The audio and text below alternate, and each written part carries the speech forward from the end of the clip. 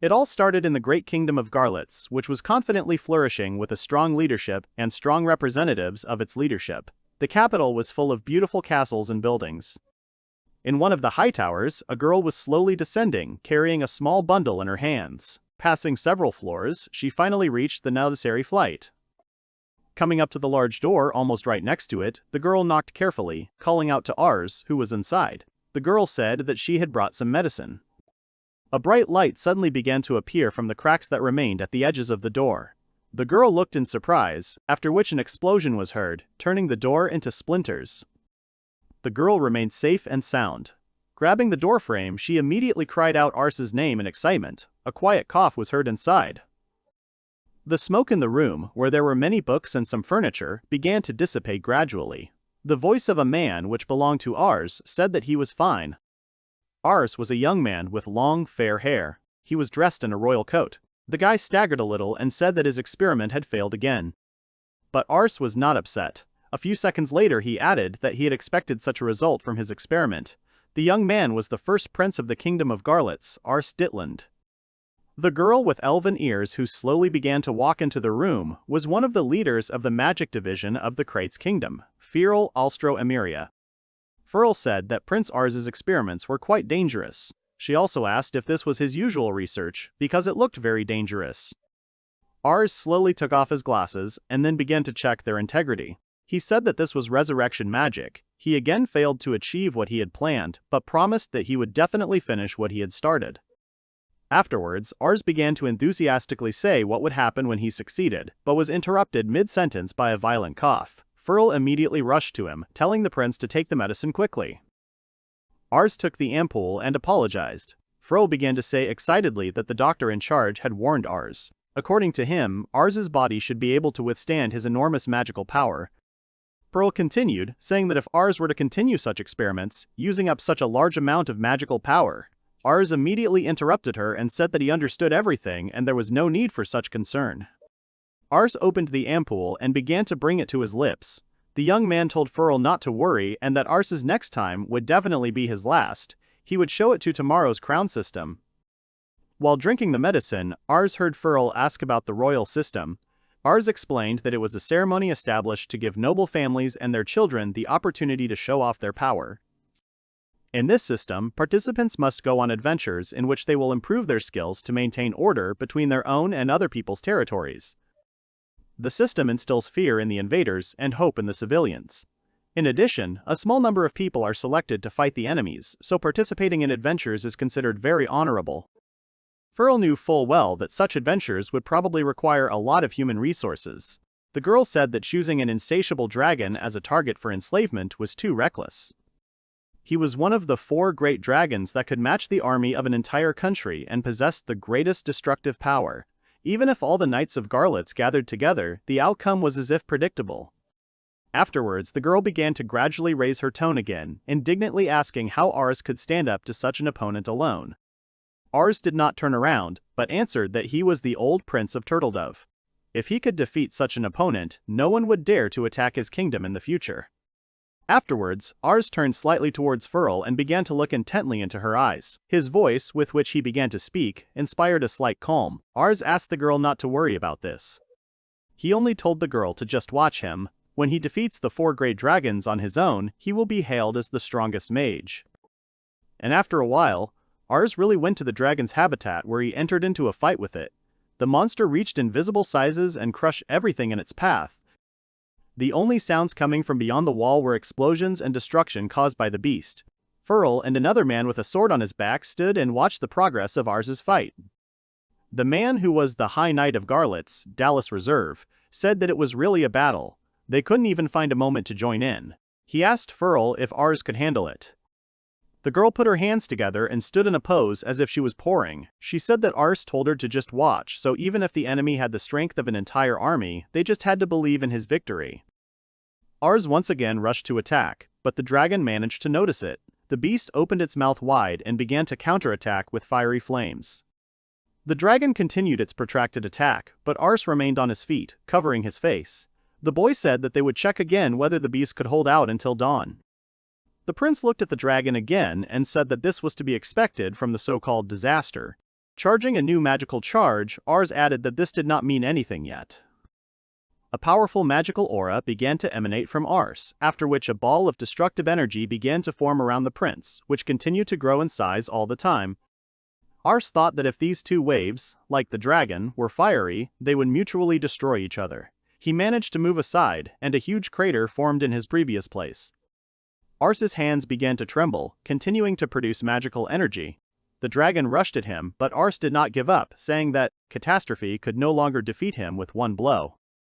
As he rushed to attack the dragon, Ars suddenly felt terrible. Blood started coming out of the boy's mouth, and he suddenly fell to the ground, having managed to put his legs out. Ars clutched his chest, realizing that he had exhausted his magical reserves. He looked at his hands, which were making an unpleasant hissing sound, as if they were slowly turning to ash. The Prince of Garlitz raised his head and watched as the dragon rushed towards him. When the monster struck the ground, Ars's body was thrown sharply to the side. The dragon quickly turned around, continuing to aim its gaze at the target. Ars continued to squat, trying to rise up. His whole body was shaking and he accepted that this was too much of a burden for him. Furl and Dallin leaned forward, trying to see if their prince was still alive. Ars shouted that even if his body was destroyed, for the sake of the country, he could not lose now. The prince began to realize that if this fight dragged on, he would clearly be at a loss. Then he should use a powerful spell and focus on one target.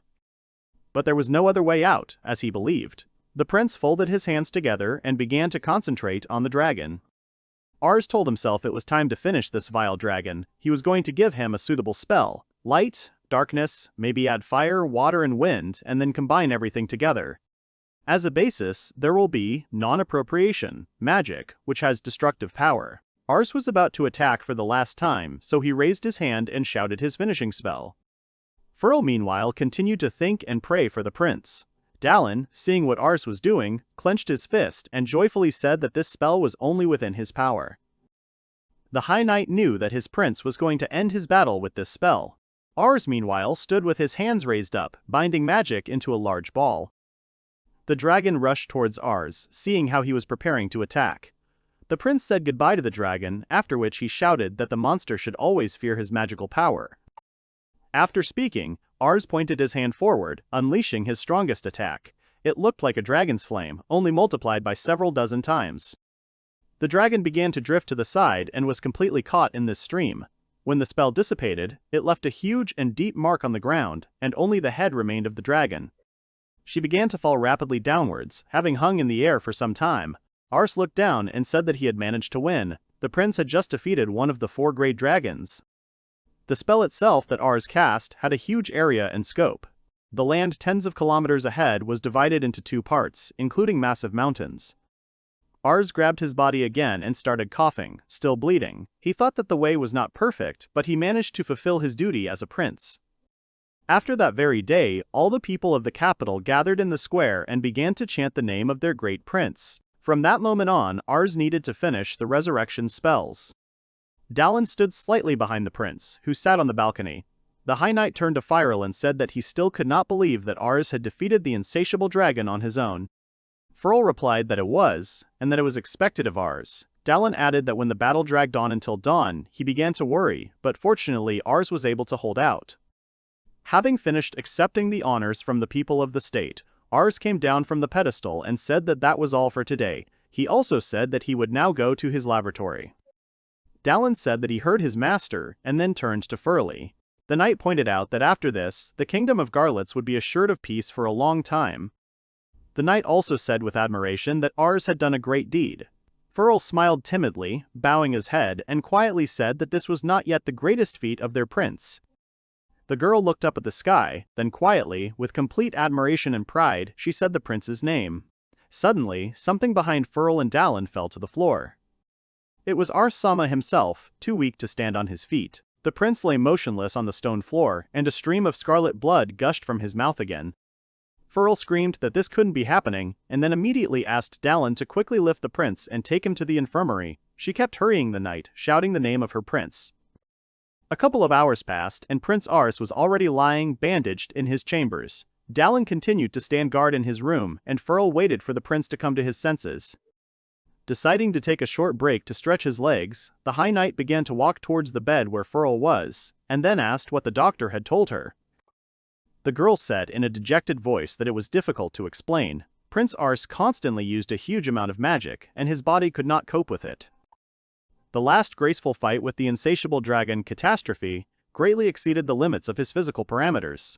The girl sadly bowed her head and said that Ars did not have much time left. This was the prince's punishment for his obsession with magic and neglect of his own body, despite the fact that he is strong enough to defeat the dragon alone. Even when his experiments in approaching the magic of resurrection are almost ready, is this really the end for the young prince who lived a very short life without ever knowing the limits of his power?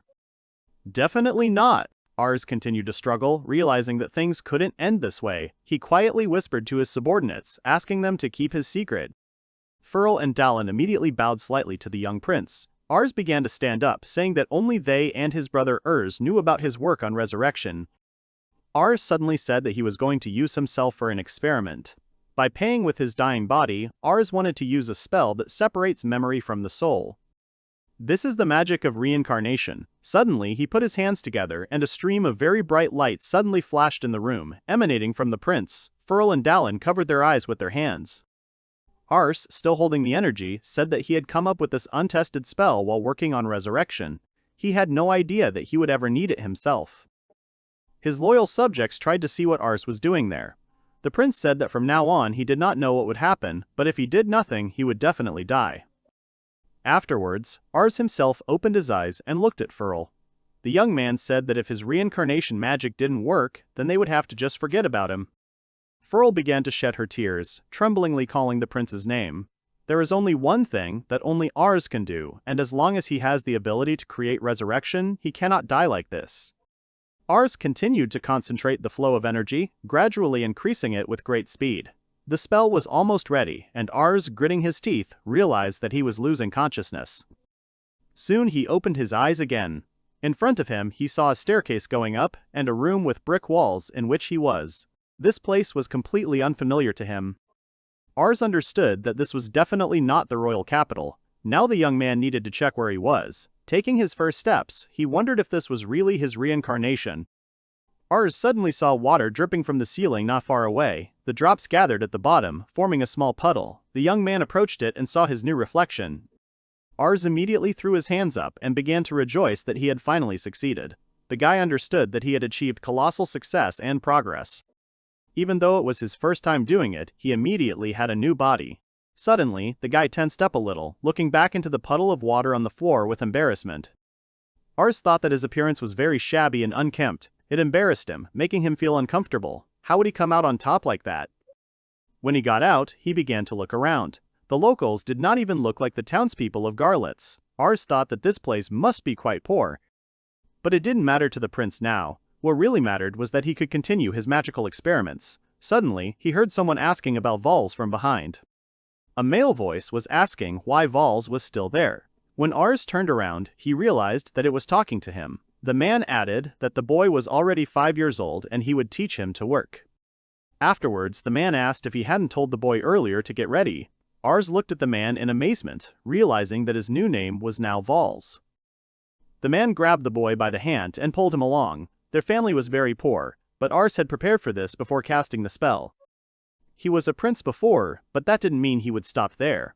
The man said that today Vels had to learn how to chop wood. Vels asked why. After they got upstairs, the boy saw a lot of people in what could hardly be called clothes. Everyone was busy working, and his father said that their entire family was slaves. Suddenly, Vels was overcome with strong emotions, from which he unclenched his hand and fell to his knees. He could not believe that he had been reborn as a slave, not even as an ordinary commoner. The boy's father looked at him in surprise as he fell down. The man said that even if they were called that, the slaves here had more freedom than some of the locals. Vels raised his head indignantly, and his father told him that it was all a blood contract. Vels realized that he was not just a slave, but a slave who was bound for life by a blood contract. The boy saw that his father had some kind of sign on his chest. This mark meant such a connection. After Vels looked down and moved his clothes aside a little, he saw the same. Vels couldn't believe it. He stared at the mark and started stroking it with his hand, thinking that this was all some kind of nonsense. His father took him by the hand again and pulled him along, saying that everyone here was assigned to their own task. Vels thought that even if that was true, he couldn't leave this territory without permission, which greatly limited him. The boy followed his father, quietly saying that this couldn't be. The triumph of the great magician and prince of Ars began to fade in the new body of a slave. He still could not believe that the conditions of rebirth were so harsh. Soon they left the houses and went into the forest thicket. As they continued walking, the father soon stopped and said that they had arrived. The man added that Vels's job was to cut down these trees. The boy stared at the forest in front of him, petrified. A clearing was covered with a bunch of thick and huge trees. The boy asked his father if he really had to cut them all down. Suddenly, Vels realized that he had no choice at all. He was a slave, and a small 5-year-old child at that. Sadness appeared in his eyes again. Vels, continuing to shake his head from side to side, told his father that there were a lot of them here. Father began to open his travel bag, from where he took out his axe. He only told the boy that in 10 years things would be much easier for him. Throwing the bag on the ground, the father added that now the boy could just watch him. Vels thought that there was no point in even talking about any magical experiments, since he had been reborn as a 5-year-old child and was being forced to chop wood. Watching his father slowly begin to approach the tree trunk and swing, Vels thought that it really wasn't that easy to be reborn, but still. Meanwhile, the father aimed his axe, swung it hard, and literally, with one blow he tore down the trunk of a thick tree. The chips flew to the side and the man covered his eyes with his hand. The father froze in place, holding the axe to the side. Vels froze in place, his eyes wide open. The father said that, this way, the boy could chop down about 300 trees a day. Vels stood there, wondering how his father could have felled such a huge tree with just one blow. His body began to tremble, and his father began to call the boy over. The father asked the boy what he thought about this.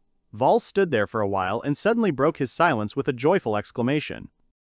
Vels rushed to his father, telling him how amazing and skillful he was. He grabbed his hand and started shaking it, repeating that his father was so cool. The boy turned away and started thinking again. When he was still Ars, he heard about a race of slaves who trained in a special way for battle. Could it be that he was reborn into this race? The boy looked at his hands and quietly said that if he trained hard and diligently every day, then his rebirth would definitely not be in vain. Yes, because his goal is still the same, to finish the resurrection magic. Also, in his previous life, he died because his body was quite weak. But here, in this village, he can get a body that will be able to fully withstand the pressure of his magic, while allowing him to increase its potential. Vels began to stretch his arms, telling himself that now he would definitely be able to. In this life, he would definitely be able to complete the work of his past life. The father looked at the boy, who he thought was getting distracted. The man told the boy to give it his all every day. Vels told the father to just watch him. Several years had passed since Ars had been reborn as the slave boy Vels. Now he stood in the very forest where they had once gone on his first day. Vels did not arm himself with an axe like his father. Now the young man stood in front of the tree and began to take a comfortable stance that would help him correctly direct the force of the blow. The birds that were sitting on a nearby tree were watching the boy closely. Vels's hand was covered with concentrated energy, and the birds, seeing this, quickly rushed away. Swinging hard, Vels finally hit the tree and chopped it down, leaving a low stump less than half a meter long. The felling was even and not inferior to the lumberjacks with axes. Vels continued to stand in his stance for a while as the tree slowly fell. When it hit the ground, Vels flexed his arms a little and said that this was the 300th tree. So, for today, his workload, for which the boy was assigned, was finished. He looked back and saw behind him a lot of stumps from the trees he had cut down today. This is exactly what Valsa Sai was like 12 years after his reincarnation from the great prince of Garlitz, Arsus. Now the guy was already 17 years old, and all this time he had been training hard. The moment he realized that he had been reborn as a slave, the unknown future worried him greatly, but fortunately he was born into a family of martial artists. Thus, he was able to train his body so that it could withstand his magical power. Now that Vels has reached the required level, he can return to his original goal. Maybe this time Ars would be able to continue developing the resurrection. Now the boy understood that he could go home after work. Unexpectedly for himself, Ars felt danger. Someone was approaching him very quickly from behind. Vels managed to react, so he quickly turned around and immediately blocked the blow that was sent in his direction. After the two boys had scattered, Vels extended his hand slightly and told the boy to stop showing up so suddenly. It was Delk, Vels's cousin.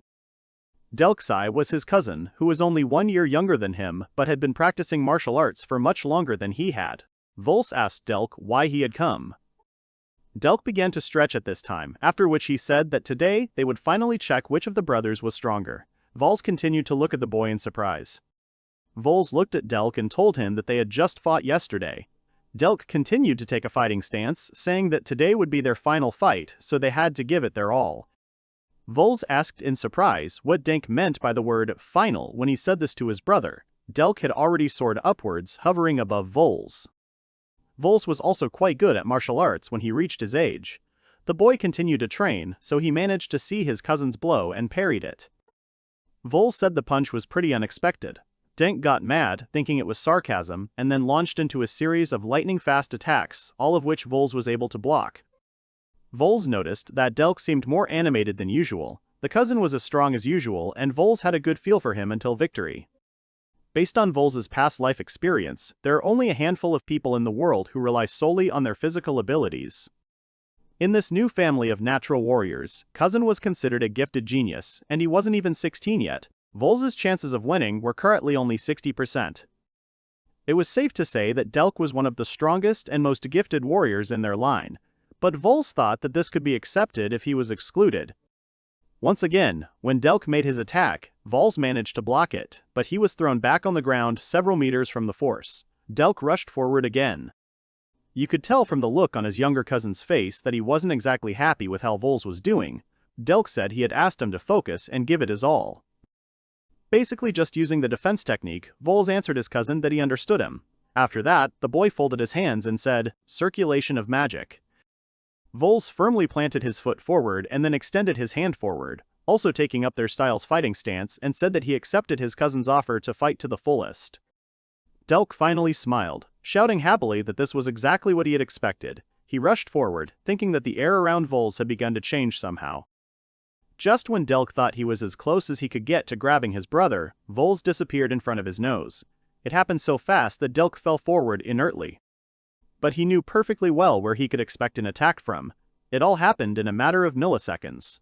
Delk looked up and saw Vels attacking from above. The gifted younger cousin managed to escape the attack, slightly out of breath, telling Vels that it was indeed dangerous. The ground beneath Vels simply flew apart from the force. As Delk began to swing again, he saw Vels' hand flying towards him. The older cousin suddenly stood up much faster and more powerful than he had been before. Delk understood that in such a situation he would only have time to close himself, putting up a deft defense. The guy put his hands in front of him and was thrown back a few meters, as it was with Vels at the beginning. The fact that Vels' parameters had suddenly risen was undeniable. The youth's strength had also increased several times, which Day could feel.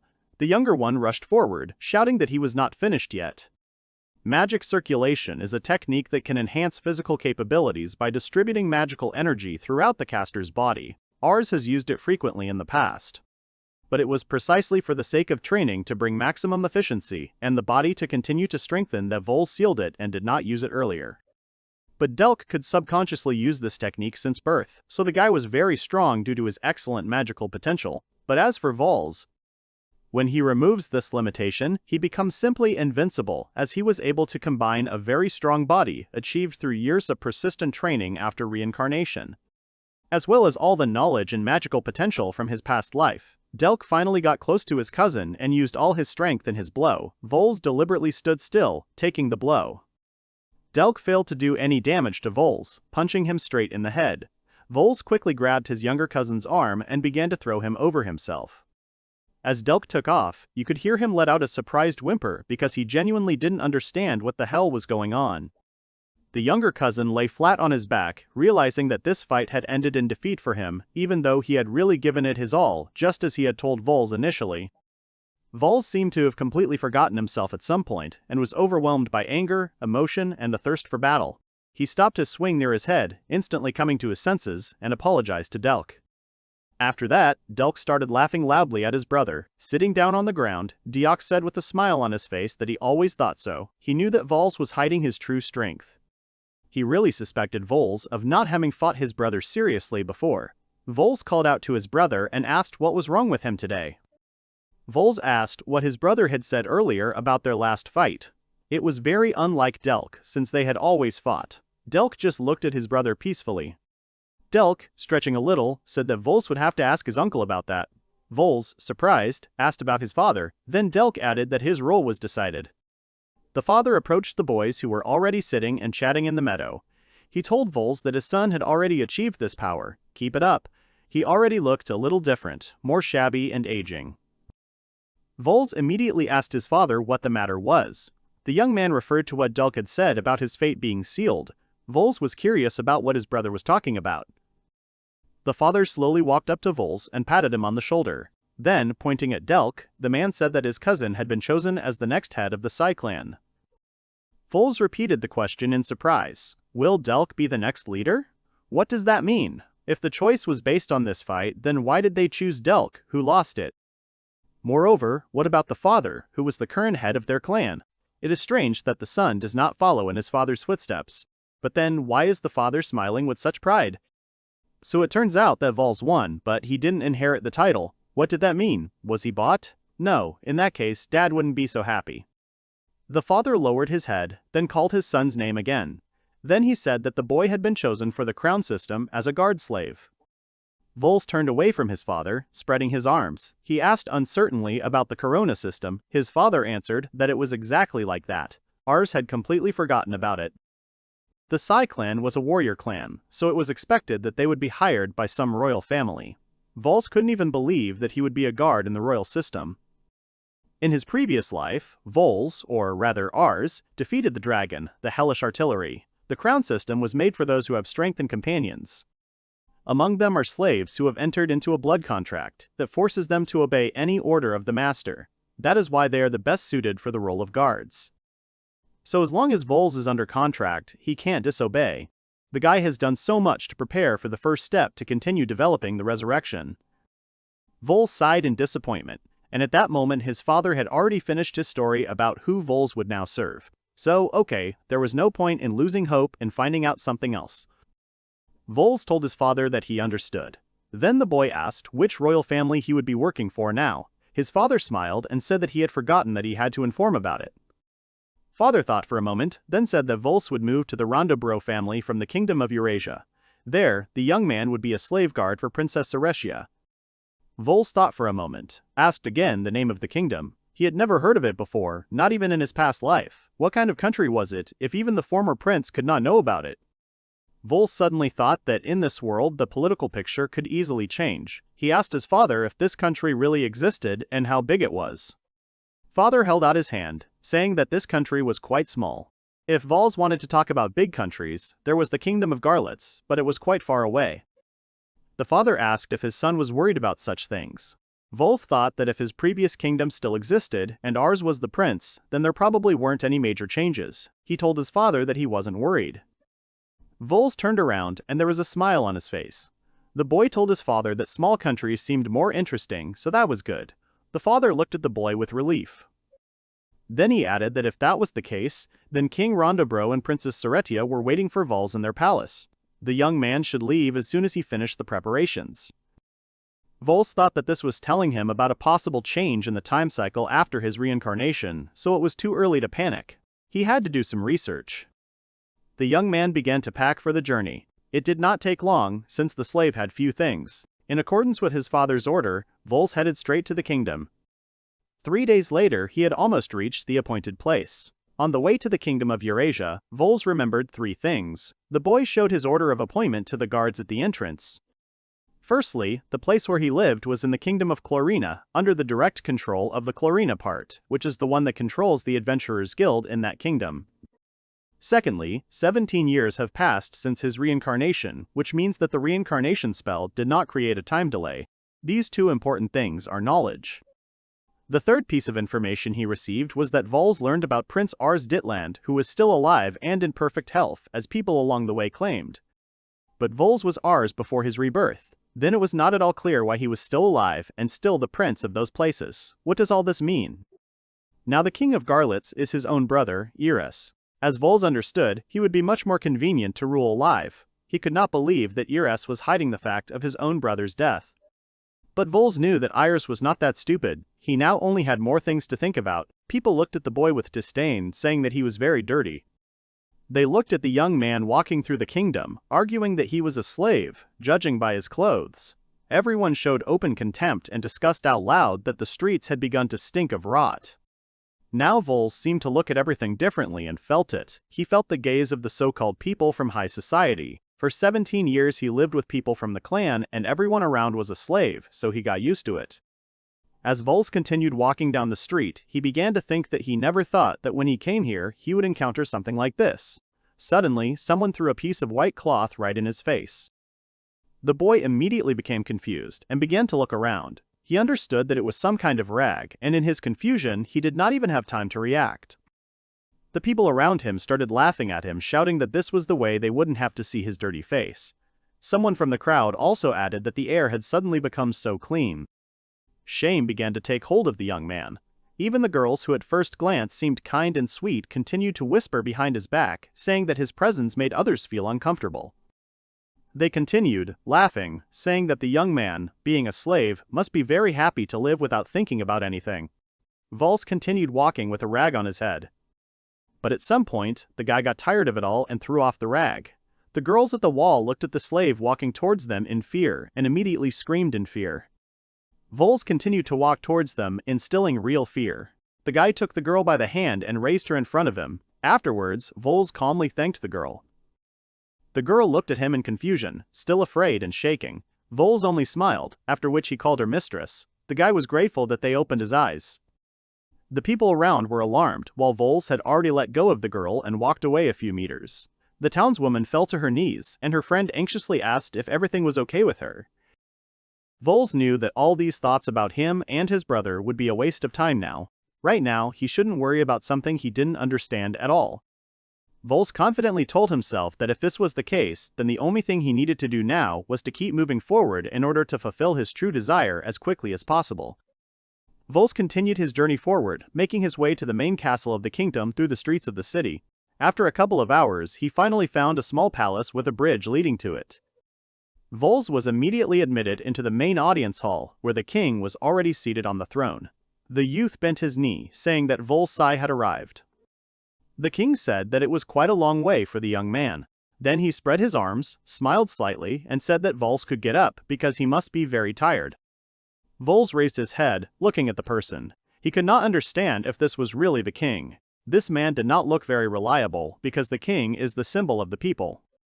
The lack of dignity is a good indication that it is indeed a small country, so the information he was able to gather along the way was reliable.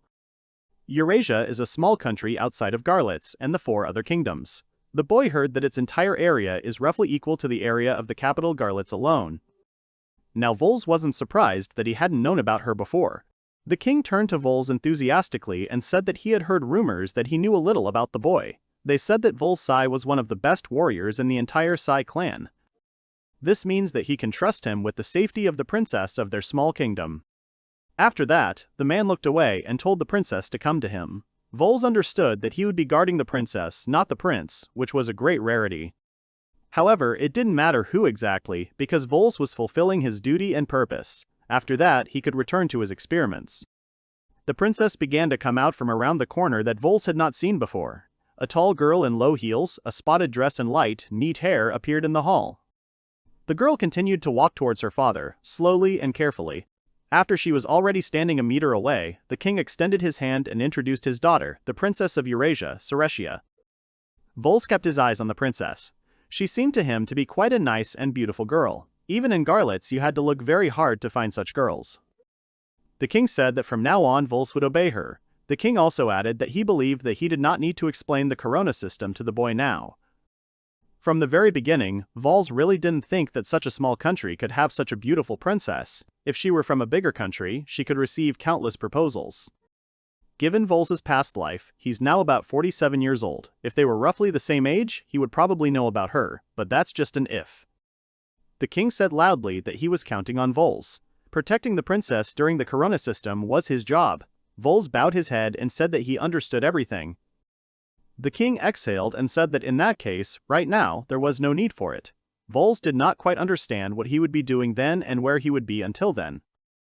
At that moment, the girl began to move away from her father and head towards Vels. The girl slowly descended the steps, causing even the young man to be surprised. Princess Saretia stood in front of the kneeling Vels and said that she had no need of this slave guard or anyone else his father had sent. Considering that Vels was quite unexpectedly rejected by the girl, later they were already sitting at the same table in a spacious hotel where the royal chef himself brought them dishes.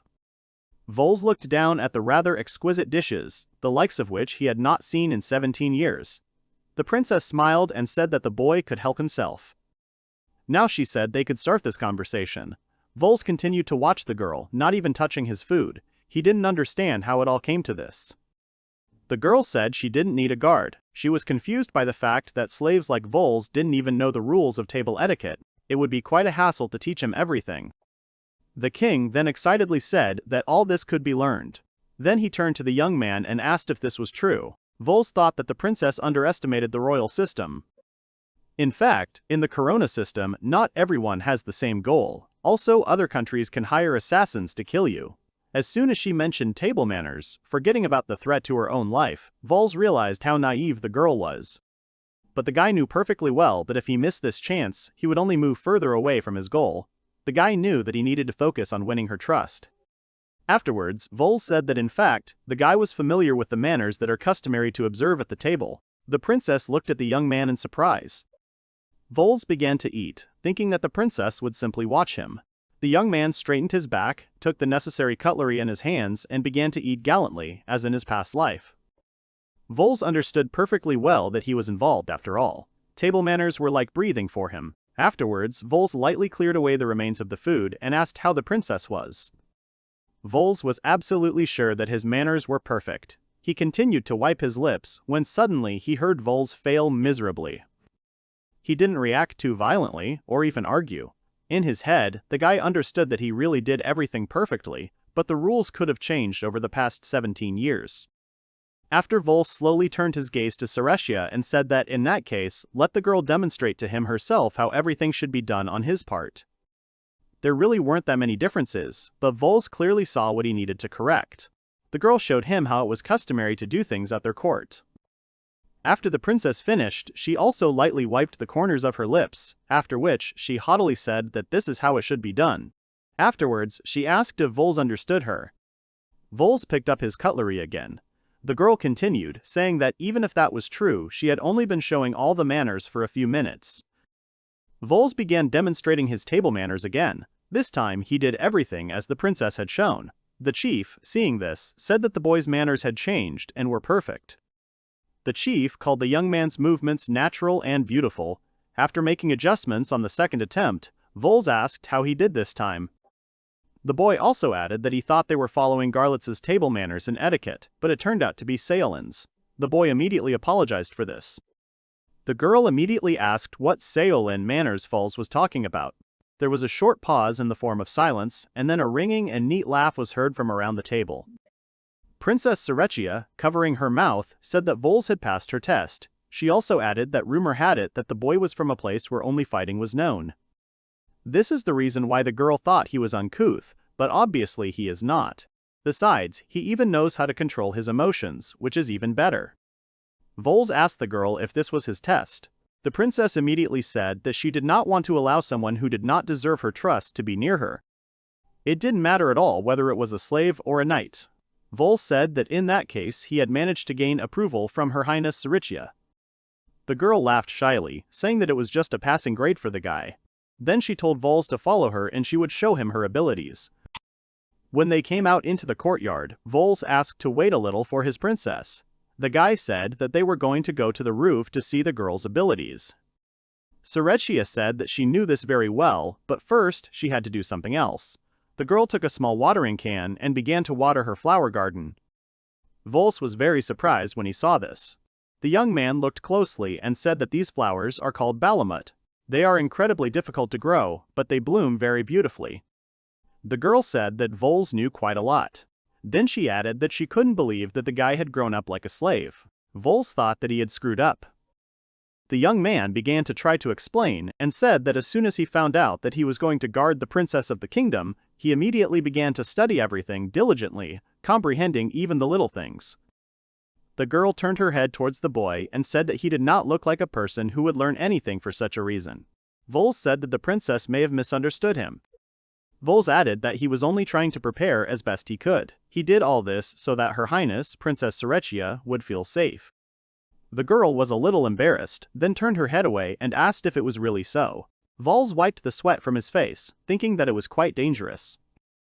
From now on he must not reveal his knowledge so recklessly. Suddenly the girl looked at one of the flowers and then said that it was too small.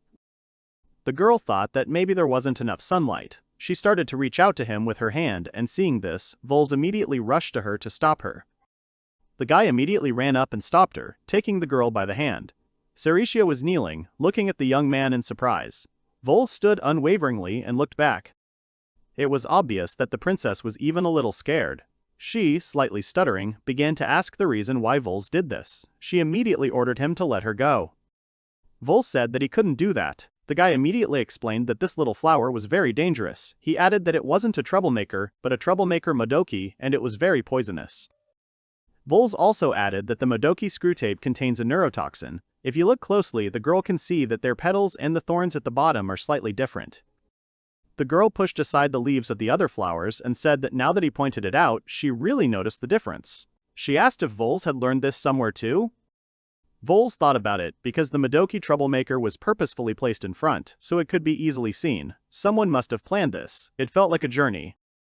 And this adventure of his will be much more difficult than he expected. The guy will have to be very attentive, and with all this, try not to show a lot of knowledge. They were already on the roof, where they were originally heading. Vels went to the wall and looked down. The guy said that the view was really breathtaking. The princess came up behind him and said that of course it was. Then she said that Vels might be confident in his powers, but she would show him the difference between them.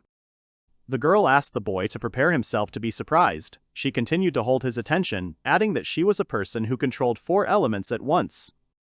The girl held her hands together for a while but then spread them apart, saying that this was her power. Vels looked at her in surprise, really observing the 4 elements at the same time. Fire, water, air, and earth magic. Not many people can control more than one, and only a few can have the ability to control everything at once. Vels was actually surprised that she could control all 4 elements, but it was a low-level spell and they weren't even stable. The girl's face suddenly changed dramatically after Vels apologized and asked if that was really all. The guy stood in front of her, examining everything carefully. The girl dropped her hands abruptly and said, "How can he say such a thing after he saw the girl's strength?" This, however, is what she expected from a slave approved by her. The girl said that this was real impudence on Vels's part. Then she put her hands together again and said that now he would demonstrate something else. Vels thought that it would be much more correct to control only one element, because it is quite difficult to hold all 4 at once. The princess shouted for Vels to be afraid of her most powerful spell. The princess finally raised her hands up, and from the clot of energy she had been preparing, a flame burst forth, quickly taking the form of a large lizard. The princess smiled, seeing that she was succeeding in her plan. The girl laughed, and then asked if Vels didn't think it was great. She also added that it was normal to be stunned. The young man looked up and thought that it was rather poorly done, although the princess's magic power was indeed more stable when she focused on one element. She still lacks strength, so she can only cast a meager 3rd-tier spell. Well, even with that level of magic, not many people can cast spells exactly like the book. Vels smiled slightly, then turned to Her Highness. The guy said that this spell was about level 3 and he hoped that the girl was not serious. The girl sighed, saying that it was probably because the boy was a slave and had never seen a mage before. It all made sense to her now. Even if it didn't look impressive, it was a 1st-tier spell. Vels closed his eyes, realizing that she was serious. The boy thought that he could not do this anymore. The young man immediately knelt before his princess. Vels said that he understood everything. He did not want to offend Her Highness with his limited knowledge of the world of magic. At the very end of these words, Vels immediately apologized. The girl immediately put her index finger to her mouth, indicating that Vels should be quieter. Then she added that everything was fine because she was a generous person, so she would forgive Vels right away. After that, the girl added that, in any case, she wanted to tell the young man something. Vels looked up in surprise at his princess, whose voice had changed. The girl explained that it was about the troublemaker, because if it weren't for his intervention, she could have been poisoned by that troublemaker Modoki. That's why she wanted to say a big thank you to Vels. Vels smiled, accepting this from the princess. She still seemed not so arrogant and haughty. Afterwards, the guy addressed her as, "Your Highness," after which she stopped him with her hand. The young man wanted to say something to the princess regarding the royal system, but the princess, when she stopped him, told Vels to stop calling her Your Highness. At first, Vels did not understand what the princess wanted from him. He asked if the boy should call the girl mistress in that case. The princess answered, no, again. She told the young man to treat her simply. Vels asked, apologizing for his impudence, if he could call her by name. The princess nodded her head, confirming this. Vels continued to stand bowed. He said that he understood everything and named the girl's last name, adding a respectful prefix. The princess said that he was wrong again. The guy asked about Celedius, also with a respectful prefix. The girl answered that, almost. Vels didn't understand what the hell almost was. He thought that he should address her by her full name. And then it turns out that the girl's full name is Celetia Rondobro, Sama. The princess coughed slightly, after which she told Vels to treat her as an equal from now on. Vels was extremely surprised, but the princess immediately explained that if the young man continued to talk to her like that, it could turn her into a target. Besides, she didn't want people to know that the Rondobro family had slave guards, so she asked him to just call the girl Celetia. Vels thought for a moment, then began to rise. He said that he understood everything. The young man immediately addressed the girl correctly, saying that he was already looking forward to their joint work. After this, Vels said that Celetia should buy him new clothes, because it was obvious at first glance that he was a slave. The girl replied that she knew, pointing out that he had changed his attitude too quickly. Vels smiled, saying that the girl herself had ordered him, and after all, earlier she had said that the guy was rather impudent when he made a remark to the spell. After some time, Celetia and Vels arrived at the Adventurers Guild. In front of them was Cloriana headquarters. The girl exhaled, saying that they had finally arrived. They both changed their clothes. Celetia chose a nice and light armor that looked quite impressive on her. Vels said that this is where his crown system began. The young man also had new clothes, over which was placed metal armor. Celetia pointed to the door, asked if the registration would be here. Vels answered that it was. Vels added that if people from noble families wanted to become adventurers, they would first need to confirm their identity at the guild headquarters. That's where Celetia would receive her first quest from the guild. The girl smiled and said that she understood. Then she said that in any case, clothes really do change a person. Vels didn't understand what she was talking about. Then he said that he thought the outfit looked good on him. He also asked what Celetia thought of him, but the princess only said that Vels was a blockhead. Afterwards, the guy put his hand to his chest and said that none of this mattered. The main thing was that he looked pretty reliable. Celestia added that he definitely changed his attitude quickly. She even had the impression that Vels was a completely different person. The young man replied that he was always like that in public, so the princess could ignore it. The girl turned to Vels, saying that it would be a bit hard for her because she was still of royal blood. She also asked if he had forgotten that he was her guard. Vels glanced at the girl and hit his armor with his hand. The boy said that she could leave it to him. Vels assured her that while he was here, no one would lay a finger on her without permission. Selenia looked at the guy with embarrassment, then ran ahead, saying that she would go and register them for now. She also asked him to wait there. Vels grabbed his head, completely not understanding whether it was possible that he had said something wrong. The guy also thought that the psychological gap between them was the same as between a child and a father.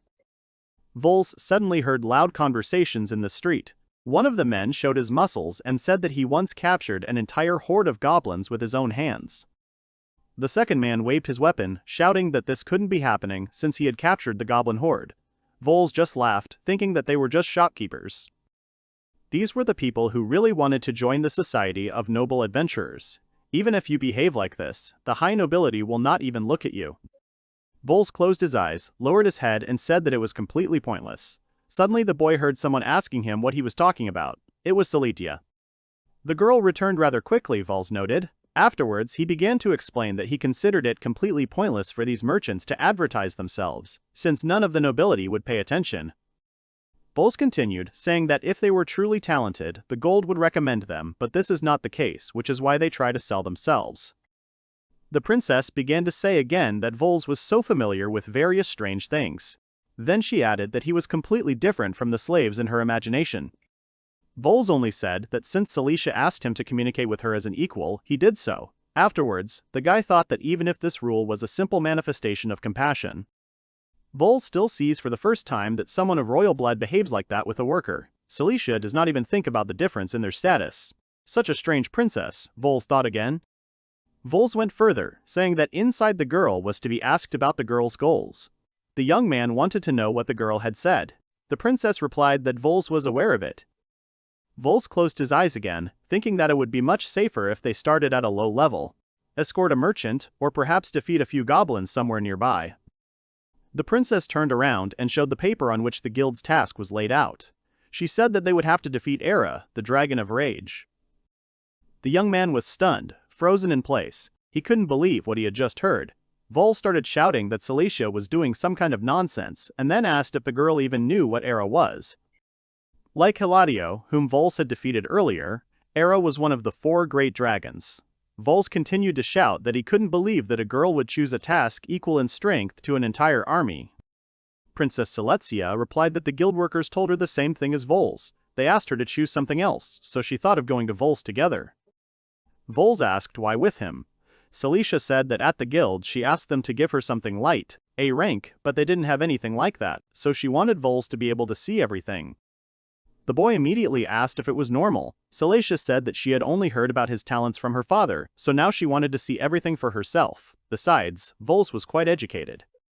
The girl asked if Vassal knew much about the tasks. Vels closed his eyes and thought that if they could do without such reckless tasks, then he should agree. They entered the Adventurers Guild together through the door reserved for special adventurers. The man laid out several sheets of paper in front of him, and Vels gradually studied them.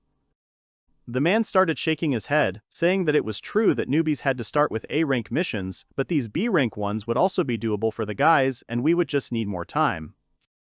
Vels gradually examined the sheets one by one. A lot of the orders and tasks were marked as being from the kingdom of Garlets. This seemed rather strange to the former prince of those places. The guy asked the guildmaster a question, saying that 80% of the requests here came from Garlets and the rest from distant countries. The master said that this was expected because they are a large nation. Vels thought that there were many adventurer unions in Garlets, so sending so many quests to other countries was a bit strange. When he was Ars, the maximum they sent was 40%. But if Vels could still choose the back and learn more about Garlets, then it was necessary to act. He showed one of the sheets to the master and said that they would choose this one. After they finished choosing the task, Celicia suggested going to the tavern and having a bite to eat, and also discussing the task that Vels had chosen. The girl sat at a small table opposite and pestered Vels, asking why exactly that. Vels said that she trusted him with the choice. Celicia was more confused by the rank of the task. In it, they had to eliminate heretics. Vels said that among the other B-rank quests, this was one of the safest. In addition, the church supported the guild, so they would benefit from the mission. Afterwards, Vels leaned back a bit in his chair and said that it all also depends on the difficulty level.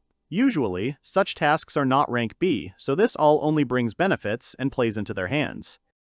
But Vels himself at that time thought that the problem now was the number of tasks sent from Garlets. Garlets invests quite a lot in the church, and there should be no room for heresy. Celestia said that she had already considered Vels's confidence to be lost, but now she realized that it was a very calculated plan. Soon the man brought them drinks and food. From what the tavern keeper had brought to the table, a couple of carelessly delivered drinks appeared, which spilled onto the table, a piece of meat and a couple of large loaves of bread. Celestia immediately said that she lost her appetite just looking at it, but she apparently should get used to snacking on it during her adventures now. Vels calmly said that it was the right decision. Afterwards, the guy covered his face with his hand and then assessed the food. He guessed that this food was not from the city. Vels immediately noticed that this food contained poison, but a very small amount. On top of that, the guy was now worried about another question. Why was there poison only in his portion? Vels immediately took the loaf and began to stretch it out in front of him. Celestia, seeing this, began to ask, thinking that Vels did not want to eat, but Vels pointed to the loaf again and said that he would eat it. Celestia asked the boy if he noticed how everyone was looking at them, or rather at Vels. Vels said that now that the girl had finally paid attention, he could ask her something. Vels asked the girl why people here had become so hostile towards him. Celicia smiled and said that it was very simple, they were just jealous of Vels. Vels asked the girl again.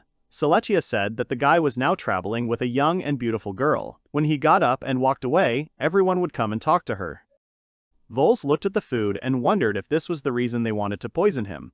The guy said that even such things were possible for people. Suddenly, Celicia said that she had heard something in the guild. The guildmaster then told them that this quest had appeared twice before, and the parties that took it suddenly disappeared. That was the reason it was rated B. Vels started tossing back his mug of ale, saying that they had nothing to worry about here. The guy said that many quests were leveled up if no one could complete them. Celicia said with displeasure that this was Volsa's first task, and he was so optimistic. The guy noted that it was better than fighting a dragon. Vels glanced at Celicia and made another remark to her. The guy suddenly told her that she was not eating properly when she was here, in the guild tavern. The girl asked in surprise if Vels really wanted to take revenge on her for that time in the castle. Vels said that it was meat and took hold of it with his hands, making a big bite in the middle. Vels began to chew contentedly, saying that this was the way to eat it here. Celicia looked at the boy silently, after which Vels pointed to the others who were doing the same. The girl was embarrassed, asking if she really had to eat in such a rude manner. Vels told the girl that she was now an adventurer and was revealing her true origin when she ate in her own way. Vels only added that he was simply worried about the girl. Celicia looked at the guard and the meat with a slightly gloomily look, after which she carefully approached the food with her lips and began to try to bite off. Vels looked at the girl who was gradually beginning to listen to him. He smiled and thought that although there were still many problems ahead, the slave believed that they could cope. When it began to get dark, they rented a small room in a tavern. When Celicia entered, she immediately asked why she had to stay in such a dirty inn.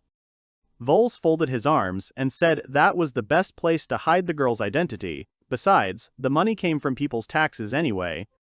Celicia said that she couldn't believe it, hearing such things from a slave. After that, Vels said that the girl should rest, and he would be here, behind the door. Celicia asked why. And then she added that Vels could also rest in the room. Vels turned to the princess and asked, confused, what the hell she was talking about. Vels said that firstly he was a man, and secondly he was a slave, so he shouldn't do that. Celicia said that it was okay and then pointed to the bed and told Vels to lie down because that was an order. Celicia suggested that they sleep together. She also added that the guy, in any case, cannot disobey, so there is nothing to worry about, because she is simply suggesting sleep.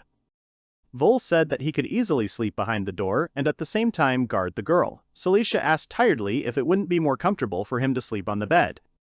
Celicia called Vels again and told the boy to stop denying himself rest, just because he was a slave. The girl told him to just rest when she needed it, and that was an order.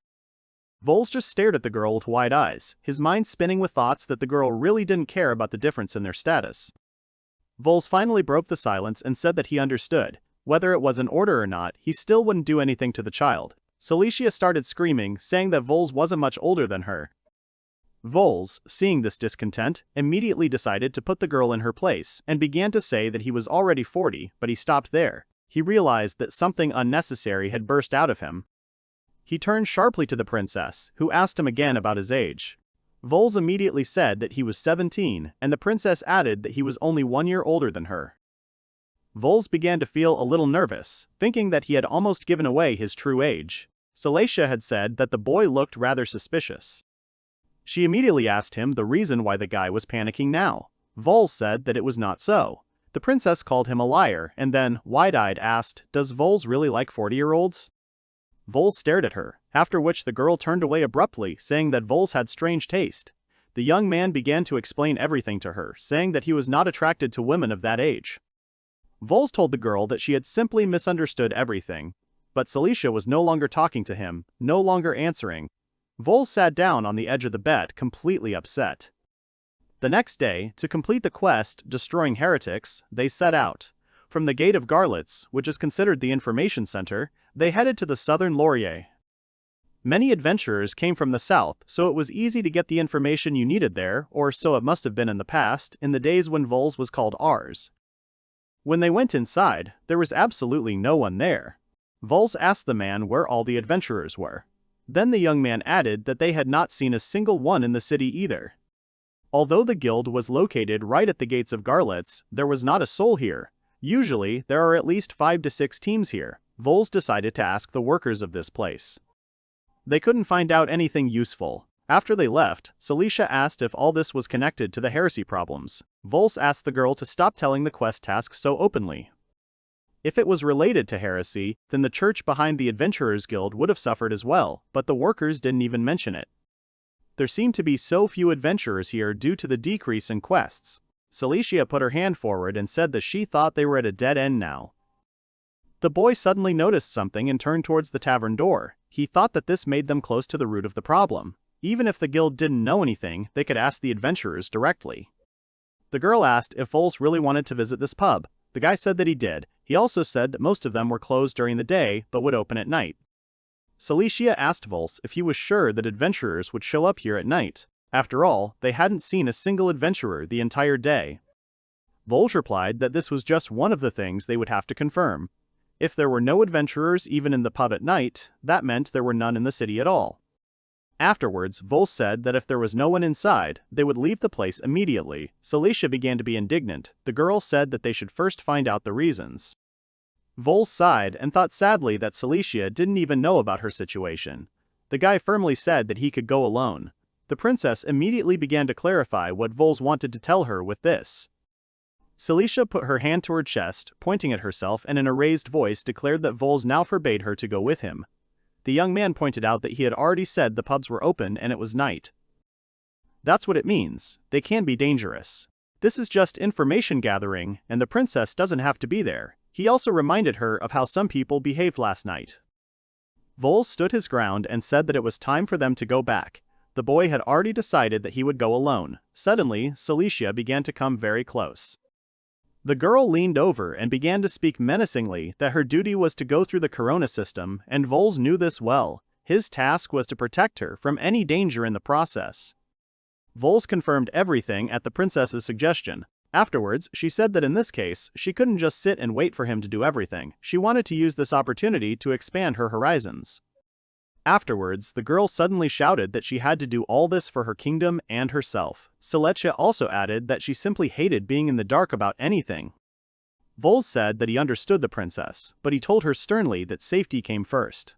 Vels also said that if they had another protector, they could attack and defend at the same time. Cilicia indignantly folded her hands and asked what Vels meant now. The girl shouted that she could fight too. Vels covered his ear and said that he almost forgot about that. Vels simply said understandingly that his objections meant nothing to him, but he asked the princess not to go far from him. Suddenly, several people appeared in front of them and Vels stopped the girl.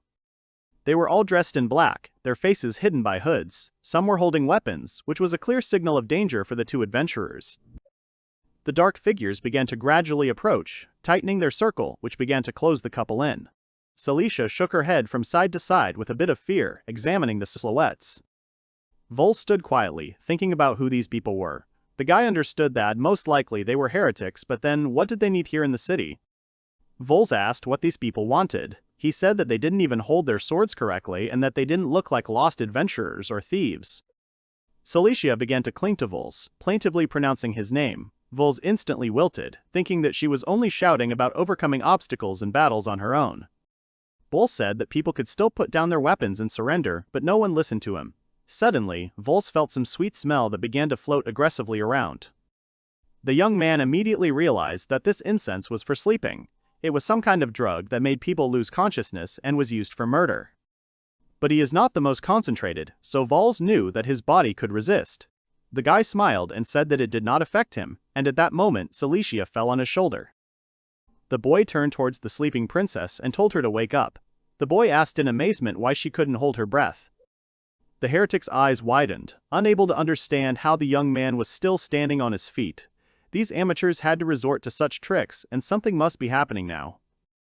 Vels raised his eyes and looked at the man who stood with the cane. He thought that this was the main link. After the slave said that they had something to talk about, he rushed to the man with the staff. Grabbing Cilicia with one hand so that the girl would not fall to the floor and especially not fall into the clutches of the heretics surrounding them from behind, Vels made a breakthrough and knocked down one of the armed men with his shoulder. The one with the staff immediately flew back several meters, shuffling the city ground with his body. The armed swordsman looked at the guy in surprise, not understanding how he managed to lunge so quickly. Vels continued to hold the girl, after which he said that they were all no match for him. Turning to the fallen man, he asked why they used the drug to fight. It was a plain old man who only groaned in pain. He lay motionless, and Vels thought that he had lost consciousness. Looking at his neck, the young man saw something. The young man saw a pendant on his neck that seemed familiar to him. Immediately behind him, iron began to ring as it fell to the ground. He heard the heretics throw down their weapons and begin to apologize. These people immediately took off their hoods from their heads and began to bow to Vels. They begged the young man to let the old man go, because it was they who begged him to do so. One of the men almost had tears in his eyes as he repented. He said that they were attacking adventurers in this city. Vels stared at him in surprise. After the brawl on the street ended, everyone moved to the hotel room where Vels and Celedia lived. The guy put the girl on the bed, who continued to sleep soundly. After Vels had done this, he covered the princess with a blanket and turned to the people who had wanted to attack him earlier. He said that he would now like to know the reason why they had attacked. The night was long and people began to tell Vels this story. After it was all over, the guy sighed languidly and said that he understood what truth these people were telling. Sat in his chair and thought. It turned out that in recent years, people had been rebelling because of rising taxes, so those who couldn't pay had begun to recklessly attack adventurers. Group of men said that this is exactly what was happening. It was all because they couldn't pay their taxes. Vels asked who had raised it, and when he found out it was the ruler, he asked why. One of the men with a palm-like hairstyle sat down on a stool and said that the ruler was only following an order given to him by the king of Garlitz himself. One of the men suddenly shouted the name of His Highness, King Urs. Vels felt as if he had been hit in the gut, for his breath was taken away. His brother had become a tyrant in his past life. Afterwards, the young man summed up, saying that now the reason for the complete absence of adventurers in this city was clear to him. Vels asked them how many people they had killed. They immediately started waving their arms, shouting that they hadn't killed anyone. They had only taken their money and equipment and then sent them back out of town naked. Vels thought that this was also a pretty terrible act. Afterwards, the guy said that they would forget about it for now. More importantly, he heard about the number of heretics lately, which is growing. Vels looked sternly at the group of people and addressed them with a question, finding out whether they were committing all this barbarity in the name of the teachings of heresy. All of them immediately froze. A second later, each of them hesitated and reached into his pocket or into his bosom. Each took out his cross and showed it to Vels. This meant that they completely denied the spread of heresy in the city. The old man, whom Vels had knocked down earlier, suddenly said that they belonged to the Chlorine sect. Those who live in sin and listen to the words of the devil are not in this city. This is what confused Vels when he saw a cross on the old man's neck on the street. The guy closed his eyes and said that since they wear crosses, they definitely can't be heretics.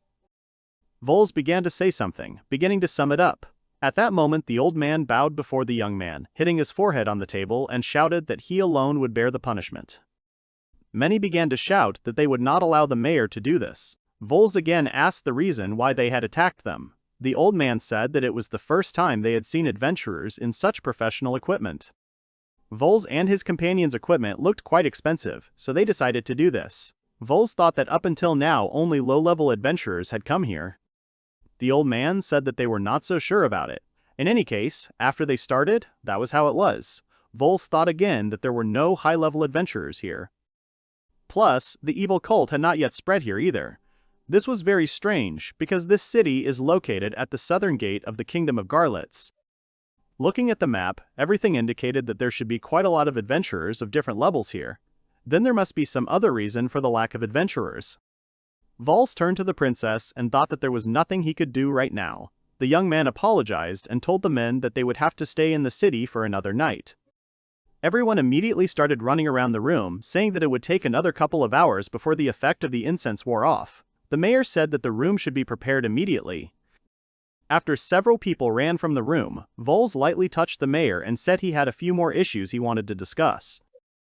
The next day, Vels and Celedia set out again.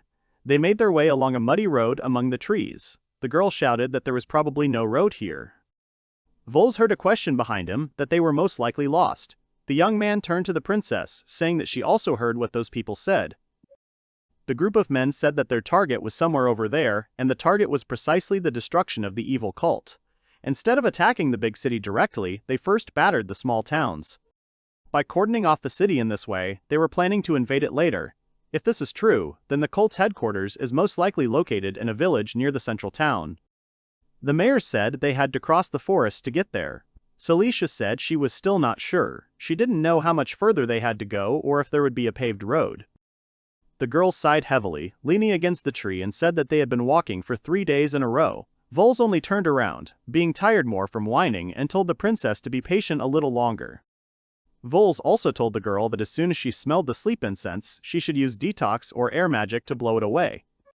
Vels added that the enemies would not wait for the girl to come to her senses. She also should not forget that a moment of carelessness could cost her everything.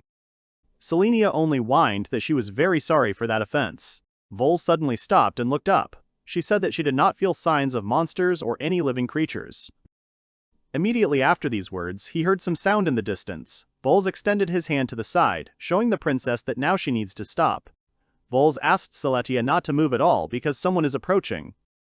A man in armor and with a weapon on his back suddenly rushed at the guy from the thick bushes, but he rushed empty-handed and there were no pupils visible in his eye sockets. Vels managed to react, being very fast. The guy immediately grabbed the man by the arm and sharply pressed him to the ground, making a powerful throw. Vels asked who he was. Seeing the bloodstain, Vels assessed it, noting that it was not that big but his wound was quite deep. It could have been from a monster attack. Moreover, the crest that the man wore belonged to the adventurers from the kingdom of Cassandra. The man opened his eyes wide and began to shout that Vels was also one of them. Vels looked at the man with confusion, asking him in response who he was talking about. At that moment, a fireball began flying in their direction, which Vels managed to notice. Vels pounces on the armored man who had previously tried to attack him, saving his life and his own. A fireball flies past them. Saikyou had remained to the side the whole time and covered her face with her hand when the fireball exploded. The princess shouted out the name of her guard when suddenly the boy heard someone else's voice. A certain woman chuckled, then in a commendable manner told Vels that he had managed to dodge her attacks. She was not alone but in the company of another warrior, a man. Vels raised his head, seeing these two figures. The guy immediately asked the knight lying under him if he was talking about them. The man clenched his teeth and said that these people were from the kingdom of Rein. He also added that these people hunt high-level adventurers who enter the forest. The man also added that his team members were here too. The woman who had previously attacked them with magic said that she could not hear what they were talking about at all. Then she said that if the adventurer was talking about the party members, then she pulled out two heads from behind her back. Everyone looked with horror at the remains of the group of adventurers. The comrade of the dead continued to lie, speechless after such news, but Vels immediately began to rise. The female mage said that Vels and Saikyou were two new faces who were most likely adventurers from the crown system. The girl turned her gaze to Vels. She immediately added that she especially thought so about the dark-haired guy who seemed strong to her. Then she added that the guys had no reason to worry at all. But she didn't say this to Vels, but to her subordinates. The girl pointed to the guy and girl behind her, telling her guys that they would be able to take care of them quickly. There were already 4 hunters from the Kingdom of Rain, and all of them were well armed. Vels went out into the middle of the open space, after which he asked the woman what god she believed in. The girl with the lush red hair immediately began to laugh loudly, saying that she believed in the god Adina. Then she asked if this was really what the young man wanted to know before his death. Perhaps Vels decided to find out right away whether his opponents were heretics. The guy said that he understood, then pulled out his sword and with a sharp movement approached the woman, piercing her with the blade. She didn't even have time to understand what had just happened. Vels continued to analyze everything around him unwaveringly, after which, resting his foot on the body, he began to take out his sword. Vels intensified his kick, after which he pushed the girl into the rest of her group. After which an explosion occurred and Vels was already several meters away from it, being safe. After this, Vels said that since this group was not related to their mission, he did not need to spend much time on all this. He also apologized, saying that there were those here whom he had to protect. Saikyou silently looked at Vels, who had already risen to his feet and was walking towards her with a timid smile. The guy put his sword back into its sheath and said that no one would get off easy. After the explosion, however, some were able to survive, so the fight continued. Saikyou and the adventurer silently watch as Vels easily sweeps away the group from the Rain Kingdom. Vels' weapon remained in its place. The guy then dealt with his enemies using only his fists and feet. He was, after all, a fighter. Afterwards he looked at all the attackers, seeing that they were completely neutralized. He approached the adventurer, asking if he was alive. Afterwards the young man took out a bottle of potion and began to pour it on his back. Vels asked the man not to move, and after a couple of minutes asked him if he could get up. The adventurer began to get up, saying that he was feeling much better now, for which he thanked Vels. The adventurer looked at the dark-haired youth intently and then asked who he was. He also said that Vels was incredibly strong. Vels replied that they were a team from Eurasia. The man asked the name of the kingdom in surprise, then said that in any case it didn't matter now. The adventurer added that he could finally return to Southern Warrior. Vels understood that Eurasia was so small and weak that the adventurer did not even know about it. After that, Vels said that if the man was going to return he should report the team from Rhine. The man exhaled and said that he would do it. After examining the attackers, he said that he really should report this to the guild. They would be outraged by such cruelty. The man turned to Vels and said that it seemed to be all over now, regarding the threat.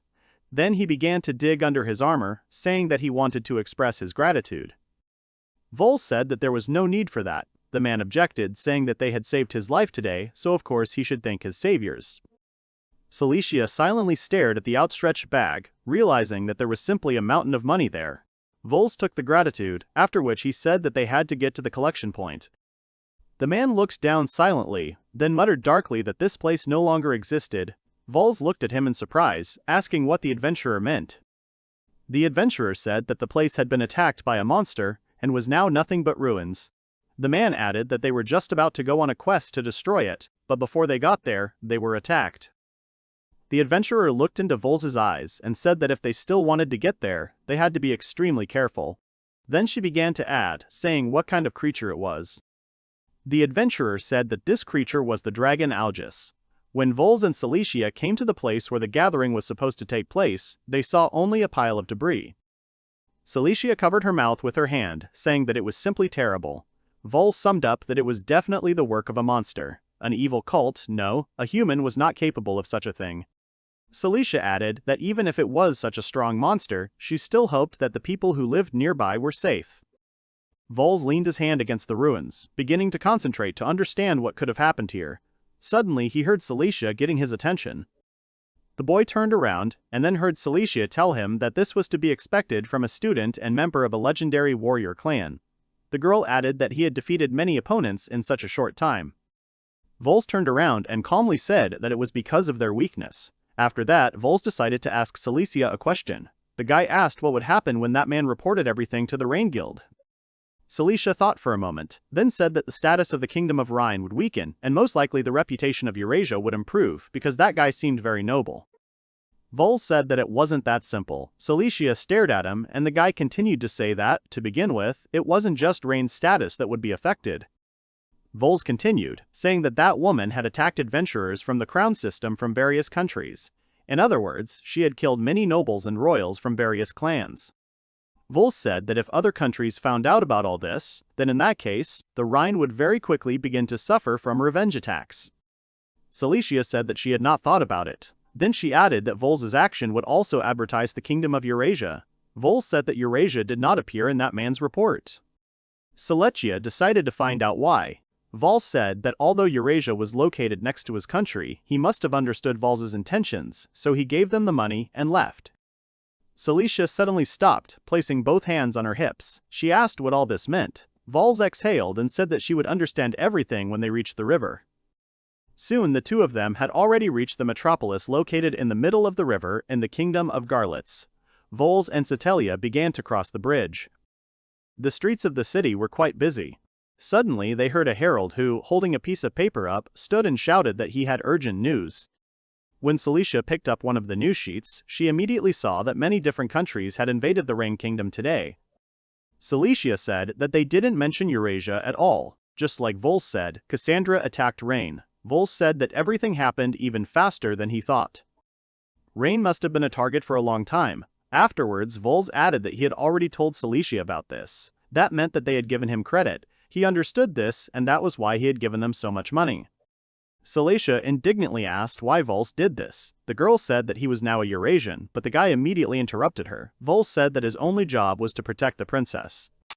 Afterwards, he said that Cilicia would be the one who would make Eurasia famous on her own. Vels asked if that was what the girl was striving for. The princess snorted and turned away, walking in the other direction. Afterwards, she turned around and said that she understood everything, adding that she would do many more wonderful deeds with the help of her magic. Vels remembered the day when the girl showed him what she was capable of. The guy immediately thought that now Cilicia really needed a magic teacher. Vels thought that if the girl went, that he too could use magic, he would immediately become more important and then lose his freedom. Meanwhile, Citelia sped up and shouted that they were going to the guild. Vels thought again that his goal of resurrection might be delayed then, because if only he knew someone who could use magic.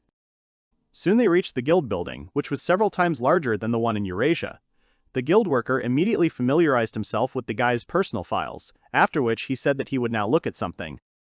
The man said that there were no adventurers here who wanted to become apprentices in the team from Eurasia.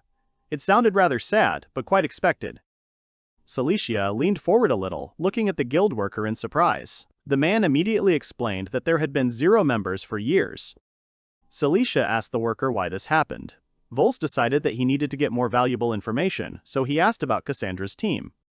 The guild worker smiled lightly, saying that he couldn't tell them the details, but dozens of people had applied in the past few days. At that moment, it was as if Cilicia's soul had left her. Vels immediately turned around and said that, after all, it was much easier to complete tasks with fewer people in the crown system. Vels also added that the average number of team members is 5, so they would need at least 1 more. Cilicia looked up and asked Vels if 1 wasn't enough. Vels said that he would be enough to protect the princess, but if there were too many enemies around or they were very strong, then he would not be able to protect her and fight at the same time. Afterwards, Vels said that they needed another guard so that the guy could fully concentrate on the attack. The girl replied that the number of adventurers who wanted to work with them was 0. Vels asked the princess to calm down, saying that there were still other options. The guy also thought that it would be too difficult to lure away adventurers who had already joined teams from other kingdoms. Vels immediately asked the worker if there were any more free adventurers. The man exhaled and took the sheets of paper with personal files, saying that there were several mid-level people left here. Vels looked him in the eye and firmly said that he did not need these inexperienced guys. The young man asked the worker to give him someone really worthwhile. The guild worker sifted out only 2 questionnaires from a pile of sheets of paper, after which he said that there were still, of course, a couple of adventurers who were at a high level. But the truth was that they had previously rejected requests from many great countries, so he thought that their attempts to persuade them would be futile. In any case, these people were very talented. Vels immediately asked if there was anyone among these 2 who owned magic. The man said that there were matchmakers among them, but Vels could not find any magicians who remained free. Vels asked the man if this was really so. He just remained silent in response, to which Vels immediately said that he understood everything. Afterwards, the guild worker said that he was not responsible if something happened. At this time, a group of knights were fighting a huge monster that looked like a dragon.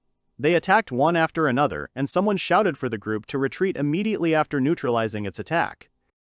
It was that same dragon Algis. One of the knights straightened his sword and said that formations 2 and 4 should attack the dragon from both sides. The knights immediately began to disperse. Vels and Cilicia wandered into one of the villages and began searching nearby houses for the presence of at least 1 living soul. Vels said at length that the dragon Algis was also not here. Cilicia said that the place seemed so deserted, as if the people must have abandoned it out of fear of the dragon. The girl held a paper in her hands, noting that they had 1 rally point left. Vels turned to the girl and asked her to stop making that face. He asked if she still wanted a strong adventurer on the team. Cilicia thought for a bit. Afterwards, the girl mumbled, saying that they didn't have to be that strong. Afterwards, Vels said that this didn't look like the man who had previously planned to defeat the dragon Eru. The girl puffed out her cheeks and looked at Vels indignantly. The guy said that only people from Cassandra agreed to the task of subjugating Algis, and among them there must be powerful magicians. On top of that, Vels also said that Algis was insanely strong. If they could hire these people, it would only be to their advantage in the future. Afterwards, seeing the girl's face, Vels asked what was wrong. Cilicia folded her hands and said that the guy was a servant, but knew much more about adventurers and guilds than she did. Vels asked if the princess was offended by this. The girl immediately started screaming, saying that Vels still couldn't understand her. She said that she only wanted to praise the guy. Vels asked in surprise if it was true. Quite unexpectedly, they heard a powerful roar that made the walls shake. Both fell silent, but Vels had long since realized what it was. Cilicia looked at the door, asking what it was. Vels immediately began to run quickly towards the exit, saying that this was Algis and he was somewhere nearby apparently. They immediately ran out into the street. Vels stood and looked in the direction from which the rising smoke was visible. Vels also said that the sound was coming from that mountain. The guy immediately shouted to Cilicia that they were moving out. The guy added that the girl should stay close to him. He indignantly told the princesses that it was Vels who should stay close to her. On 1 horse, they quickly rushed on the road. Vels thought that they could only hear Algis's growl, but no explosions, which meant they were still fighting him. As they began to gradually approach, a new entrance to the forest thicket suddenly appeared in front of them. Vels abruptly stopped his horse, after which they dismounted and slowly moved closer. Finally, they were able to see the roaring dragon, which by its very appearance instilled fear in people. Celicia looked at the monster and quietly said that this was probably Algis. Vels and Celadia remained to the side for now, watching the group as they fought the dragon. Vels carefully studied each participant, looking at what they were armed with. Suddenly, Vels said that he actually thought so. There were only swordsmen here. The guy was quite calm, unlike Celicia, who looked at the dragon with wide-open eyes. The dragon immediately rushed to attack the group of people from Cassandra. They took cover, trying to protect themselves from the rather agile, for its size, dragon. This is what the 2 and 4 formation meant. 4 people stood in front, parrying the dragon's attack, and the other 2, who were acting behind them, immediately rushed into the attack after parrying. Celicia was amazed that these knights were fighting face-to-face with the great Algis. The girl thought it was incredible, after which she added that their armor was quite durable. Vels noted that Algis's skin was incredibly tough and magical attacks would be far more effective than physical ones. Still, for 6 swordsmen, they were doing quite well. Based on this, Vels thought that this group of quite skilled warriors. But there was something else that almost immediately attracted the attention of the young man, who continued to look at this detail. Among them all, there was a woman who guided all the other swordsmen. This one was especially different from the others and emanated incredible strength. Vels was curious about who she was. Celicia suddenly asked if Vels was going to help this group of people. The guy said that it was probably a male. A female dragon, as a rule, is much larger and more dangerous. Vels also added that the individual is especially dangerous if there is not enough food during pregnancy or for the growing generation of young dragons.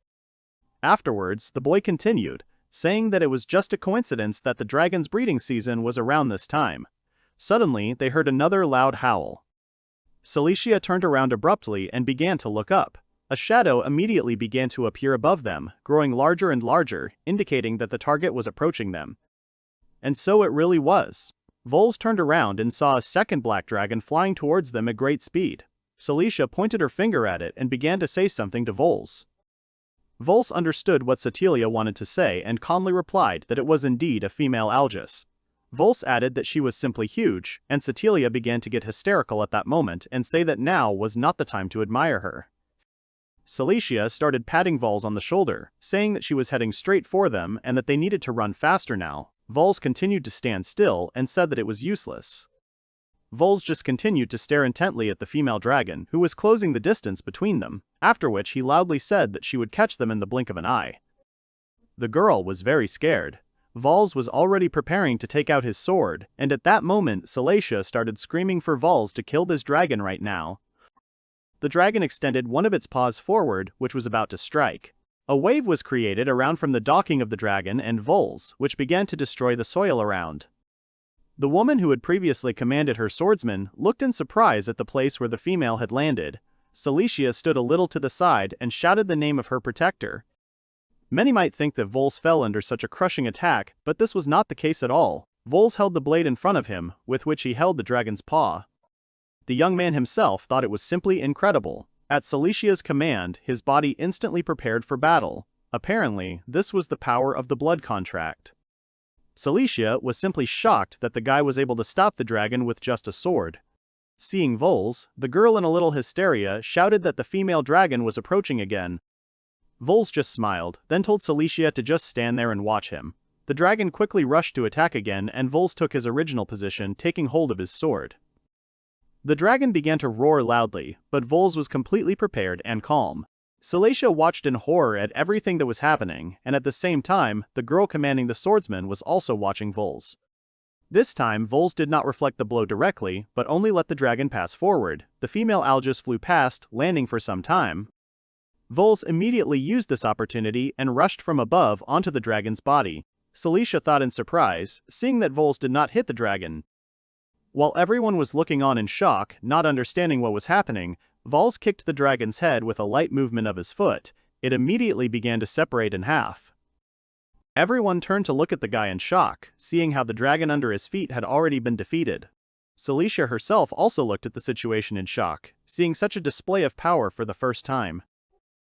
The young man jumped off the dragon, landing on the ground. At about the same time, the monster's body fell behind him. Vels calmly turned to the princess, saying that he had killed the dragon, as she had ordered. Celicia fell to the ground in surprise, her back resting against one of the trees. The girl realized that Vels had just defeated such a dangerous dragon with just one blow. Celicia suddenly rose to her feet and began to laugh as if artificially. The girl haughtily said that Vels was a good man and had done a good job.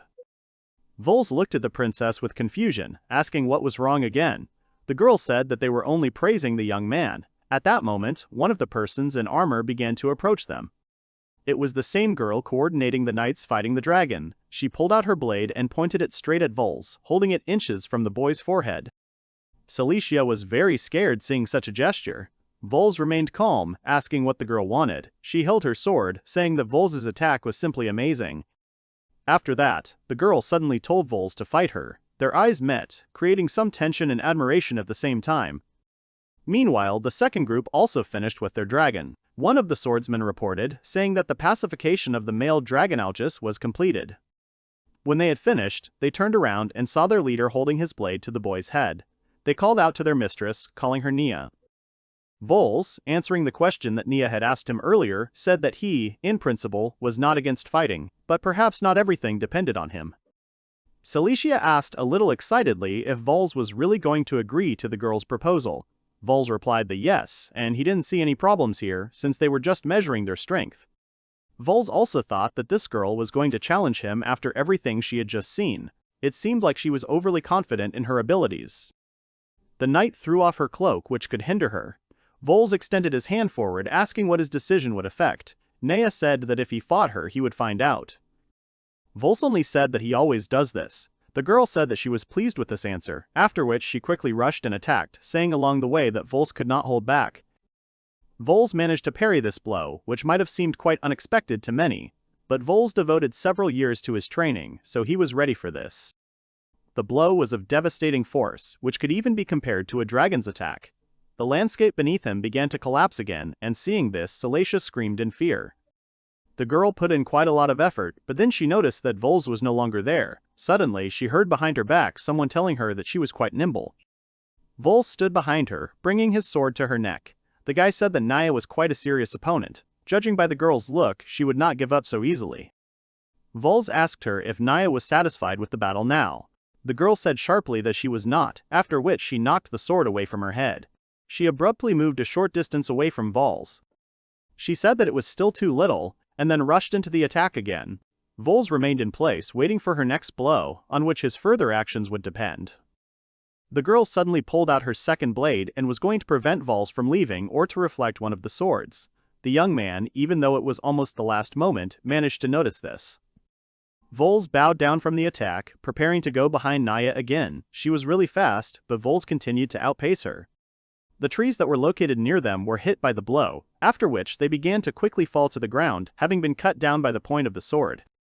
Vels looked at the girl, saying that she was fighting with two swords. It was a bit unexpected at first. The girl's gaze was still riveted to the long-haired guy. Vels only said that she was very skilled, after which a hail of blows from both hands was immediately brought down on him. Vels continued to keep up, thinking that this swordswoman was really strong. Her first attack, which broke the earth, and then a series of continuous blows of almost the same strength and speed. If Vels had not possessed magic in his past life, he would not have even reacted to them. Vels thought that it was not in vain that she challenged him, because she could have had a chance to win, but in this life he just needed to wait for the right moment. Vels, after another attack by the girl, was able to grab her by the arm and throw her to the ground, instantly twisting her. Vels himself positioned himself on top, fixing her position. The girl's swords flew out of her hands and then landed in the ground.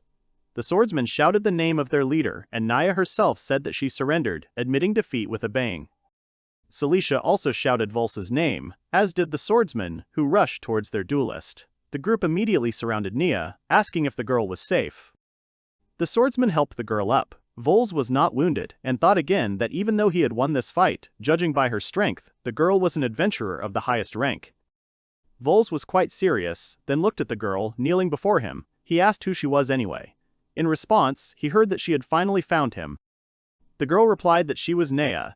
She was quite slender, and from her face one could tell that she belonged to some kind of nobility. Her fiery red hair of medium length, similar to a bob, was free from her helmet. The girl added that her name was Naya Fromage. She apologized for having done such a crazy thing and challenged Vels to a duel with her. Celicia, seeing the girl's face, was amazed at how beautiful she was. Naya immediately asked a counter-question, finding out the names of the guy and his companion. The young man said that his name was Valsa Sai. Then he added that Naya could not worry about what happened, because he was familiar with this feeling when you cannot hold back when meeting strong people. Vels said that now they would talk about something else. The guy reminded her that she said that she had found him. What did she mean? Naya pointed to her group and said that she had traveled with these girls. At the moment she was busy looking for a suitable person whom she could serve faithfully and truly, and finally, this day came for her. The group of girls, hearing what their leader was saying, all began to take off their headdresses. Nia continues, saying that she is grateful with all her heart to the god Adina for having met him. What happened next greatly surprised Vels and Princess Alicia. The girls knelt down and Naya asked her, or rather all of them, to accept the team into her service. Vels stared at the girls in surprise, not understanding their reaction. Celicia was even more surprised and looked at the squad that bowed before them. After this, Vels apologized to the squad of swordsmen and said that he had absolutely no right to decide such things. The squad immediately began to rise to their feet. This caused some misunderstanding among the girls. To dispel it, Vels added that he was only a servant who served Princess Celicia. Celicia looked at the young man.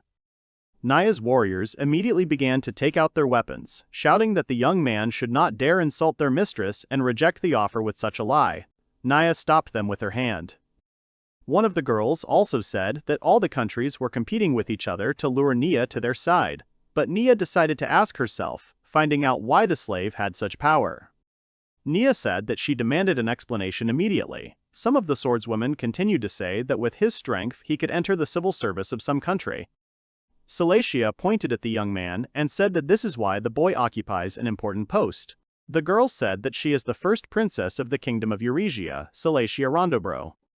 Afterwards, the princess said that Vels was indeed her servant. Nia only asked the name again, after which she said that she didn't even know such a country. This was not the first time the princess heard something like this, but she began to get angry again.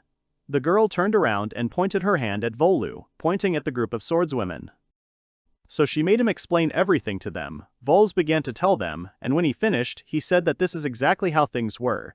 The girls realized that there was a blood contract between them. Such a contract was really only made with slaves. The girls asked if Celicia was really a princess of Eurasia. Vels said that he needed the permission of the mistress to have his own servants. Celicia yawned, covering her mouth, and then said that she would gladly give this agreement. She added that she could not neglect such strong and talented knights. The princess also added that, however, she was worried that Vels was not very eager to accept them into service. Vels added that Naya was a swordswoman, and that was the reason. Vels said that he had already said this in the guild because they needed mages. Nia said that she can't stand mages because in her opinion they are those who do not fight openly and honestly. Vels thought it was very strange. Usually adventurers fought in groups to balance each other's weaknesses. However, they did well with just one sword. Celicia called out to Vels and said that she had already given her permission. Then the girl asked if Naya was now an ally to them. Vels thought that Celicia was not at all bothered by Naya's hatred of mages. Nia said that they were different from the adventurers here, so they wouldn't become vassals of the royal family by verbal agreement. She said that they should return to the guild and complete the formalities. Celicia sighed, thinking that they would now have to meet that boring man again. Vels said that they needed to be patient for a little while, because it was for her and Eurisha's sake. The girl threw her hands up and said that in that case they should hurry to Mid-River. In a joyful mood she ran and shouted for Vels not to lag behind. When their group in the new composition entered the guild, they immediately saw that the building was teeming with people. Everyone suddenly began to turn around in surprise, watching the girls' group with their eyes. The guild worker dropped all his papers from his hands when he saw them with his own eyes. He said that he couldn't believe that he saw the 7 in purple armor. He himself saw them for the first time, and did not understand at all the reason why they had come to their guild of Mid-River. People continued to whisper among themselves, saying that these were the ones everyone was talking about. The man behind the counter immediately made a very friendly and welcoming face, saying that this was Nia Fromage herself. Then he asked if the group of dragons Algis had found her. At that moment, when the question about dragons was asked, Silithia turned to Vels and pointed her finger at the counter, telling him to also say that he took part in the battle. Nia, looking at the guild worker who was being overly polite, told him that they had caught a couple. The girl assured him that these individuals would no longer cause trouble. The man, being pleasantly surprised, asked if it was true. After that, people began to admire, saying that the girls really were as strong as they said, and such beauties too. The man said that this is what he expected from such a legendary group. He also added that it is not for nothing that they call her Sword Princess, since they also defeated two.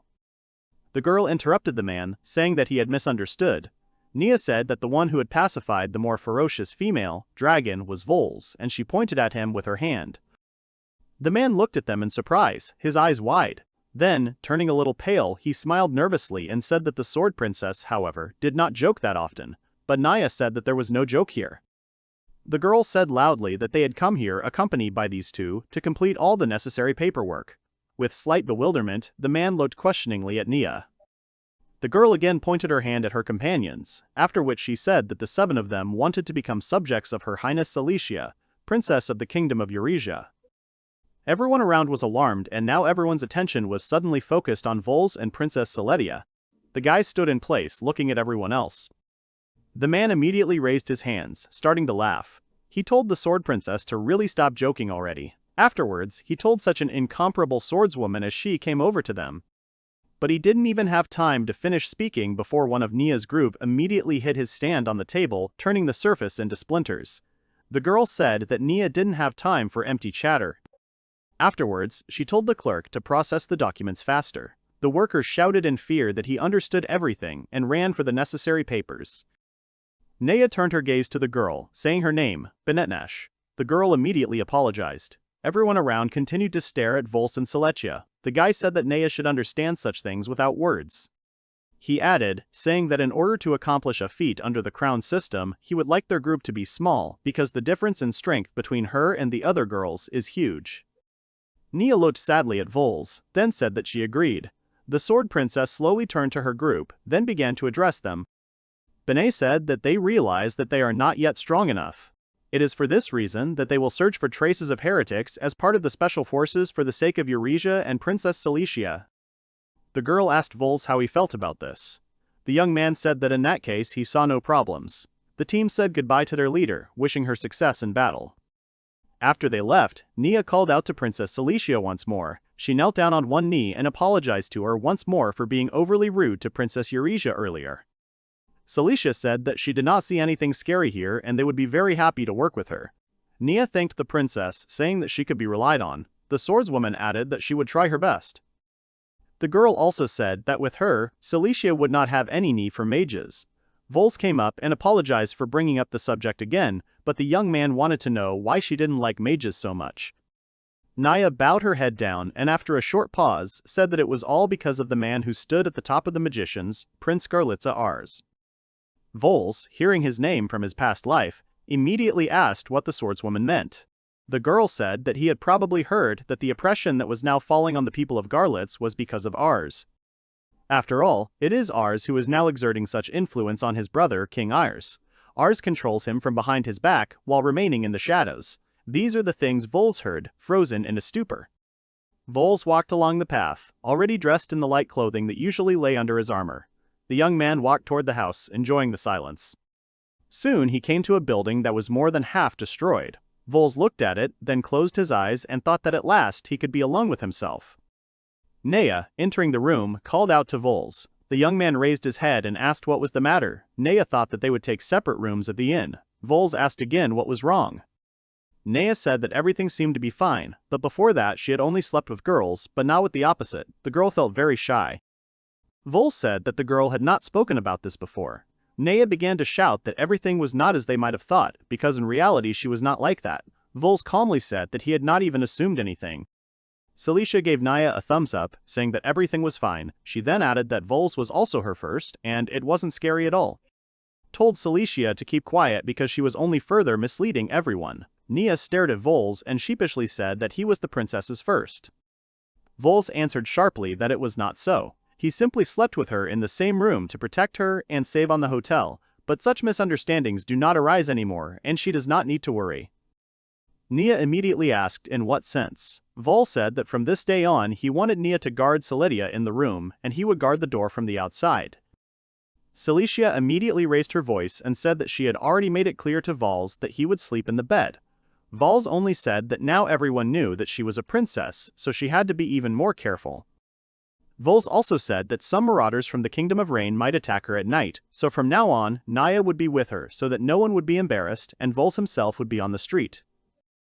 The boy said that it would be much safer that way. The princess puffed out her cheeks a little offendedly but let Vels go. The young man went out and stood in front of the house, thinking that with the appearance of Nia his work had become noticeably easier. Now Benutnash and the others hunt heretics in the area, and Naya guards Cilicia at night. Now Vels has free time and can do whatever he wants. But there was still one thing that bothered him, the existence of Ars, who had to die. Many say that he now manipulates his younger brother Ayers and tyrannizes the country. Vels thought that now he needs to start studying this issue little by little. Now the guy will focus on fulfilling his goal from his past life. In other words, Vels was going to continue his research in the field of resurrection of the dead. Opening the door of the basement, several small goblins caught earlier immediately settled in front of him. Vels spent several days gathering information about heretics, moving through cities, paths, and small villages. The guy talked to many people, asking about this problem. At night, Vels had a slightly different life. He would head into the forest and drag there the corpses of monsters that had attacked him or been killed by other adventurers. When Ars was able to collect a small supply, which should be enough for him for the first time, he stood in front of this bunch of monsters and said that the preparation was complete. However, from the outside, it was a nightmarish sight. But Vels was not embarrassed for a long time. The guy began to control his magical flow and prepare a spell. A ball of magical energy began to grow around his hands. After that, Vels lowered his hands and a magic circle formed on the floor, which immediately surrounded the goblins' bodies. It was quite hard, and the point was not even in the lack of practice, which was true for a long time. Vels continued, but even with such a powerful body he was shaking slightly. Soon Vels noticed that the monsters' bodies were starting to regain their breath and heal their wounds, which meant everything was going according to plan. But in the past, the guy was much stronger, so he would definitely need more time. Vels thought that perhaps he should increase his power. The young man began to increase the flow of magic, after which one of the goblins opened his eyes and began to yell something. Afterwards, Vels noticed that the monsters were foaming at the mouth and they all stopped moving and stopped showing signs of life. He thought that it was another failure. Vels used not only his mana, but also the converted magic particles from the air, so it took a long time to activate the powerful spell. But it was impossible to give up. Vels realized that he would try again and push out a little more and transform the magical parts. All night Vels tried again and again. The slightly trembling bodies of the goblins remained lying on the floor, showing no signs of active life. For a moment they seemed to gain consciousness, but then it immediately disappeared. Vels thought that he had already gone through all the bodies, but they only began to move a little more, so nothing had changed from his previous life. In this era, his past spirit, Ars, was still alive. Is there really another mage of Vels's level? If so, then he is now controlling his body and has transplanted a separate soul into it. Then it is clear why he tyrannized Garlets. But it was still not possible. Vels opened the door and addressed his goblins, apologizing for the spells he had cast on their dead bodies. As he left, Vels said that the spell would wear off with the sunrise, so they could live their lives as they wished. Afterwards, Vels went to get some sleep. The next day, all three of them were standing in the town square. Cilicia turned to Vels asking if he had slept well. The girl said that they did not want him to do his work carelessly during the day. Vels was indeed a little lethargic. He turned to the princess and said that he was fine, and even if trouble arose, Nia was with them. Princess Cilicia told Vels to remember if something happens to her, he will be in trouble too. The princess immediately turned away, after which Nia said that the guy takes good care of Cilicia. Vels only said that he really thought he couldn't provide her with perfect protection. Afterwards, they heard the cry of people who were going to split into two groups and explore the forest. Almost at the same second, a crowd of local adventurers rushed past them, almost fleeing the city. Vels noticed that it was a bit noisy here today. Vels asked what had happened. Cilicia responded immediately, saying that she would find out everything now. Nia chuckled, sarcastically saying that the adventurers were acting quite harmoniously. Looking at everyone running, Nia immediately realized that some kind of urgent task had appeared. Vels turned around in surprise, asking if something could really happen that would suddenly require the mobilization of adventurers. The princess ran towards her team, after which she said that she had managed to find out everything. The girl announced that anomalous creatures had appeared in the forests. Princess Cilicia continued, saying that these creatures had not been encountered in any one place, or even on the entire continent. They were a kind of zombie goblins. Vels folded his hands together, then looked at the out-of-breath Celedia. The guy said that he heard about this for the first time. That is, these are goblins who have risen from the dead, but where could they have come from? The next moment, Vels suddenly understood everything. He mentally stopped himself, remembering his experiences yesterday. The guy thought a little nervously about whether it was really because of him. The guild workers said that the goblin zombies had started to cause them a lot of trouble. No matter how much they chopped down, they still resurrected, and at the moment, the city adventurers were not able to handle them. The three of them walked along a large fence and discussed it. Nia said that it was like immortals, like a new kind of goblin. Celicia pointed her hand forward, saying that the official said they came from there. Celicia put her hands on her hips and said that they had no need to take on this stupid task. It had nothing to do with the crown system. Vels stopped her and said that they had to do it. The princess turned around, looking at Vels in surprise. The guy meanwhile could not believe that the resurrection magic that he used on the goblins had not subsided during all this time. In theory, she should have disappeared early in the morning, but then why do they continue to move? Fortunately, of course, there was one moment that consoled Vels. Namely, that no one knows that it was he who gave birth to these goblins. And while they are holding out in this forest, Vels must take action before things get worse and find out the reason for his experience. Celicia called the guy, after which Vels came out of the stream of his thoughts. The guy instantly figured out what to say and explained to the princess that it was quite curious. These immortal goblins, they could have some connection to those very heretics they are looking for. Nia immediately said that she supports Vels. Nia added that this way they could, among other things, demonstrate the power of Euresia to all adventurers. It was for this reason that she shared Vels's position. The princess replied that if that was the case, then she agreed. Then she said that she was worried that they had interested Vels so much. She had not seen such a passion in him before. Vels had already started to say something when suddenly they heard the adventurers' screams again. They ran back screaming, but the goblins still came out of the forest. The men ran back behind the city walls and shouted that they would not die, no matter how much they were beaten. No one understood what to do except not save themselves. Celicia stared at the forest thicket. Celicia began to say, a little scared, that the goblins had already managed to reach the city. Then she added that they would resurrect, no matter how many times they were attacked. Vels realized that the girl had simply collected everything she had heard. The young man immediately began to calm the princess, saying that the rumors might not come true, and besides, he and Nia were with her. Vels began to remember that just yesterday the goblins had shown no signs of reason. It was unlikely that they would have defeated so many adventurers. The guy thought that they did not know which of these words was the real truth. They saw trees begin to fall in the forest in front of them. Then something huge appeared, like a snake. It was a huge monster molded from a bunch of goblins. Celicia looked at this mass with fear, which did not even have a face or eyes. She asked at what point it could be called a goblin. The guy understood that they all merged into one. Celicia continued to say that it couldn't even be called a living being. Suddenly, Vels heard Nia call out to him. The girl began to take out her blade, after which she took a fighting stance. Nia suddenly said that she should be allowed to fight this monster first.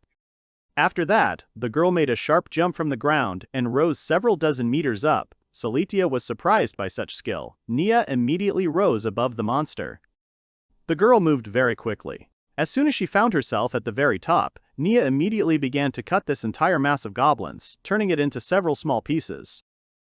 After the girl finished and landed, thinking she had done it successfully, a hail of goblin monster pieces fell on the ground after her.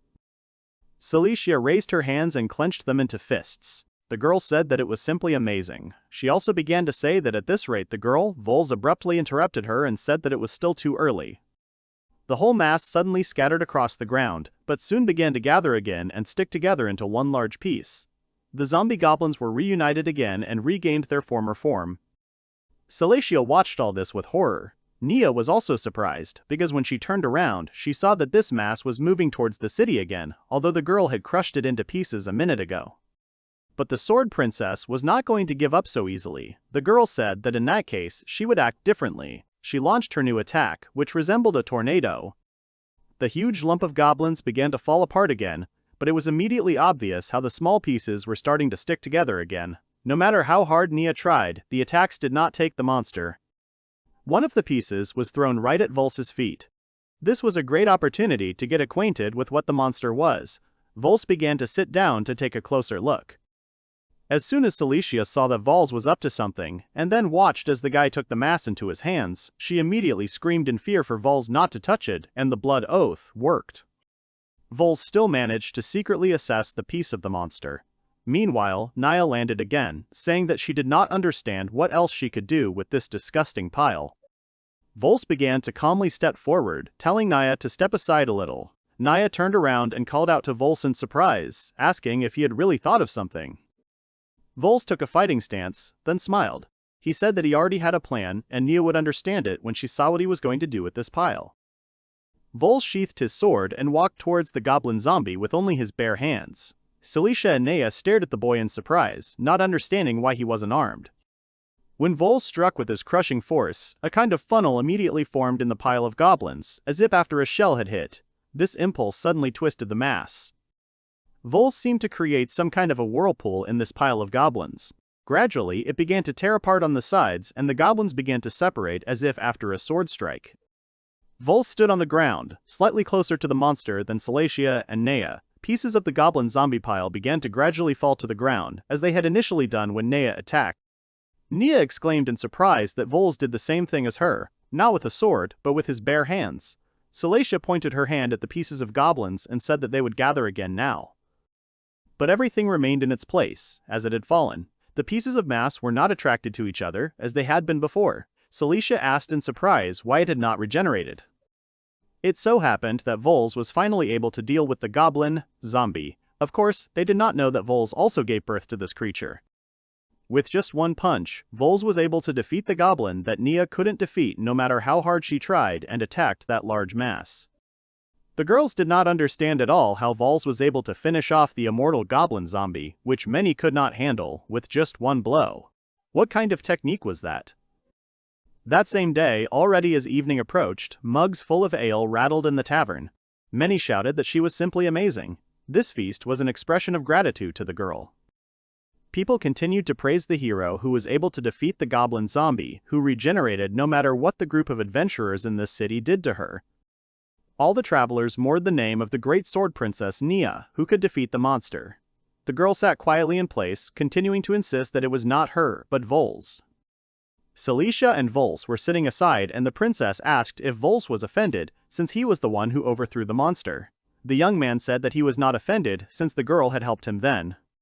Afterwards, the girl, sipping her milk from a mug, turned to the young man and asked how he managed to win, since he had somehow managed to interrupt the recovery process.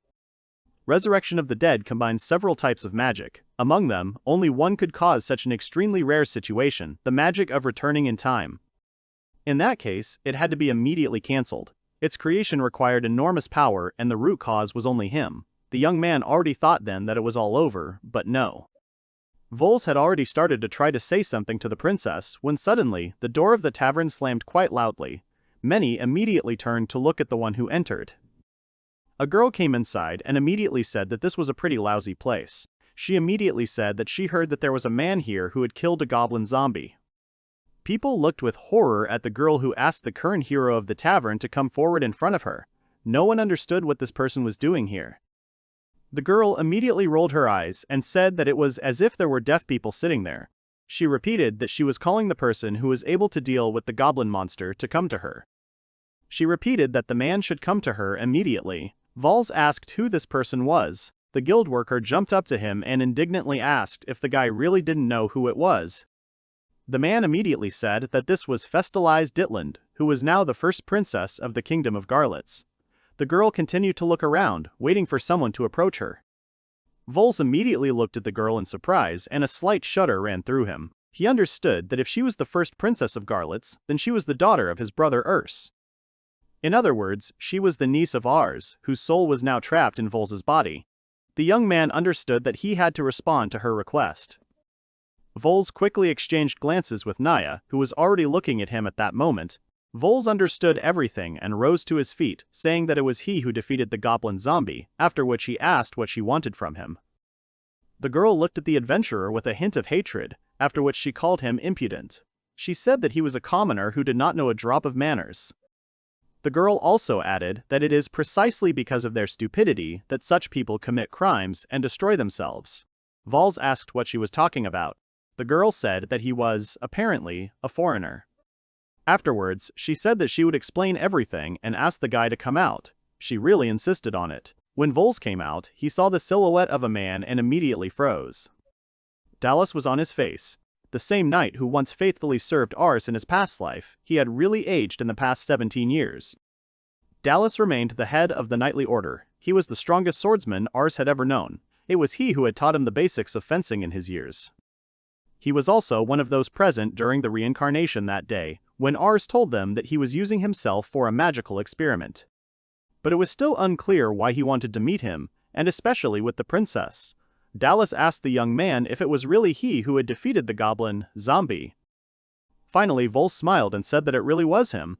With a slight grin, the boy asked if they would give him a reward. Meanwhile, Celicia and Naya ran out of the tavern. Dallas immediately turned his attention to the girl who ran out into the street. He immediately recognized the sword princess. The man said that he had heard that she had settled in Eurasia and now he understood the reason. Naya didn't really appreciate this introduction, after which she grabbed her blade. The girl said that this was so, and then asked why they needed them. Vels stopped her. After Vels told the girl to calm down, because he himself would deal with this, the young man turned to Dallas and said that Naya was right and repeated the question about why Dallas came here. The man said that he should thank the boy for killing the goblin zombie, but there is something that changes everything, namely, the fact that the boy himself could have created it. Vels couldn't understand how Dallas could have found out about his involvement in the creation of goblin zombies. The young man immediately said that it was nonsense, and the knight was talking some kind of nonsense, but Dallas firmly said that it was not a joke. Dallas said they had received testimony that the night before the monster appeared, a man was seen in the woods who looked very much like Vels. Vels knew the situation was extremely unpleasant. Of all people, he was the one in trouble, and with a blood contract, if Celicia ordered him to tell the truth, he wouldn't be able to resist. If it were revealed that he possessed magic, it would also be revealed that he had been hiding it from Celicia. Then she would lose trust in him and he would be restricted in his research on resurrection of the dead. Vels understood perfectly well that just one suspicion from Celicia would be enough to end him. The guy looked at the princess with the utmost nervousness, dripping with cold sweat. Celicia joined the dialogue, starting to defend her slave. The girl shouted that Vels was her sufferer, and she also asked to stop blaming him for nothing. Vels turned around and looked at the princess, realizing that she might blurt out something unnecessary. The princess asked Vels what was wrong. Vels said that he didn't mean anything by it. Dallas just snorted, then said that he also knew about the mission that their group had taken. It was connected with the extermination of heretics in this area. Dallas suddenly said that by declaring their own destruction, it would not be difficult for them to penetrate their rear without any suspicion and begin to slowly pull their strings. Vels thought Dallas had a pretty sharp mind. He was just throwing out a key and waiting for them to reveal themselves. In that case, Vels intended to ask what interested him. Vels began to attack Dallas in return, saying that he was accusing them as heretics. Any guesswork must have its limits. After that, Vels asked to listen to him.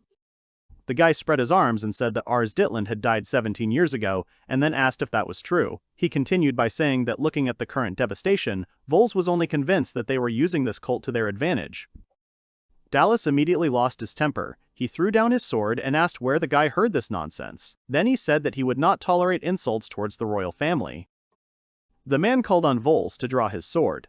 Dallas said that he was now going to teach a good lesson to someone who knew no good manners at all.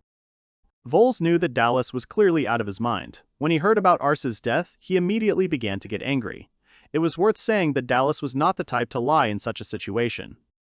Arsus's niece began to scream from behind the knight. How dare Vels say such things? She screamed that her uncle was in perfect health and that she had seen him today. The girl also shouted that such insults that Vels brought to them were worthy of death. She advised the guy to prepare to leave for another world. Vels thought that Ars was really alive. Then he turned to Dallas, saying that this respected head of the knightly order must prove whether this is true or not. Dallas told the guy to show his strength so he would not have to justify himself later. Vels was ready, so he already grabbed the blade. Vels barely had time to move before the blade of Dallas's sword was already a few centimeters from his face. The knight shouted that the guy would die on this very spot. Dallas unleashed a series of blows on the guy, a storm of chopping attacks. Vels managed to defend himself, but now it was not as easy for him as before. Their fight had just begun, but it was already starting to gain momentum. Apparently, the Vels were really able to piss off Dallas, who did not hesitate in this battle. Cilicia and Nia watched the battle with concern. They had never seen Vels lose before, but now his opponent was the leader of a knightly order of a huge country. At one point, Vels was knocked back by another blow, with such force that he had to slow down with his sword. The guy understood that Dallas was especially good at delivering hundreds of chopping blows on the move. During a pause, Vels smiled and told Dallas that he deservedly occupied his post. The guy also said that Dallas was still quite capable of such at his not young age. At one point, Dallas looked at Vels and asked him if the guy really thought that this was all from the arsenal of such a great swordsman like him. At some point, he began to accelerate and quickly increase his pace. His sword was already beginning to move around its owner, and Dallas shouted that he had not yet shown him what the knight was capable of. Cilicia also looked at that terrible hail of blows that flew towards Vels. The girl could not even understand what was happening there. The flurry of blows was even capable of raising air currents. Nia said that she had heard about this special move that Commander Dallas was currently demonstrating. By unleashing hundreds of blows one after another, he simultaneously attacks and creates a protective barrier. Cilicia shouted that Vels would not be able to withstand such an onslaught and asked him to retreat. She added that the guy would not be able to attack, let alone even get close. Nia was wondering how Vels would deal with such an opponent. Meanwhile, Vels tore himself away from his place and ran straight towards the large chopping shield. There were quite a lot of spectators watching all this. They couldn't understand, because the guy rushed towards him, right under the blows of the leader of the Dallas Order. Nia wondered out loud what Vels was planning. Cecilia was more worried and emotional. The girl already thought that her guard had gone crazy. When Vels and Commander Dallas collided, there was a huge impact that immediately raised a lot of dust from the ground. Cilicia immediately shouted the boy's name. Nia watched the young man closely, as if she understood what he was trying to do. She immediately saw how Vels began to gradually drown in the welter of chopping attacks. Nia explained to the princess that Vels was going to break through this hail of blows in the most convenient way for him. Cilicia still did not understand much. Dallas is the only swordsman of his kind on the entire continent. Despite Vels's impressive strength with which he defeated Nia, if he did not have a good plan, he would have already lost the battle with Dallas. The main weapon that Vels had was his natural physical ability. Even that special skill of countless punches. If he can read and react to them, then to him they all seem like one attack. He went after Dallas because he was confident he could handle him. In other words, no matter how many punches Dallas threw, they wouldn't touch the Vels. And the Vels actually managed to break through all that squall. The guy suddenly appeared from above, being on Dallas and heading towards him. Dallas looked up, amazed. He simply couldn't believe what he was seeing. Vels, meanwhile, continued to strive toward the leader of the knightly order. When Vels caught up with Dallas, he immediately struck with his blade. The man was able to block it, interrupting his most powerful attack. Each such clash of blades caused an increasingly large shockwave. But at some point, Dallas's weapon gave way. His sword was broken by Vels's blow. A ringing sound was heard, and the second half of the blade began to slowly fall to the ground. It was quite obvious that the weapon of the leader of the knightly order was made from the best materials in the kingdom, but nevertheless it was destroyed by the monstrous strength of the youth from Eurasia. Vels immediately pointed his blade and held it to the face of the unarmed Captain Dallas. The man froze, completely speechless. For a long time the spectators could not say anything either. Soon, whispers and buzzes began to be heard from the crowd. Many did not understand whether the battle was over. Everyone was shocked that the strongest swordsman of the continent lost to a guy unknown to anyone. Vels only said that Dallas had never given such loopholes before. He had spent 17 years honing his skills so that there were no rivals left who were his equal. Afterwards, Vels said that apparently it was so much that Dallas's pride got the better of him. The knight wanted to be indignant, but Vels just turned around and said that Dallas was too old for that. Suddenly, Vels wilted a little, after which he said that he wanted to ask the defeated Dallas something. The man looked in surprise at the young man, who began to slowly approach. As he passed by, Vels quietly asked Dallas if Arsus was subordinate to Inez. What the leader of the knightly order heard made him freeze in place, his eyes wide. Dallas, already covered in a cold sweat that was not a harbinger of fatigue after the battle, turned to the boy. He shouted how he knew anything at all. Suddenly Dallas heard someone shouting at him. It was Festalize. The girl came up and started shouting, asking what it all meant. The princess ordered to show this upstart who was boss. She immediately added that Dallas was the leader of the knightly order of their kingdom. Dallas only apologized and said that, however, this young man was really strong and he could not defeat him alone. Dallas added that he was unable to even formulate a strategy against such a fighter. The man thought it prudent to retreat at least once, right now. The girl continued to reprimand her knight, shouting that he could speak of such things so easily. She asked if he really intended to surrender and disgrace her name. She also promised Dallas that when they returned to the castle she would quickly teach him a lesson. A lot of people meanwhile stood and watched this conflict. Princess Garlitz turned to Vels and his company, then shouted that she would turn a blind eye to what they had done today. Vels replied that it would be unpleasant if she did not turn a blind eye in the future. The girl immediately lost her temper, screaming for Vels to have a conscience. She also said that next time she could send an army after them. Afterwards, the girl told Dallas that they were coming back. Dallas agreed and cast a wary glance over his shoulder at the Vels before leaving. He clearly had some questions about who he really was. Vels saw this look. Afterwards, the head of the knightly order turned away and went away after his princess. A group of 3 travelers stood and watched the power of Garlets. When the boys returned, Naya shouted that she now respected Vels even more. She said that deep down she knew and believed that he was stronger than Dallas, but she had no idea that he was that strong. The girl clenched her fists in delight and with a wide smile on her face said that she would do her best to keep up with Vels in skills. Celicia angrily called for Nia to stop, saying that she was under the impression that the girl served Vels. She quickly reminded her that Nia was, in fact, her vassal. Nia's expression immediately changed and she began to offer her deepest apologies to Celicia. Celicia said that Vels could compete with the head of the knightly order of Garlets himself. The girl smiled and said that it was simply excellent. After that, she praised Vels. The young man sadly said that everyone here should understand how things really are. Vels said that as long as the princess was around, they might run into her again. The girls looked at Vels in confusion. Celicia immediately said that they might scare her away again. Vels took up his mug and said that in a one-on-one duel they would have no problems. However, if they did, the conflict would take on an international scale, Garlets versus Eurasia. Celicia's face instantly changed. The girl was overcome with horror. Vels added, did she then understand that the small and weak Eurasia could never be defeated? Naya started gesturing with her hands, saying that in that case they should leave the country as soon as possible. Vels said that they couldn't do that yet.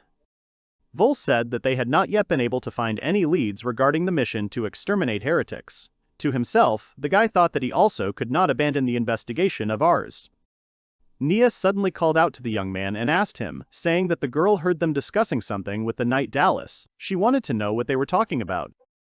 For Vels, this was an extremely awkward question, especially when asked in the presence of Princess Celicia. The young man bowed his head and said that it was nothing in particular, just about old times. Celicia suddenly noticed something shining on Naya's neck. This immediately interrupted Vels's questioning, which was great. The curious princess asked what this object was. Naya said that this was a message from Bennett Nash. Selenia was very surprised by the magical device that could determine the location. Vels called the princess to calm down and sit down. Vels also asked what Bennett Nash was telling them. Naya's face changed a little and she said that the girls had found out something about the heretics for the mission. Celicia began to rejoice, shouting that in that case it was time for them to come to them because it was not too late to help. Vels thought that even though the group acted separately, he hoped that they had dealt with him well. Vels understood perfectly well that the girl needed to be thanked. However, when they met, Bennett Nash immediately began to shout at Vels, saying that the guy, apparently, wanted to start a war. She confronted Vels about the boy not being able to control his urges. Vels turned to Naya and asked if Benet hated him. Nia replied that Benet was always like that and said whatever was on the tip of her tongue. The sword princess also noted that Benet was holding back quite well now. The girl immediately shouted out whether they were listening to her. Vels turned to her again and said that he had listened to Bennett Nash. The guy added that in the city of Alentos, a ball would be held with the participation of influential people from all countries. When Celicia heard about the ball, she immediately shouted that it was incredibly great. The top officials of the countries would certainly mention heretics. After that, Celicia immediately started spinning and said that she needed a dress. Vels said it was a good chance to get a sense of where each state was at once, but achieving their goals also depended on who initiated the ball. If it is Festalize, they won't be able to get anywhere near it. Benet said there is no need to worry about that. The girl added that the event is organized by Harvey Dietland. Many said that he held such balls on a regular basis for fun and was at odds with Festalize. Vels thought that it was some other unknown relative of his. Vels picked up his mug again, saying he had no idea how they were related, but if they didn't get along, there probably wouldn't be a festivize. Benet added that they were cousins. Vels leaned forward immediately, and immediately spilled all the ale he had taken into his mouth. Benet added that Harvey's father was Ars Ditland, first a niece, and now a son, Vels thought. After Vels spilled his drink, Celestia immediately closed her eyes indignantly, saying that the guy had dirtied her. The rest of the girls from the seven also looked at the guy with confusion. The girls immediately asked Vels what the matter was. The guy, having cleared his throat slightly, said that everything was fine, after which he began to wipe the liquid off the table. Vels couldn't believe that Ars had a son. He wondered who his wife was and what was going on with Ars. That meant he was going to his own child's ball.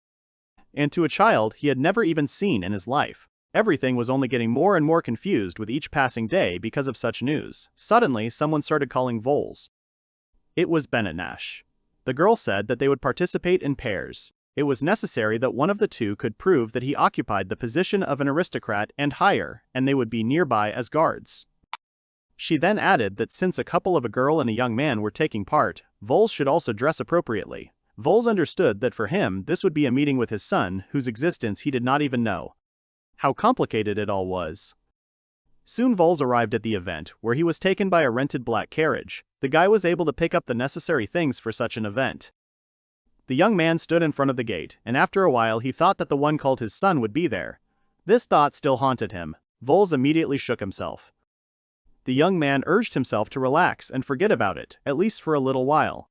He understood that Vels had come here, after all, to find a clue to the heretics. Suddenly, the young man heard a voice behind him. The girl told him that Vels had really started to look very important at one point. When he turned around, he saw Celicia in a black dress. The girl came closer and asked him what had happened. She added that he had a rather serious face now. Vels again justified himself, saying that everything was fine. Now the two of them stood in front of the palace entrance. Vels said he was just thinking about how the ball was much bigger than he had previously imagined. Alentos, according to Ars's recollections, it was a small provincial town, and in 17 years it had grown to such enormous proportions. Vels couldn't even imagine such a thing. Celicia immediately spun around a bit, then turned around and said that she had thought of something else. The girl thought that Vels was so nervous because it was his first ball. Vels noticed that the princess herself was worried. To her credit, Celicia is being brave, but this is also a new experience for her. In a small country like Eurasia, they probably don't organize such big events. Vels told her that everything would go well. Then he added that the girl looked very good in this black dress and that she looked very beautiful in it. Celicia was a little embarrassed when she asked if this was true. Then she turned around and said that Vels was now speaking like a real daredevil. She immediately explained that he should not forget about their main goal, because they had come to find a clue and find the heretics. Afterwards, Celicia confidently walked on her heels towards the entrance. This cheered Vels up a bit and made him happy, after which he said that the girl was completely right. When they had climbed the massive staircase, they were met at the entrance by two valets. They began to examine the invitations, asking about the Rondebro and Eurasia families, as if they had heard of them for the first time. They started to discuss it openly with each other. One of them asked if the other knew such a country, to which he replied that he was not sure. Then they said that the guild had given them the certificate. One of the men immediately apologized deeply and returned the invitations. They saluted and told the guests to proceed inside. Vels said that they still didn't know. The boy called out to the princess, who continued to walk forward. The girl said that there was nothing to worry about, but he seemed to sense something in her voice. The girl continued to shake slightly. Vels noted again that she was still holding on pretty tightly. Only a person responsible for a country can understand what it is like when no one even looks in its direction. Although Celicia acts carefree, which is quite common, there is probably a raging elemental hurricane inside her soul. All Vels could do in this case was support her now. He quickly caught up with the princess, gently took her by the shoulder and said that everything would definitely be fine from now on. The guy leaned over a little to look into her eyes, which the princess tried to hide, and said that she could do anything, and he believed in the inner strength of Princess Celicia. After this, a smile appeared on the princess's face. Vels felt her shoulders relax a little, and Celicia thanked her escort carefully. When they entered, a huge hall with floors like a chessboard immediately stretched out before them. Celicia wiped away her tears, which had started to flow even after the controllers had passed. Vels noticed that there were not only aristocrats and members of the royal family present here, however. All the people were luxuriously dressed and everything around seemed to sparkle. The guests of the ball exchanged various rumors and news, drank drinks and snacked on various delicacies. Vels also noticed that about half of the people here were from the royal family. The remaining half are those who were able to make a good fortune through trading. Vels thought that it was not enough to just dress up in expensive clothes here. A real parade of vanity of the hastily rich and show-offs was taking place here. Celicia suddenly said that she wanted to finish here as quickly as possible and leave. The girl did not really like the local atmosphere. Vels continued to look around.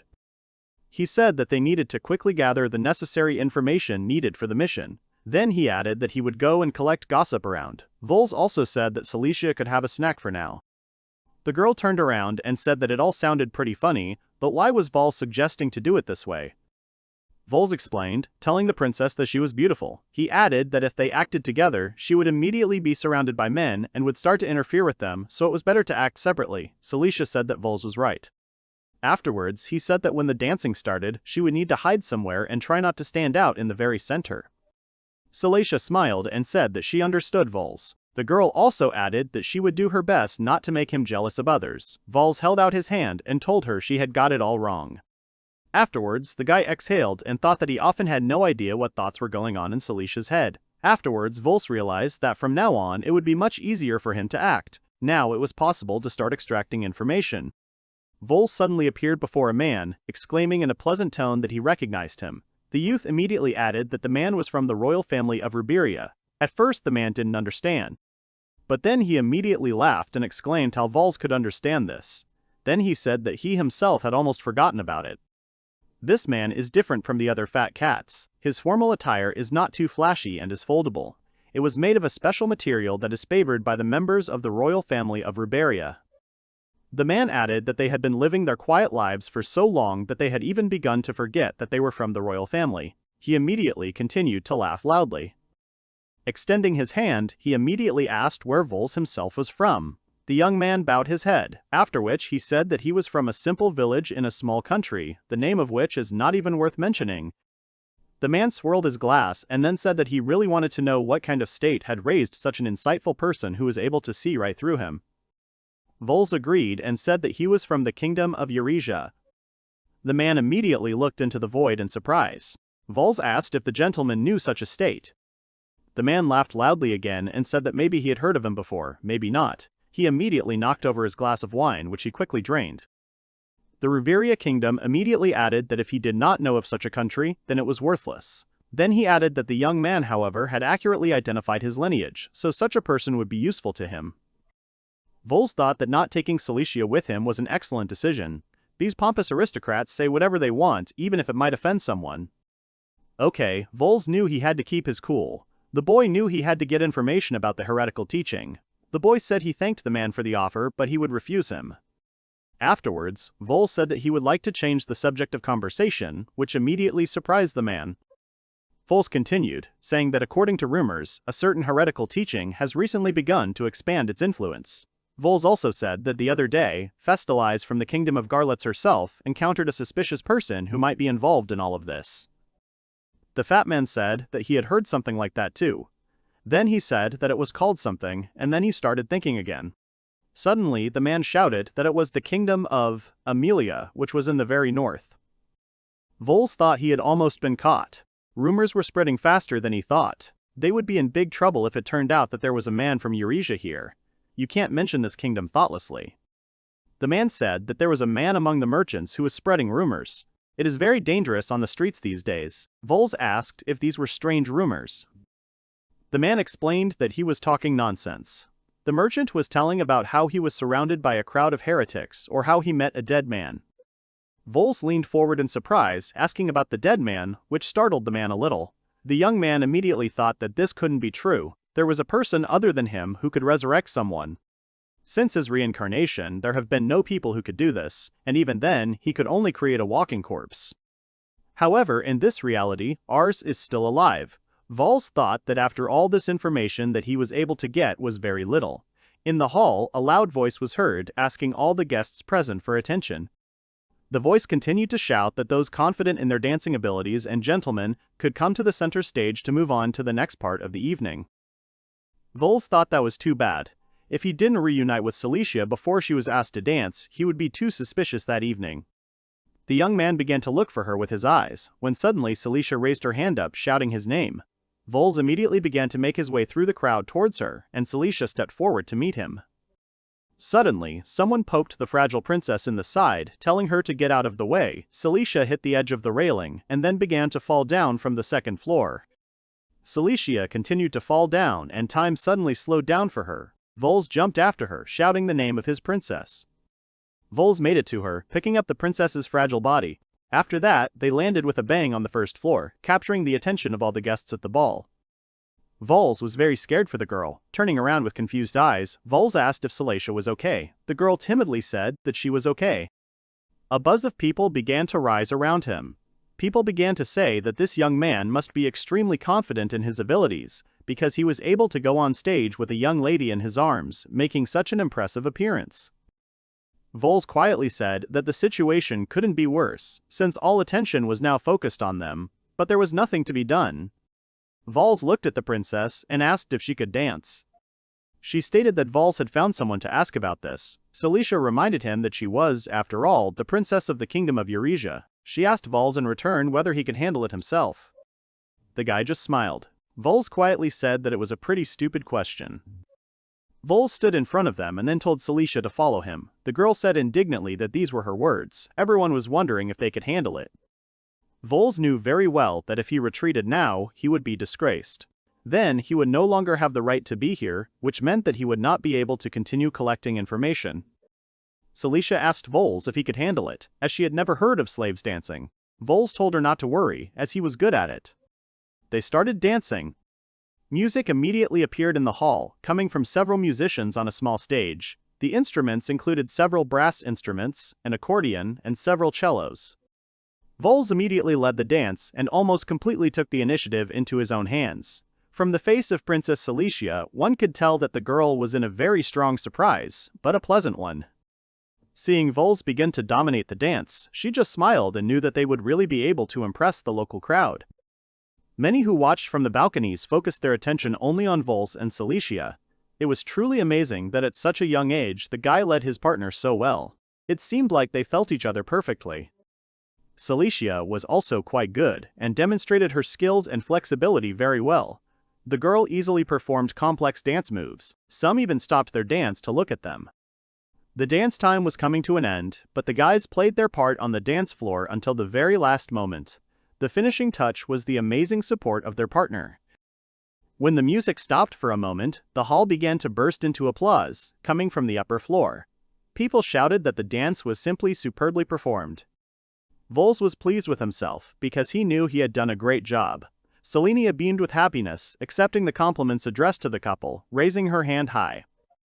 The girl turned around and said with slight suspicion that she hadn't expected Vels to be able to withstand such a difficult dance. Vels smiled and said that he simply believed in Celicia, because she was able to keep up with him. Celicia again waved it off, saying that it was no problem for her. She jokingly asked who Vels thought she was now, saying such things. A figure emerged from the dark passage, clapping its hands. The young man's voice said that it was truly amazing. He also added that he had not seen such a high level for many years. The guy said that the guests simply amazed his heart. Vels froze, guessing who this person was. Many were surprised, saying that the person did not go out in public that often. Vels noted the young man's clothes, manner, and grace.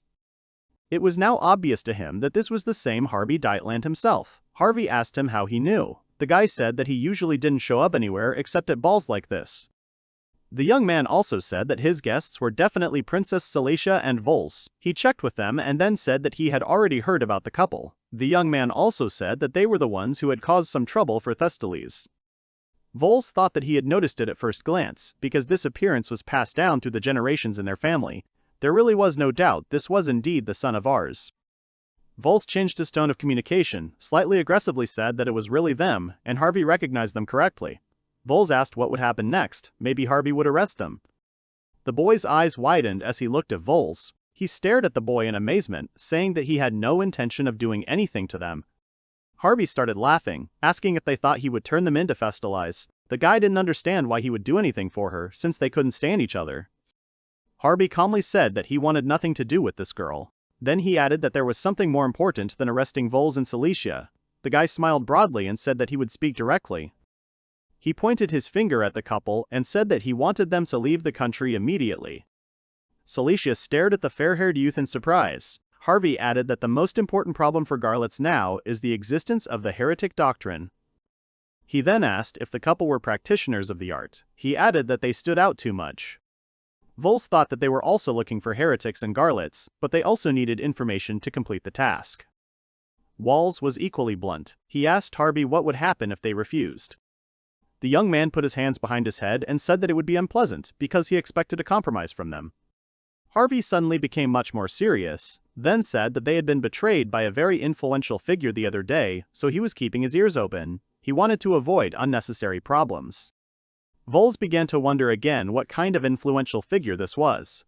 Was there really a supporter of heretical teaching hiding in the country? Vels replied that this was a shameful situation for such a large country as Garlets.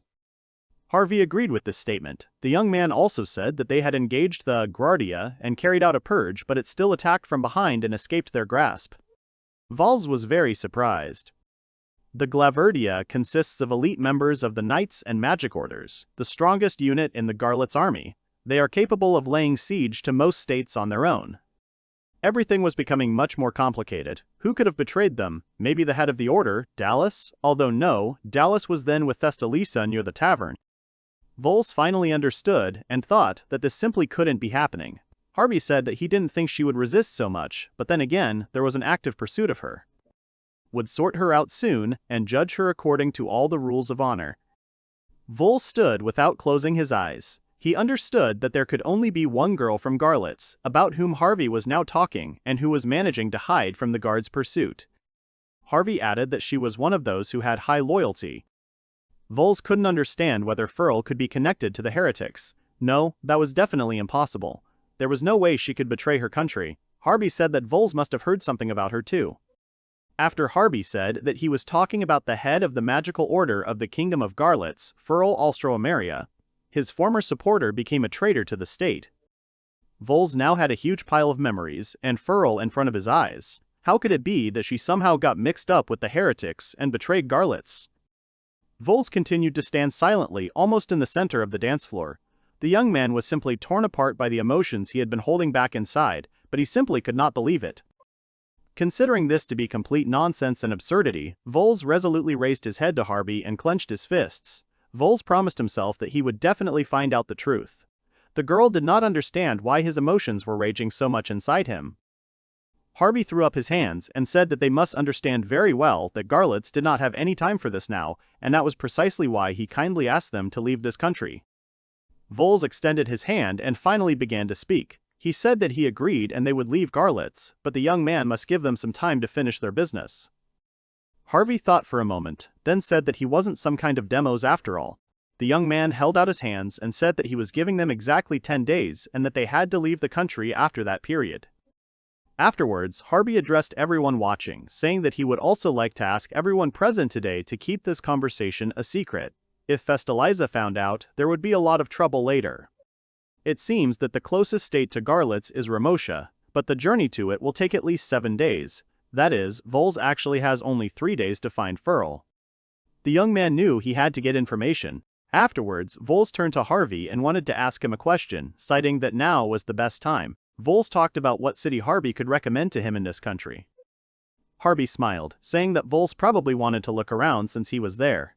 The guy said that there was a mining town on Venus where they made beautiful jewelry. Harvey thought that the princess would like it there. Vels asked if it was safe to be there because they didn't want to run into a criminal and get into trouble. Harvey assured them that they could rest easy.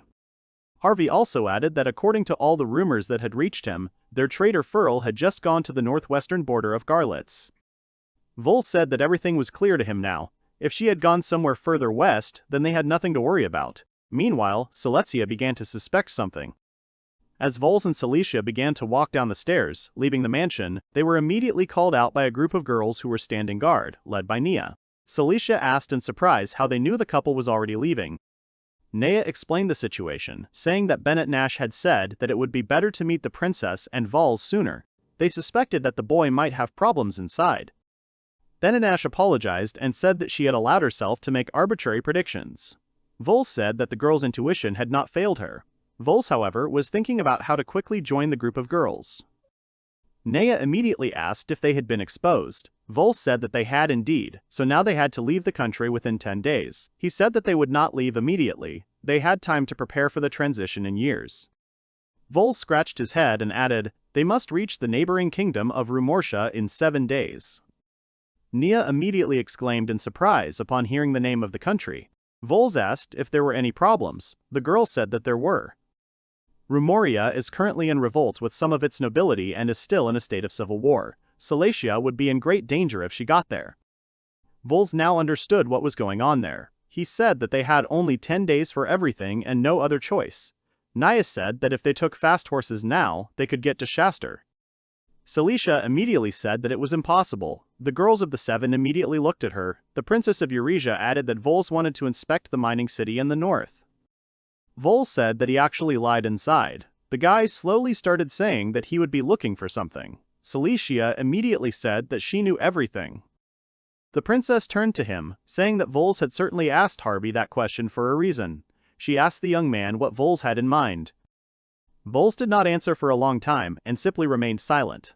Harvey's words about Furl going to the northwestern border flashed through his mind again. Soon he turned to Saikyou. After that, Vels said that he wanted them to act separately for a short time. Saikyou immediately realized that Vels probably had some business of his own that he could not directly tell them about. Nea immediately exclaimed, saying that Vels now he is proposing an option where he will leave the guard post of the princess of his new kingdom.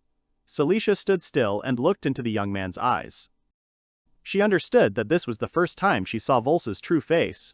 All this time he seemed somehow too distant to the girl. In any situation he remained calm and at the same time destroyed anyone. He was simply an impeccable guard. However, at that moment, at the ball, Saikyou saw that the young man also doubted and worried. She realized that he was also a person and in that case she could do only one thing. Saikyou began to approach Vels with small steps, after which she poked her finger into his chest. Vels looked down at the confident princess in surprise. She pointed exactly to the place where Vels had his blood duty seal. Saikyou looked up and said that Vels was her slave. A tense silence fell between them and the 7. Afterwards, Saikyou broke this silence and said that it was for this very reason that she asked Vels to return to her as soon as possible when he was finished. Vels asked if the princess would use the blood contract to force the truth out of him. She said she hated him and Vels knew it, so she would just wait for Vels to tell her. The girl also added that if Vels still does not want to talk, then she will not insist. Saikyou added that she is not as cruel as the other aristocrats. Vels immediately wanted to turn to Saikyou again. The princess interrupted him, saying that she had already given her permission, so Vels should leave as soon as possible. This could not evoke anything other than a smile. Vels understood perfectly well that although Saikyou sometimes behaved too naively, this was an indicator of complete trust. Saikyou began to move away from him. Vels stretched a little, after which he confidently said that he would return on the 3rd day and keep his word. Vels immediately started running towards the road. Saikyou was completely calm, unlike the girls from the 7 who looked after him in surprise. Nea asked if it was okay that Saikyou just let Vels go. Saikyou slowly bowed her head, hiding her eyes. A smile appeared on her face again and she said that she should not worry, because Vels was still her slave. She, as his mistress, had to trust the young man. Vels thought about Furl again. He ran and hoped that she would be okay. Saikyou had placed her expectations on him, so Vels had no choice but to cope. While Vels was on the road, he continued to be haunted by memories from his past life that were connected with Feel. Then he told Feel that tomorrow was the day of his enrollment in the magical order. He just wanted to congratulate the girl on this. Vels handed the girl a blade that was distinguished by exquisite workmanship. Furl was very surprised. She asked if it was a magical artifact. Arsus said that it was a knife for self-defense, but it also had another function. He pointed to the mirror and said that in this thing, the girl would always be able to recognize the place she was in. Arsus also said that she often got lost, so the mirror should be taken when she left the house. Fearless smiled very sweetly and hugged the gifted things to herself. She thanked Arsus for the care the young man showed towards her. The girl said that she would wear it without taking it off. The main character smiled at her. Vels continued to make his way through the rough terrain. Soon he stopped at the bank of a river and thought that he had already gone far enough northwest of Alentos. Vels immediately thought that in such a wilderness he could finally use magic. The guy put his hands together, which immediately began to glow, then loudly clapped them. After that, Vels made a few more movements. He continued clapping, now pointing his hands up into the sky. A bright beam began to rise, causing a bunch of waves. It was a spell of magical perception. Vels's magic wasn't much use yet either. He still didn't sense an aura like Furl's. He wouldn't be surprised if she hid her presence. Vels knew he would have to search by elimination. The shape and size of the mana of animals and monsters differed from that of mages, so we would eliminate them. Next, it was necessary to exclude people with a magical reaction, but standing still and, presumably, adventurers. Furl is good at hiding her aura, and besides, the guards are looking for her. Furl would hardly have lingered anywhere.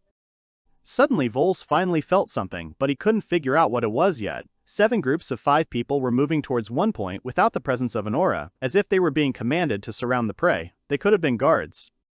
If it really was them, then Furl had to be there. From here, Vels could get there faster than they could. The boy knew he had to take the risk. Vels immediately went to the right spot. A few minutes later he was already there. It was also near the river, on a bank strewn with stones. Vels could see was a pile of coffins, seemingly custom-made. Next to them were the bones of people who had apparently died long ago.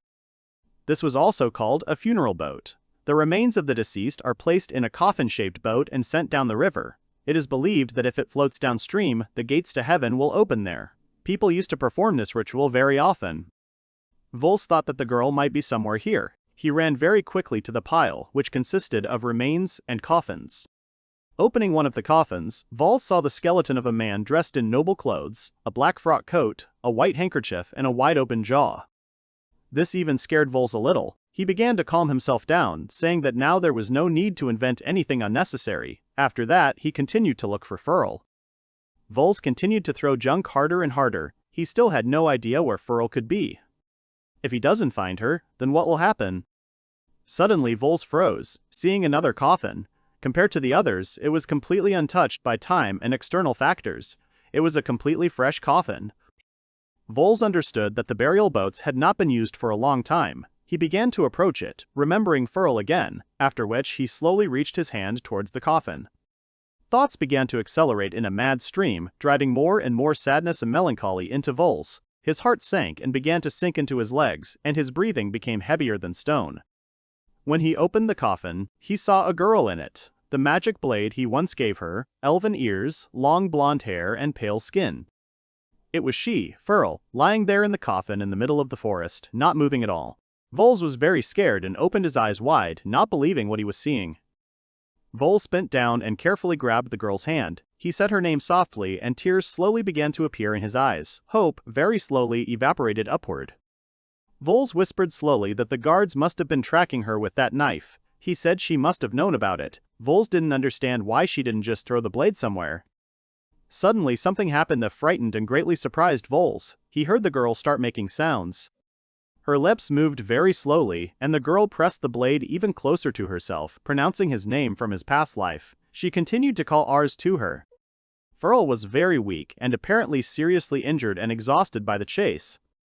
Vels immediately put his hands on the girl and began to use first-class healing magic. Vels asked Furl just be patient a little longer and he will make every effort. Suddenly, several soldiers came out of the forest and asked to see what was in the coffin. They also told him not to even think about resisting, because they were guards of the kingdom of Garlets. The guy in the hood raised his blade and added that if the stranger resisted them, it was not a fact that he would be able to stay alive. He understood that Furl could not betray them. But wondering why then, why is she being persecuted and why is she wounded? A tear rolled down her skin. Why was she crying? The guard shouted again, telling the boy to get lost if he valued his life. Vels raised his head and asked who the guards were looking for. He immediately mentioned Furl's name and then asked what they would do with her. The guard started shouting, asking how the boy knew about it. He also asked who he was. Vels thought he had doubted it at first. Now there was no doubt. The one who had planned this, the one who had risen under a false name. Vels shouted that he was the one asking the questions here now. Vels began to get angry and asked again what they would do with Furl. Vels stood and looked down, promising himself that he would definitely destroy the one who was now called Ars. Dietland. Vels continued to demand an answer. He wanted to know what the guards were going to do with Furl. They only remained silent in response and began to exchange glances. One of the guards rushed forward and wanted to attack Vels, who continued to speak. Vels only turned slightly and hit the guard flying at him with his elbow. The blow was devastating. The guy's body lost its head, it seemed to burst from such power. The two guardsmen at whose feet the body fell immediately swore. Vels told them to listen to what he was saying. One of the guards shouted to the entire squad to get ready. Everyone immediately took out their weapons. From Vels's hand, he looked at everyone and said loudly that among the mages here there were probably those who had studied with Furl. He asked if they really didn't feel anything. Afterwards he asked menacingly if the guards understood what they were going to do now.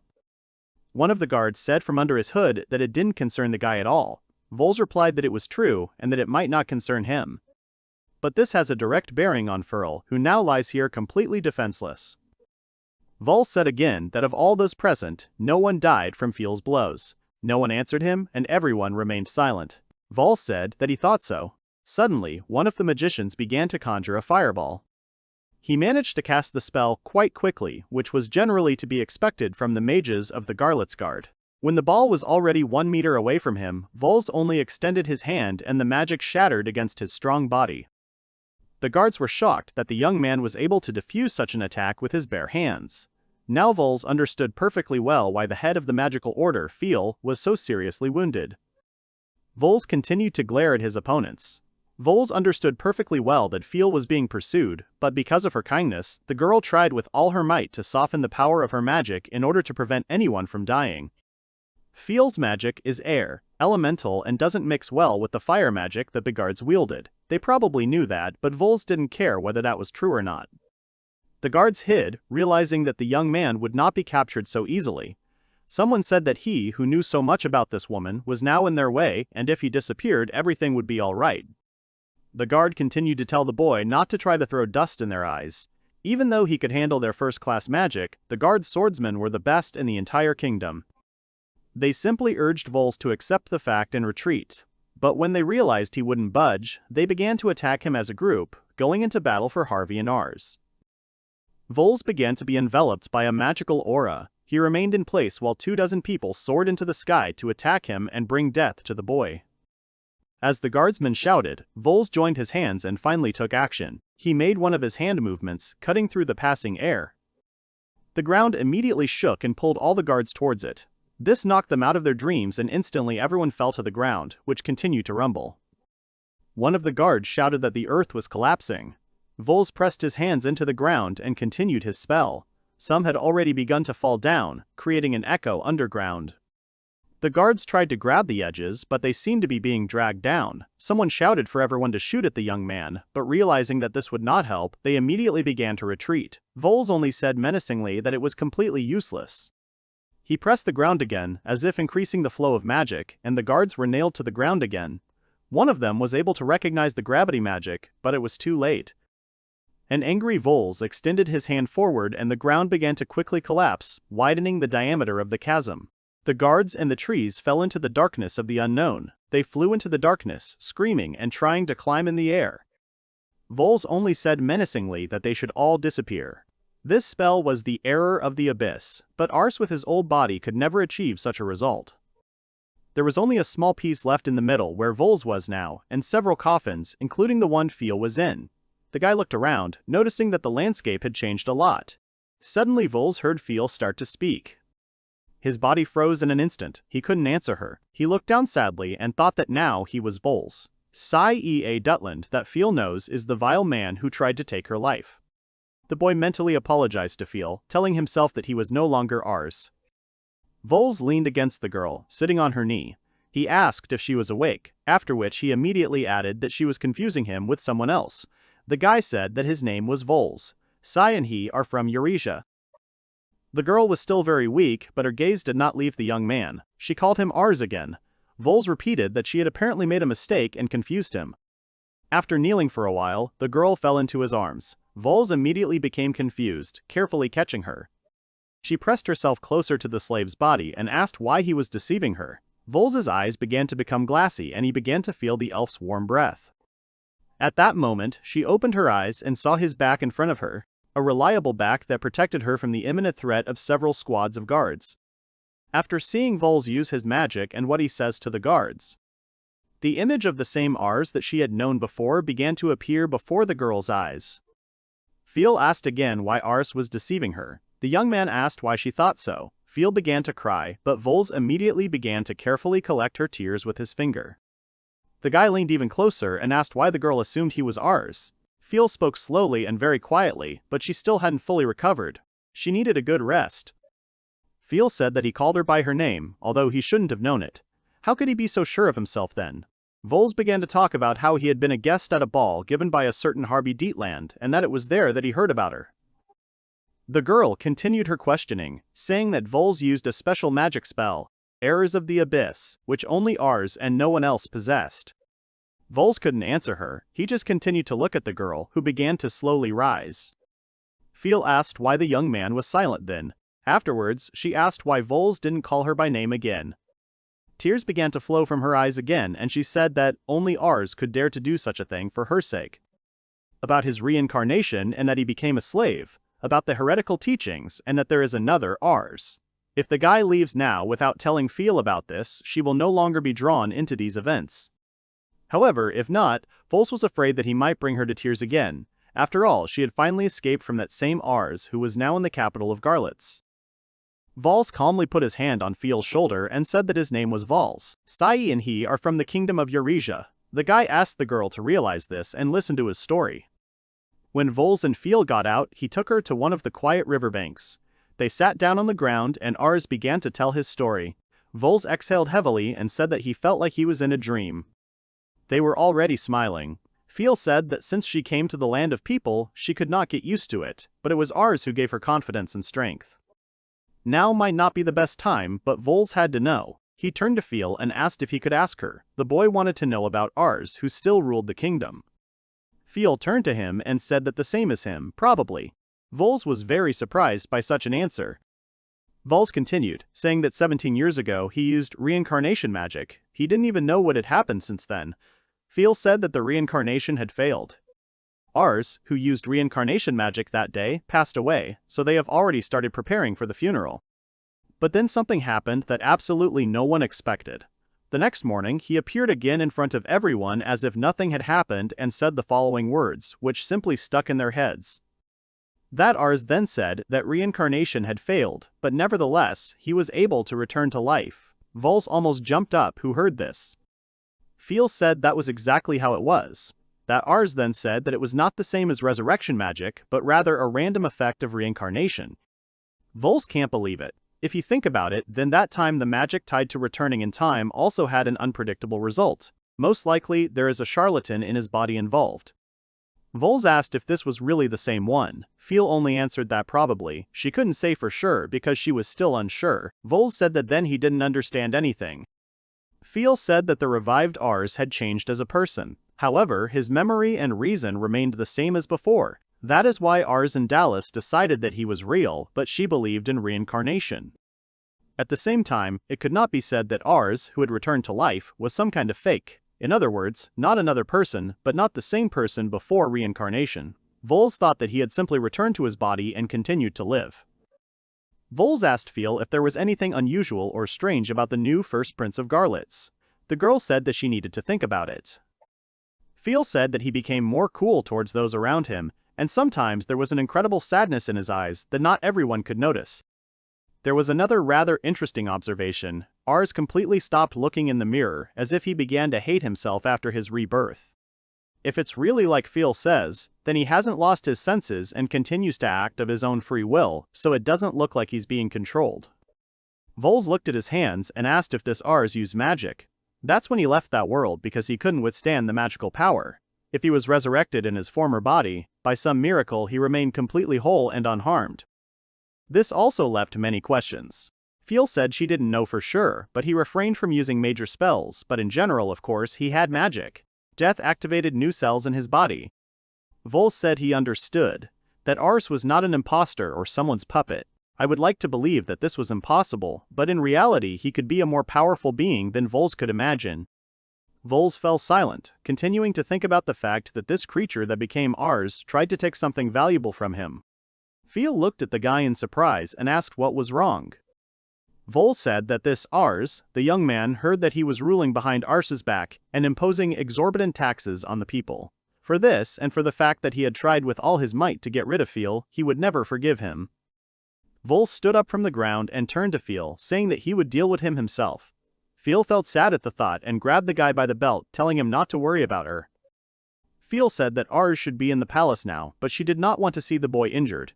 Feel pressed herself tightly against the boy's leg, who continued to remain silent.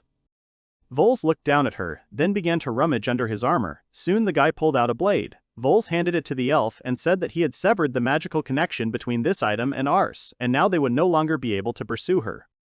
Vels asked why the girl, knowing that she could be followed and tracked by the blade, still took it with her.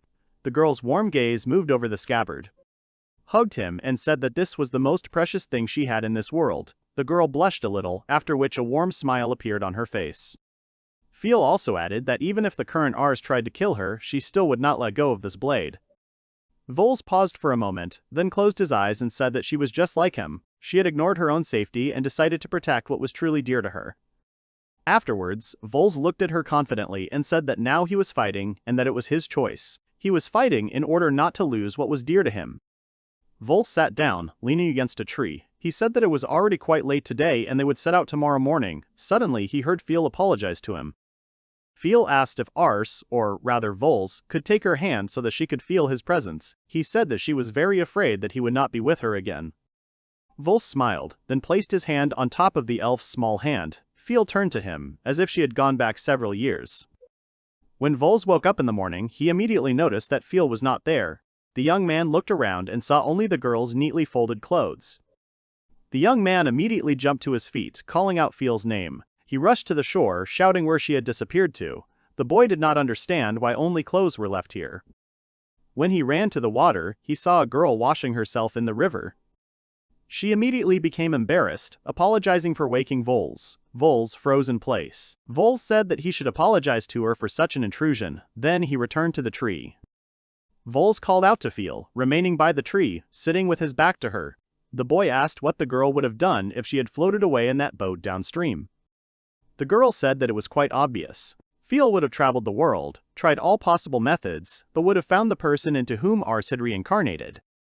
Vels said he understood. Feel said it was her turn to ask. The girl said he used reincarnation magic to get a strong body. In this way he was able to fulfill his dream. She asked why Vels didn't go back to Garlets then. Vels suddenly looked downcast. Vels replied that he was now serving the princess and protecting her. Feel I guessed what the guy was talking about, after which I asked if it was again about the royal system. The girl said that Vels currently occupies a high post in Eurasia, but despite all this, she would very much like to return to his service as soon as possible. He said with disappointment that since Ars remained alive, it was unlikely that anyone would believe him now, and besides, now he could not return and take his former post. Vels paused for a moment and then said that he was currently the princess's slave. Feel stared at him in surprise, so he must return to the lady. Feel said that she understood everything. This meant to her that she had to get rid of this unwanted princess. Afterwards, Vels started waving his arms, calling out to Feel. The guy shouted at her to wait for him and not to jump to any conclusions without understanding the situation. Feel said that Vels must be freed and she has no choice but to kill this princess. The guy added that he explained it to her yesterday and now he is Valsa Sai. The young man also added that he was bound to her by a blood contract, and if she died he would follow her to the next world. Feel couldn't believe it. She said that it was very cruel, and that this power completely took away his freedom. Vels seemed to remember this sometimes and became sad again. However, he is still quite free in his actions. Vels added that it was Celicia who allowed him to come here without further ado. She trusted him. Feel lowered her eyes, not expecting these words. Vels said that Celicia can't stand that their position as a princess and a slave are so different. She's weird and allows him to talk to her as an equal. In magic, however, she's a complete zero. But with all that, she has a talent for mastering 4 elements at once. She shows great promise. Feel said that the guy thinks highly of her. Vels said it wasn't really, he was just looking at the painting objectively. Feel said it wasn't often he was seen so serious, and she thought he liked Celicia. Vels waved him off with a smile on his face. The guy said that Celicia was only 16. Although Vels's body had become younger, in his soul he was still a 40-year-old grandfather. Afterwards, Vels said that she was just old enough to be his daughter. Fischl came closer and asked if this really bothered Vels. She said that the guy pays attention to appearance and age, and what should she do in this case? The girl clenched her little fists and asked if Vels really wanted to tell her that she could never love a human. He remembered that elves lived much longer than humans. He had completely forgotten. Vels held out his hand and motioned for Fischl to stand. She said he wouldn't be able to justify himself. Vels added that he felt awkward looking at the girl like that. The young man said that he was just about to move on, so he would buy new clothes for Fischl. The elf covered herself a little and agreed with him. Afterwards, she quietly told Vels to stop paying attention to the age difference. Vels smiled and apologized, saying that she was absolutely right in that statement. Vels added that it was rather impolite to treat Celicia like a child, and for this reason he would be more careful in the future. Vels had already started to leave, scratching his head. Fischl did not lower her eyes and looked at his back, quietly saying that she had not been talking about that at all, but Vels no longer heard her. Together, they headed to the mining town of Garlets. The town was small, but there were plenty of shops. Vels stayed outside, sending the girl to change. Fischl came out in her new clothes and apologized. She felt awkward because the clothes had to be bought with Eurasia's money, since this plan was quite expensive. Vels held a bag of coins and said that there was nothing to worry about because it was better than torn rags. Besides, he had only borrowed them temporarily and no one would say a word to him if he worked them off. Vels examined the girl and said that Celicia would definitely not be angry about this. Afterwards, he approached the elf and pulled the hood over her, telling her to wear it properly. He added that she might be suspected again in Garlets just because she was an elf. Vels would not want her to get into any trouble again. The girl adjusted her hood with a smile and then started to catch up with Vels. She asked what she could do for the princess then. Fischl said that she could pacify the monsters or something. Vels said that Fischl's role will be very simple. He just wants her to start teaching Celicia magic, from the very basics to the practical level of application. Fischl stopped in her tracks and began to look at the floor. Vels turned and asked what had happened to her. He added that the girl was a mentor in a magical order. Fischl said quietly that Celicia was her rival. Vels laughed, saying that Celicia was still very inexperienced, so it was not even worth thinking about. The princess did not know that Vels had magic. Vels also added that if Fischl didn't want to, he would pretend to have studied magic and tell her a few secrets. Fischl immediately interrupted him and said that it would be better for her to teach than Vels. Vels said that then everything was decided and he relied on Fischl. They bought everything and Vels gave Fischl some presents for Celicia. Now they could move on. Vels said that he had to clarify something for Fischl. The young man said that since she was now with him, he had to tell her something very important. Vels stood in front of her and looked her in the eye. Fischl became a little nervous, saying that she was ready to listen. Vels told her to be careful and then said that he was now Valsa Sai. At the moment he was reborn as a slave, no, even further. There was already another person named Arsus, so he could no longer be Arsus again. So yesterday they met for the first time and the guy just saved her. From this day on, Fischl must promise to keep secret the fact that Vels was once Arsus. Afterwards, Vels asked if Fischl was ready to go further with him, given all this. The girl stood silently, realizing that she had no other answer, but could she keep everything a secret? The guy asked if she would follow him. There were many people walking along the street who were obviously in a hurry. The young man stood in front of the girl and asked her to promise him that she would keep a secret that he had once been another person named Arsus. Looking at Fischl, Vels kept his hands on her shoulders and asked her if she would go with him despite him not wanting to reveal his true identity. The girl did not know what to answer, so she remained silent for a long time. To the boy's surprise, the girl replied that she would not do that. Vels did not expect to receive such an answer, so he froze for a moment and did not know what to say or ask next. The young man wanted to say something, calling his interlocutor by name, but Fischl interrupted him and added that even if she did not agree with the young man's choice, she would still support him, since she had no other choice. The girl said that she felt sad when Vels repeated that he did not want to remember his previous life. Fischl was also upset that she could no longer call the boy by his previous name.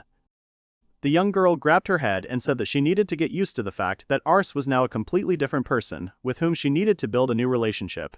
The young man exhaled heavily because of what he heard. Taking his interlocutor by the hand, Vels decided to take her somewhere. However, the girl did not understand what the young man wanted to do to her, so she tried to find out why he grabbed her. Feel along for a while until they walked behind a building together. Vels all this time why he had brought her to such a deserted place. The girl looked very confused, and perhaps even scared, because the guy did not answer her questions but simply remained silent. However, after some time, the interlocutor repeated that his name was now Vels, so he did not want to hear his old name. The guy also added that in order for his interlocutor to feel better, she should get used to calling him by his new name. He asked her to try doing it. Vels added that he did not want Feel to have any grievances against him in the future, so he asked her to tell him everything she thought about him, warning that he would endure everything. The girl felt sad from these words. Instead of words, the girl approached her interlocutor, hugging him tightly and shouting his old name. Feel called Ars many times, closing her eyes and not leaving him. The young man looked down and replied that he was now nearby in any case. The girl cried, because her feelings were very strong. She said that even if Ars was now Vels, her feelings would still not change, because she did not care what the young man looked like. The guy was calm. He tried not to express his emotions too much, so he answered Feel that she would also always remain dear to him, even though he was now living a new life under a different name and with a different destiny. Feel, hearing such words, understood that the man for whom she had strong feelings was not going to forget her. In order to cope with her emotions, the girl gave them free rein by repeating Vels's past name many times. After some time, the young man decided to ask if the girl would like to tell him something else. However, she replied that she had already screamed enough to last her entire life. Feel also accepted that she was now communicating with Vels, not Ars. However, the girl also added that she had one request left for the young man. Feel said that since she would never leave the boy again, she would like to ask him to live his new life as long as possible, living to old age. Slowly moving away, the girl noted that she would definitely take care of the young man, no matter what situation he was in. Feel was no longer crying, she was smiling, conveying her thoughts to her interlocutor. The young man, hearing such a promise, was very touched.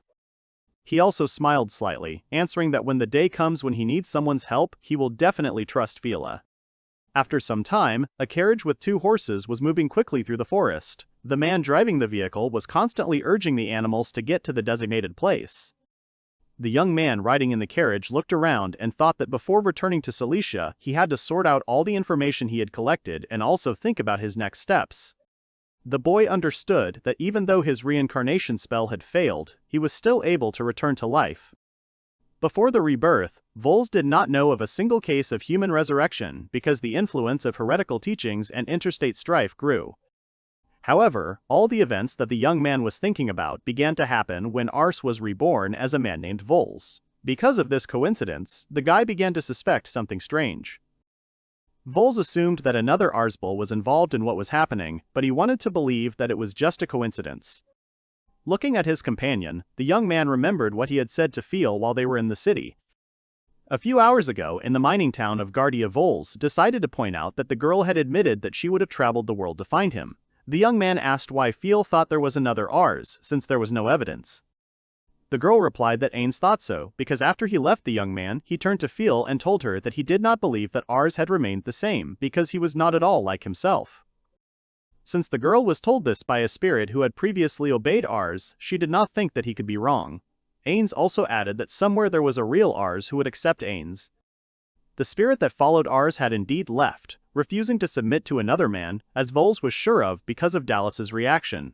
While a man could be deceived, a spirit could not, so the Ars that was Vels was something else entirely. Thinking about the dead, the heretics, and another Ars, the young man supposed that if he connected all the information, he would be able to better focus on exterminating the heretics he disliked so much. If the adherents of the heretical teaching had already penetrated the kingdom of Garlets, then Vels could slow down the destruction of the country through the crown system of eradicating heretics. While in the carriage, the boy understood that his goal was to protect Cilicia and carry out the plan. Arriving at the place, Feel asked where they had come. Vels answered that they had come to an expensive inn and assumed that Nia had taken care of that. Standing at the entrance, the young man was greeted by a girl in armor. A knight named Bennett Nash stood in front of the couple and looked at them. The young man said that the girl did not need to sacrifice her sleep to guard the area, but the interlocutor objected and said that it was her duty. Coming closer, Bennett Nash asked who the man standing next to Vels was. The young man replied that Feel was standing with him. Alstro Miria is a former captain of the magical order of Garlets. The knight was shocked by what she heard. Bennett Nash looked closely at the girl who was shorter than her. Vels said that he would tell all the details later because it was already night, but the knight replied that Celicia had been waiting for him since the previous night without closing her eyes. When the boy heard this, he suggested going to Celicia right now and talking to her. The knight replied that she would inform the lady that Vels had returned with a companion, but they should wait for a while. Vels noticed that Feel was very wary, so he asked what was wrong. The girl noted that the young man was popular among the knights because they were all women. However, after her words, Feel became embarrassed and ran towards the building. The young man was a little worried that after Feel's return she began to behave differently, but perhaps it was because of the new people she didn't know. This behavior was also for the guy's benefit, so as not to arouse suspicion. Entering the room, Vels tried to start a conversation. However, Cecilia interrupted him. The girl stated that the young man had left her in order to gather information about the heretics but had returned with some girl. Celicia was irritated, although she tried not to show it. Vels tried to justify himself and asked the girl to listen to him, but she did not want the guy to tell anything. The girl sitting opposite the couple said that she didn't need cliched phrases and excuses, because the guy had gone away for research and had returned with the captain of a magical order from a large country. Celicia added that she wanted to start with the boy explaining to her why he saved the man standing next to him, so now she was waiting for him to explain. Vels became a little nervous about the situation. There was tension on the young man's face, but the girl looked very cold-blooded and calm, waiting for an answer to her question. After some time, Celicia asked again why Vels had saved the girl standing next to him. Without waiting for an answer, the lady said that Bennett Nash had already told her everything, so she knew something. The girl added that she already knew that the hooded man was the former head of the magical order of Garlets. Vels remained silent. He did not dare to start talking about what had happened.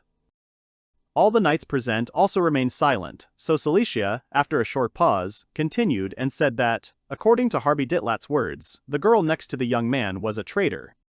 However, the girl was not interested in the situation of the one Vels brought. Celicia was concerned about why the young man decided to save the girl. The young man thought about what he should answer. The guy knew that he could not leave Feel well. However, in his current situation, he could not cooperate with her of his own free will either. In order to guarantee the girl's safety, Celestia had to accept her presence. The young man turned to the girl sitting on the chair and said that at the ball in Alentos, he overheard a conversation between some merchants and learned that discussions often took place among them and rumors were spread. The blonde girl didn't understand what the guy meant, so she asked what rumors he was talking about. Vels quoted someone and said that someone had met a man who was supposed to die. Celicia was a little confused and replied that she had not heard anything on the subject. The guy added that he simply forgot to tell the lady about this conversation since there was a dance duel. The conversation also touched on the incident with the goblins that had happened earlier. It didn't matter whether the enemies were destroyed or not, but because of this, the team had cast false suspicions on themselves, although they were acting for the good of a foreign country. Wall said he had thought about the whole situation again and thought that the two events might be connected in some way. However, the other side had a new argument. Pointing to Feel, Vels noted that the new element was Feel. Even though the girl was the head of the magical order of Garlets, she was being pursued by her own guards, so the guy thought that she had some information. After finishing, Vels thought that he had made up a good story. However, in order to convince Celicia, he had to show her the importance of his companion, even by making up more facts or events. After listening to the young man, Celicia assumed that he saved Feel for the sake of profit, which the guy confirmed. However, the girl added that he should not have hidden anything from her and immediately told her about his plans. Vels noted that their opponents were Garlets' elite guards, so he was not sure that he would return alive, so he did not want anyone to worry about him too much. Celicia asked if the young man had learned what he needed from Feel after he had saved her. The young man answered in the affirmative and added that everything had gone as he had planned. Looking at Celicia, the young man said that Arsus Dietland died 17 years ago. Vels looked very serious as he spoke. Everyone present in the room was shocked, only Feel was a little tense from what she heard. Celicia jumped up from her seat and asked if this meant that the current Arsus Dietland is a sham, but Vels responded that it wasn't that simple. Feel added that although Arsus' character had been changed, she was convinced that he was real. Celicia noted that it was like the dead rising. The girl in the hood added that he himself said that he had returned to life. If what the girl said was true, then Arsus' revival could be linked to the heretical teachings he may have been associated with. Celicia was puzzled because she thought she just needed to get rid of some people. Vels decided to say that they needed to continue to carry out the assigned task even after they left Remosha. The young man added that if they forgot what the heretics had done, they would certainly reach Eurasia. Celicia understood this, so she closed her eyes and nodded, saying that the guy was right. Feel, who was standing nearby, decided to say something too. The girl removed her hood and knelt down, apologizing to Celicia for not introducing herself formally.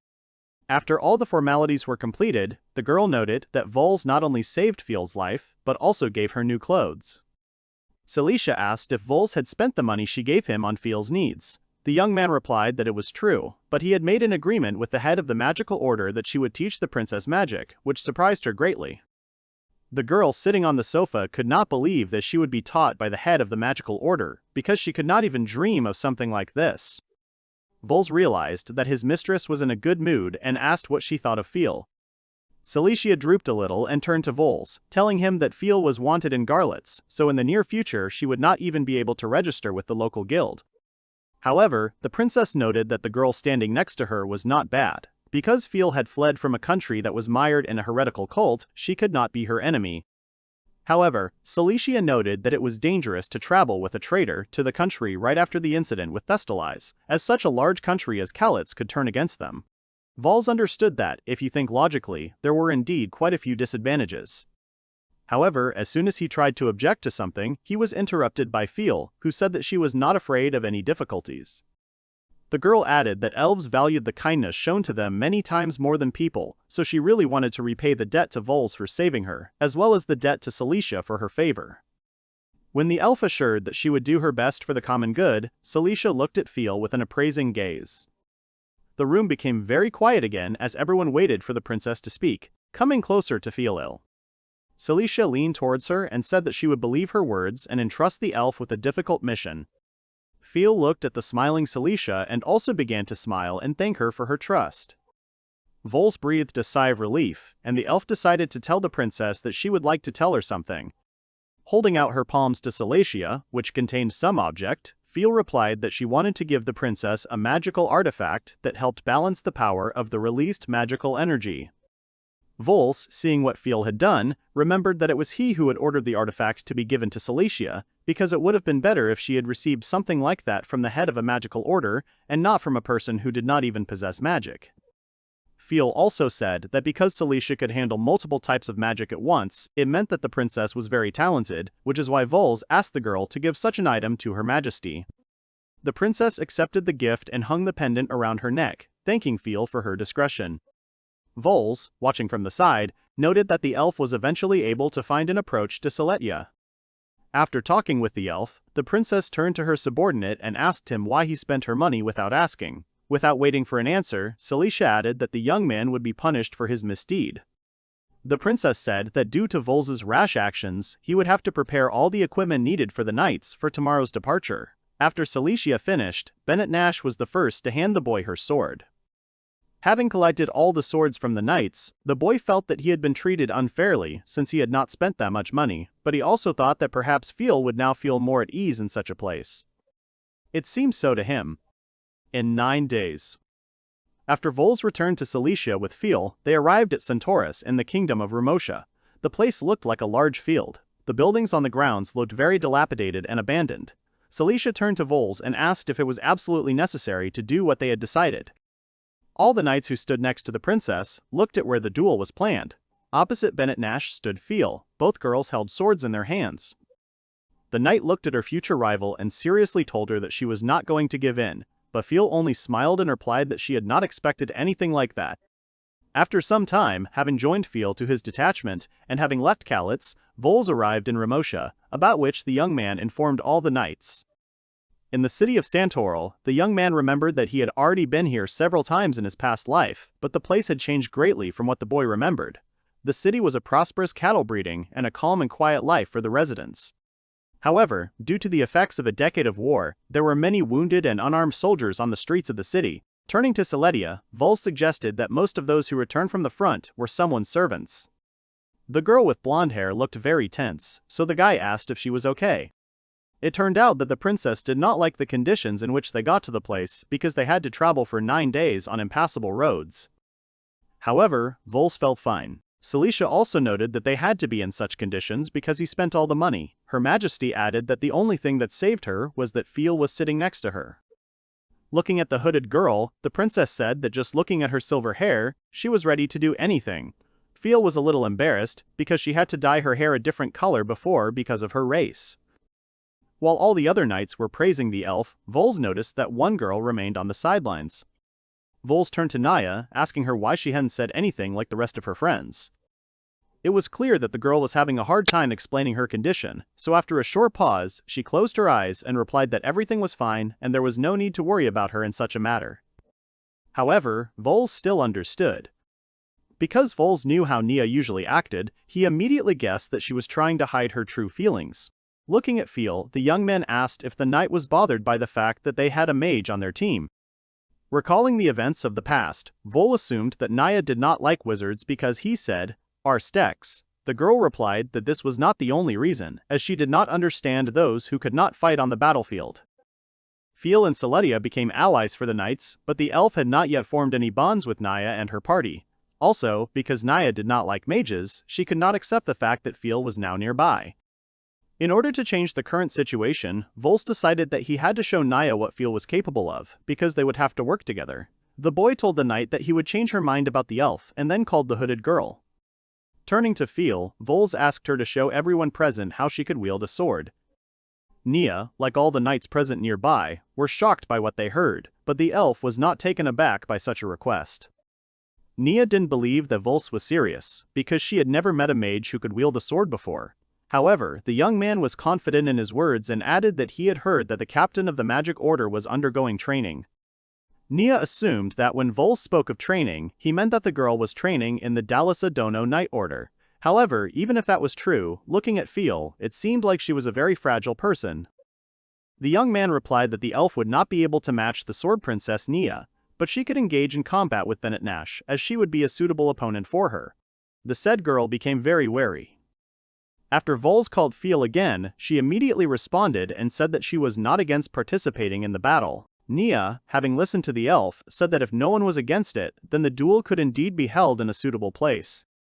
After some time, Bennett Nash prepared for the duel, taking her sword in her hands, but her opponent opposite her, who was standing nearby, did not look frightened.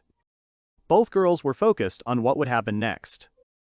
The knights watching the pair nearby wondered why things had turned out this way. Vels replied that this duel was the best way to show off their abilities and acknowledge each other's skills. Feel turned and looked at the boy, asking him to lend her a sword. The young man turned to Naya and asked her to borrow her sword, but the knight replied that her weapon was too heavy for anyone but her. The young man replied that it was no problem, so he looked back at Feel, who held out her hands in anticipation, and asked if he could use the sword. Nia hesitated for a moment, but after a while she threw the sword straight towards the girl. Celicia, seeing the heavy sword flying towards the elf, began to worry that it could harm Feel, because if Vels could handle the weapon, it did not mean that the little girl was able to stop it. However, to refute Her Majesty's fears, Feel skillfully caught the heavy sword thrown to her, thanking Nia for it. Celicia, seeing what happened, was surprised by the elf's agility. Naya thought that the girl used magic. However, Vels said that it was not a magical ability, as Feel was trained in swordsmanship and deserved respect. Nia, hearing that Feel was capable of fighting with more than just ranged attacks, noted that this was quite an advantage. Bennett Nash, seeing what had happened, again noted that she would not hold back her strength.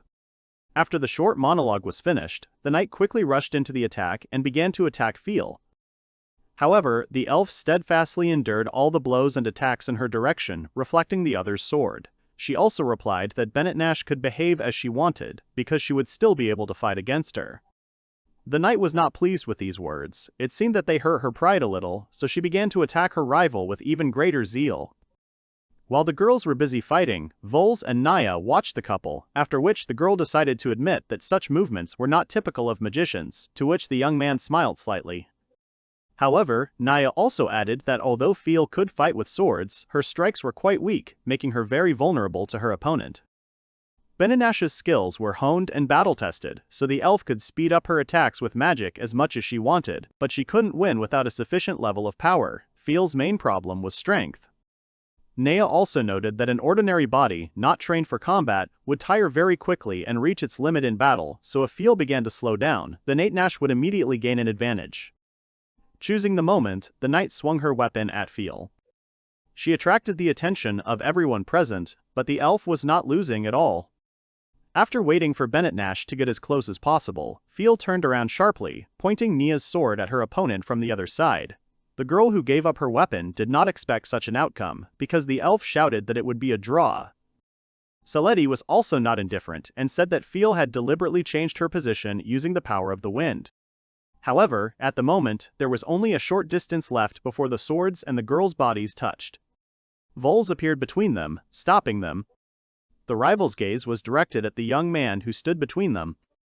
The young man noted that his opponents had gotten too carried away and were about to cross a dangerous line, so he hurried to stop them before something irreparable happened. Turning back, Vels turned to Nea and asked her what she now thought of Feel, who was a mage, since she had just proven that she was no mediocre melee fighter. The knight thought about what to answer. Naya noted that the elf not only entered the battle on equal terms, making up for the weaknesses of her body, but also showed decisive courage by putting herself at risk. As a wonderful mage, Feel proved that she was also a brave swordsman. Bowing, the knight began to apologize to the elf for behaving inappropriately by belittling Feel's abilities. Nea added that she now considered the girl a remarkable swordsman. Vels thought this was too much. Feel also decided to address Nea, handing her the sword she had borrowed from her. The elf spoke about how she was a mage after all, unlike the knight who had the honor of wielding a sword. Feel smiled and added that they had to respect each other's honor, since they had different purposes in the team, which, in her opinion, was the most important aspect. The elf also suggested that they hold a welcoming party again, after which Naya said that they needed to find a suitable place for this. The bonds between the interlocutors grew stronger, because they no longer had any disagreements.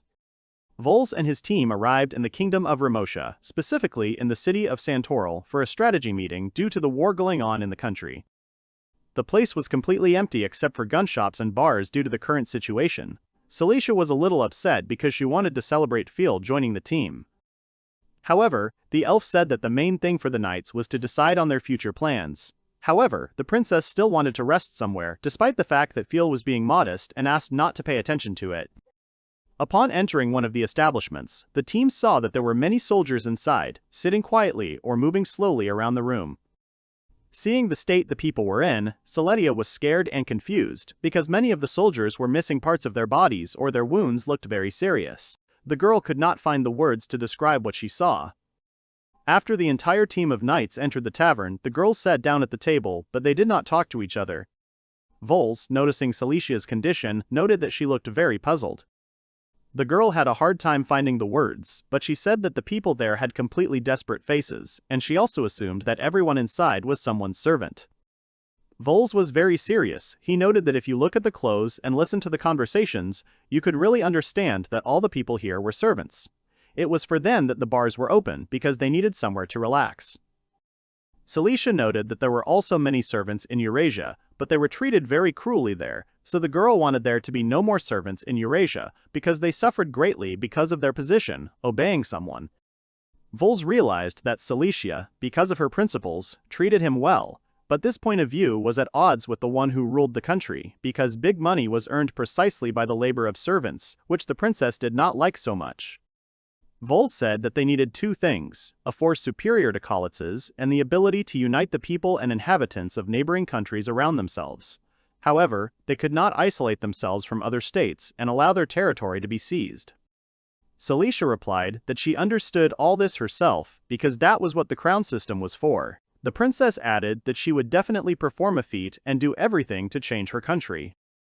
Vels, hearing such words, thought that even for him the idea seemed very difficult, but he did not want to argue with her, because the girl was serious. The young man turned to Her Majesty and mentioned the blood contract. Hearing what the boy said, Celicia jumped up from her seat and said that she could do it, but only her father knew how to remove the blood contract. She also asked Vels to help her by using his power to carry out the plan. The princess also smiled and said that she was curious about something. Namely, would Vels sacrifice his life for her if he was not bound to Celicia by a contract?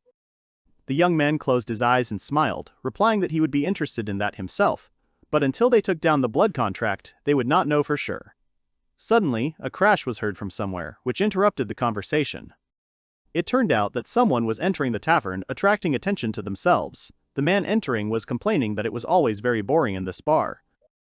Vels didn't understand what was happening, and Naya, seeing the man, became noticeably wary. A man slowly entering the bar demanded that they serve him meat and alcohol, and then added that he needed everything that was there and quickly. The man looked strange and behaved rudely towards those around him. Vels looked at Naya and asked her who the man who entered the room was. The knight replied that the man, Gaster, was 1,000 man in the royal army of Ramosha.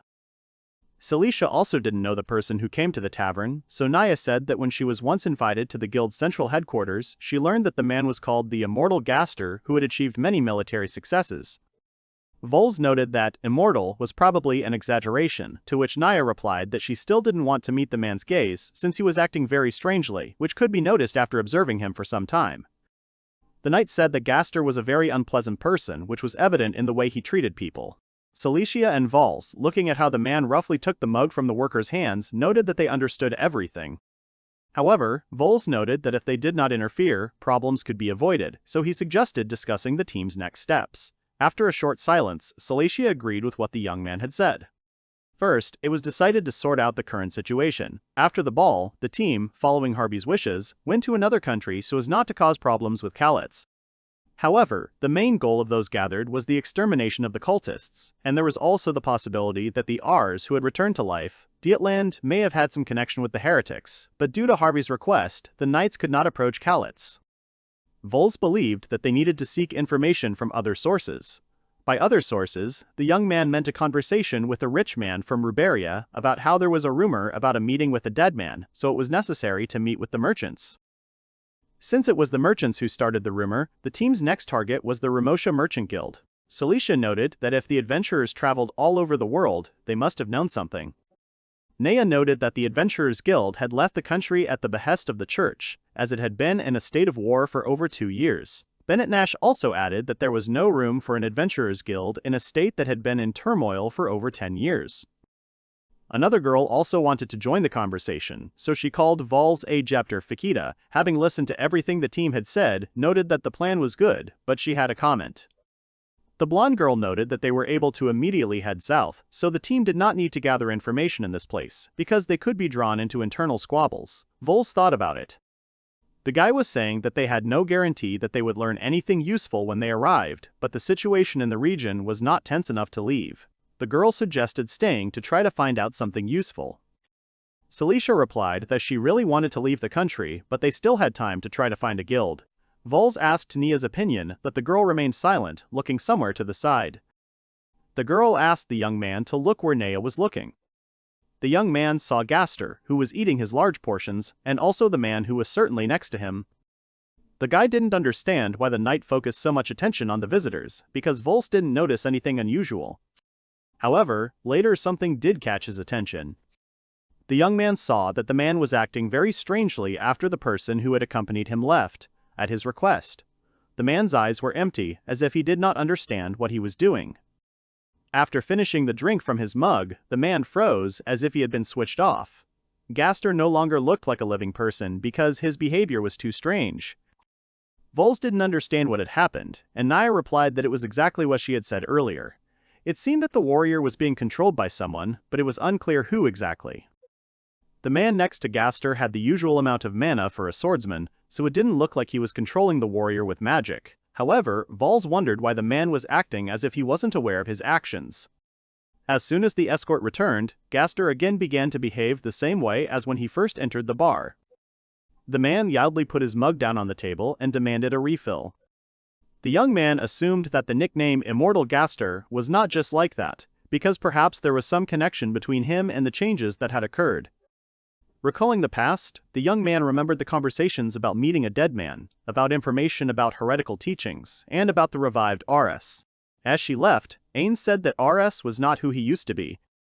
Thinking also that Vels's reincarnation was unsuccessful, he was still able to return to life, albeit in a new body. Thoughts filled the guy's head, so he thought about doing something to dispel his doubts. Vels stood up from his seat, watching the men. He could only think that all this could not be a simple coincidence, something was clearly connected. Unable to bear it any longer, the young man began to be filled with anger. He wanted the men to answer his questions, so he began to draw his sword. Looking at the men, the young man thought that the immortal Gaster and the heretical cult were related, so he wanted to immediately clear up his assumptions. However, he was stopped by a woman's hand that touched his cheek. The hand belonged to Celicia. She asked the young man what he had just wanted to do. Without waiting for an answer, the girl asked the guy to be calm, but the princess herself understood that Vels suspected the men of being involved in the cult. However, Gaster was the 1000th of this country, so if they got into a fight with him, they would have to stay in Ramosha, and perhaps not leave it at all. The team had to stick to their original goal, to find the trade guild. Celicia urged Vels to listen to him and calm down, so the young man calmly exhaled and closed his eyes to come to his senses. The guy also apologized and added that he had gotten too excited. Vels, as he drank his drink, thought that even if he could handle the men alone, in this life he occupied a completely different position than in the previous one, so he could not act thoughtlessly. Looking at the girl, Vels was also amazed at how quickly Celicia was able to understand his intentions and determine what exactly the young man wanted to do. The young man thought that when they first set out on their journey, Celicia was not so focused, so it seemed to the young man that the princess had matured a little. Turning to her, the guy decided to thank Her Majesty. She answered. After some time, the company arrived at the place they needed, namely the Ramosha Guild in the kingdom. However, as the men approached, they saw that the doors were closed, meaning that they would not be able to get in that day. The merchant guild was quite large, and when the knights arrived, they were refused admission and were not allowed to enter. Vels noted that he had heard a lot of different information about the trade guild, but he could not even imagine that they would not even want to listen to him and his team, because they had to pay for the residence. Celicia was also indignant about what happened. The princess had assumed that there was disorder and corruption in the country, however, she had not expected that they would be expelled so quickly without any explanation of their visit. Celicia did not like the way she and her team were treated in the guild, expressing their reluctance. Ramosha Trade Guild, where the wars took place, was located in the north of the kingdom. The territory itself was divided in half by the southern aristocrats who sowed chaos. Because of this, Vels wanted to contact the Gavril Company. The company was the strongest in the Northern Trade Guild. The young man was also not happy about them being driven out, but Nia noted that she was able to find out the location of the Gavril before they were driven out of the building. However, Vels was not sure that everything would go well if they went to the indicated place, because they could be denied a visit, just like the Merchant Guild did. While the guy was thinking about how to avoid this, a man approached him. The stranger's name was Thomas, and he was a traveling merchant. The young man apologized for calling out to Vels so suddenly. The youth added that he had not met the company before and thought that the people looked like adventurers. Vels wondered if Thomas was a traveling merchant. Then he had visited many countries. He asked what Thomas wanted from him and his crew. Thomas apologized again for butting in, but he wanted to ask the strangers for something. The young man said that he wanted to ask for help in the form of protection. Celicia did not understand what the boy meant, so the young man continued and said that he did not often see adventurers near the guild. So he needed them to agree. The blonde girl stepped forward and immediately told the boy that the team didn't have time to help anyone right now. But Vels put his hand forward and asked Fakita not to rush, then asked Thomas if he was a member of the guild. The young man hesitated a bit, but replied that he was from the Sams company in Riberia. Afterwards, the boy again asked to at least temporarily join the knights and Vels to be close to them.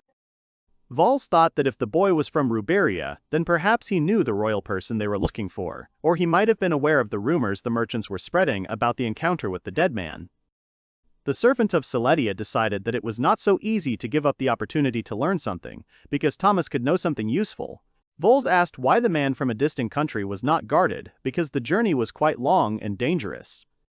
Thomas replied that he felt awkward talking about it, but as soon as he arrived, half of his convoy was lured away by traders from the Gavril Company, and the other half was bribed by army men. The young man was in despair.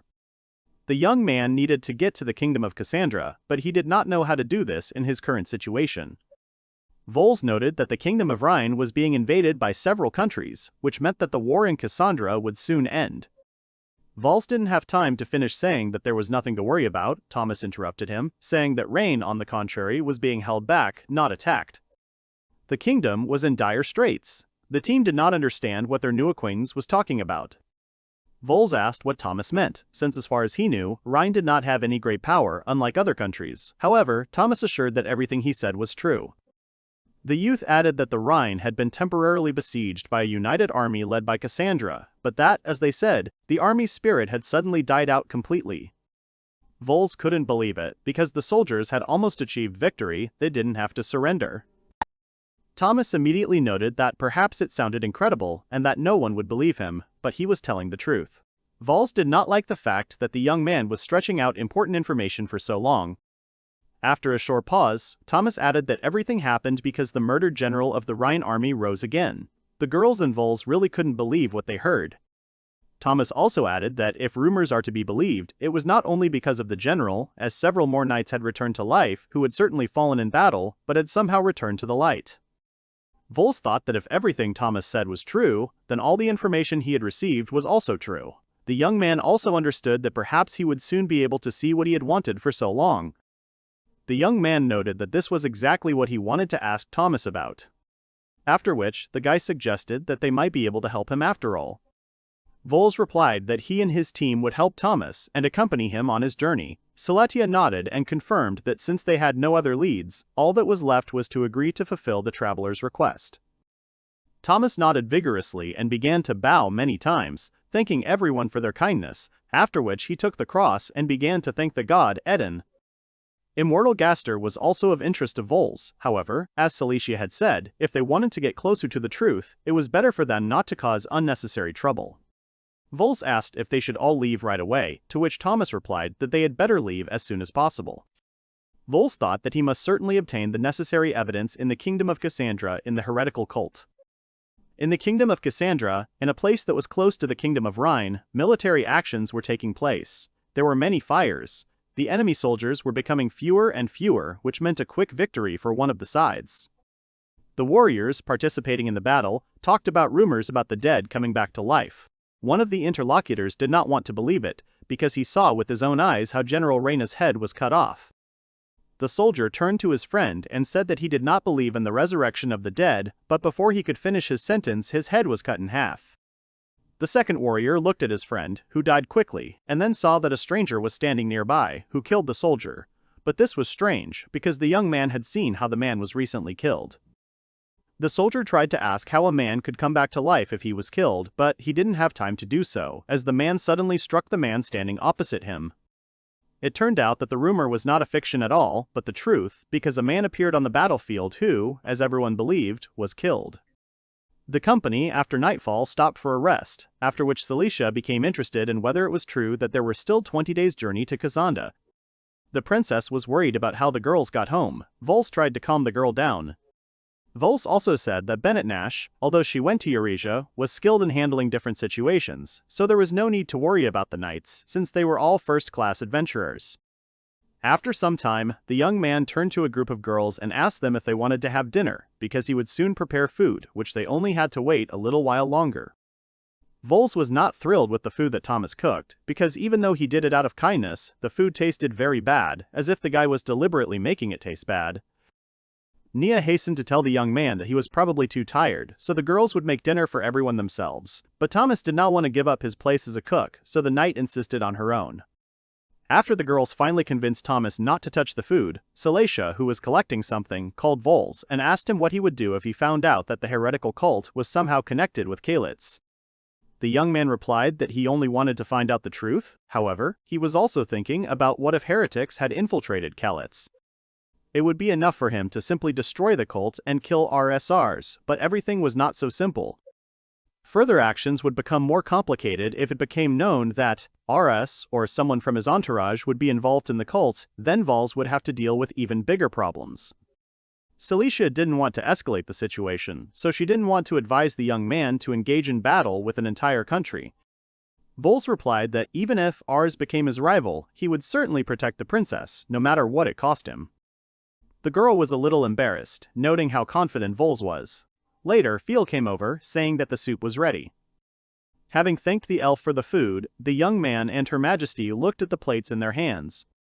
Thomas asked why Feel was acting so caring, to which the young man replied that the elf most likely felt indebted to the boy. Seletia jealously noted that she most likely also confessed her love to the boy, but immediately changed the subject. Having finally reached the right place, Vels assumed that the city would be noisy, but he was wrong. Thomas, pulling out the box, noted that he knew a lot about the city. However, he changed the subject and asked if Vels was afraid of waking the girls. Looking into the space where the girls had spent the night, Vels turned to the sleeping people and told them that they had already arrived, which caused them to wake up. The young man also noted that they needed to talk to the soldiers. However, not all the girls had managed to wake up. Saikyou was still lying in her place. Her sleep was deeper than that of all the other members of the team. Vels tried to wake her up, but saw that the princess was talking in her sleep, thanking Furl and Neu and asking the young man to give her a few more minutes to rest. The young man decided to ask the girls to wake up Saikyou for him because he wanted to look around to check out the situation. The girls agreed, after which the guy left. Passing by the tents, Vels noted that the soldiers had both weapons and equipment because they were not servants, unlike those they had seen in Remotii, but were members of the regular army of Cassandra. However, as Thomas had said, although the soldiers were professional warriors, their morale was greatly reduced, as if they were being sent to certain death by their commanders. While discussing what was most likely rumors about the dead being resurrected, someone approached Vels from behind and put a hand on the young man's shoulder, asking why the boy had come to such a place. It turned out that the young man was stopped by one of the soldiers. The man did not like that there was a stranger on the territory. Vels, turning around, saw a bandage on the man's hand and realized that he was standing guard with him. The young man replied that he was protecting Thomas from the same company, so he was not a suspicious person. The man asked the boy to leave, but Vels added that he was also on a mission to exterminate a heretical cult. Vels said he had heard that soldiers had fought with a dead man in that place. The clerk, hearing what the boy had said, hastened to assure him that they had nothing to do with it and again asked the stranger to leave. Because the young man did not obey, the soldier tried to forcefully push the stranger out of the area, but he was very surprised when he realized that Vels did not react to other people's movements. A crowd began to gather around the boys. People wanted to understand what had happened between the stranger and the knight of the first rank. Vels looked at his interlocutor and told him that he was not a spy and did not want to fight with anyone. The man did not want to talk to the boy, but someone complained about the noise, after which the soldier saw Mirage walking towards him. Vels was also curious who else wanted to join the conversation. It turned out that the man who approached the people was a first-class knight who had returned from the inhuman hunt for adventurers that Reign had organized. The man thanked Vels for saving his life once.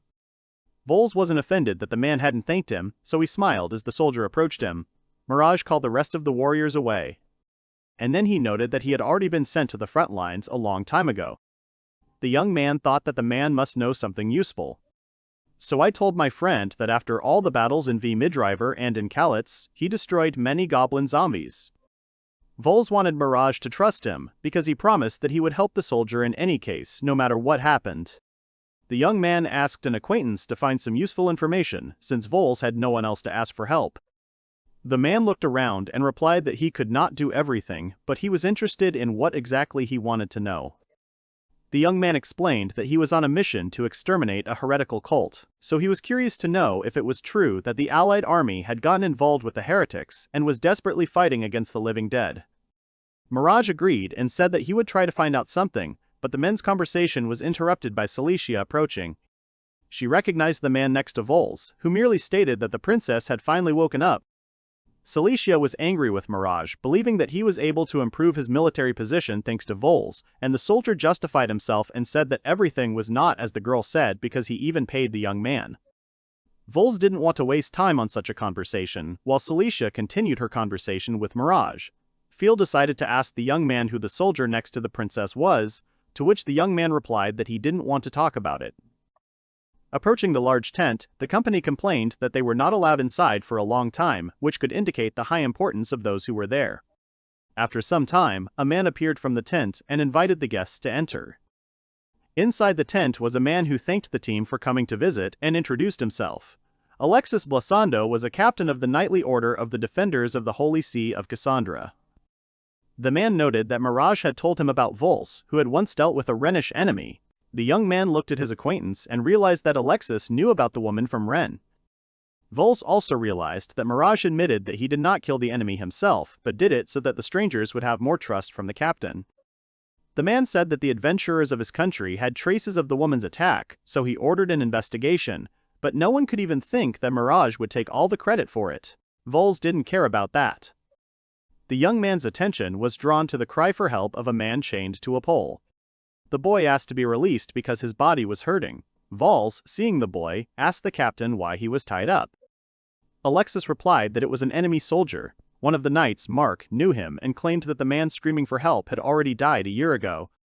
Vels was surprised by such a statement and looked at the defenseless man with even greater interest. After a short pause, the captain added that in front of them was a real dead man. Alexis stood in front of the enemy soldier and repeated again that in front of the team was someone who had already died a year ago. Vels and the girls present in the tent were very surprised when they heard such information. Celicia asked the captain again if he had told them everything correctly, so the man decided to show what exactly he meant. Alexis stepped closer to the bound soldier's body and pierced his leg with his sword. Capital did it deliberately and confidently, but it was only to show what would happen to the man next.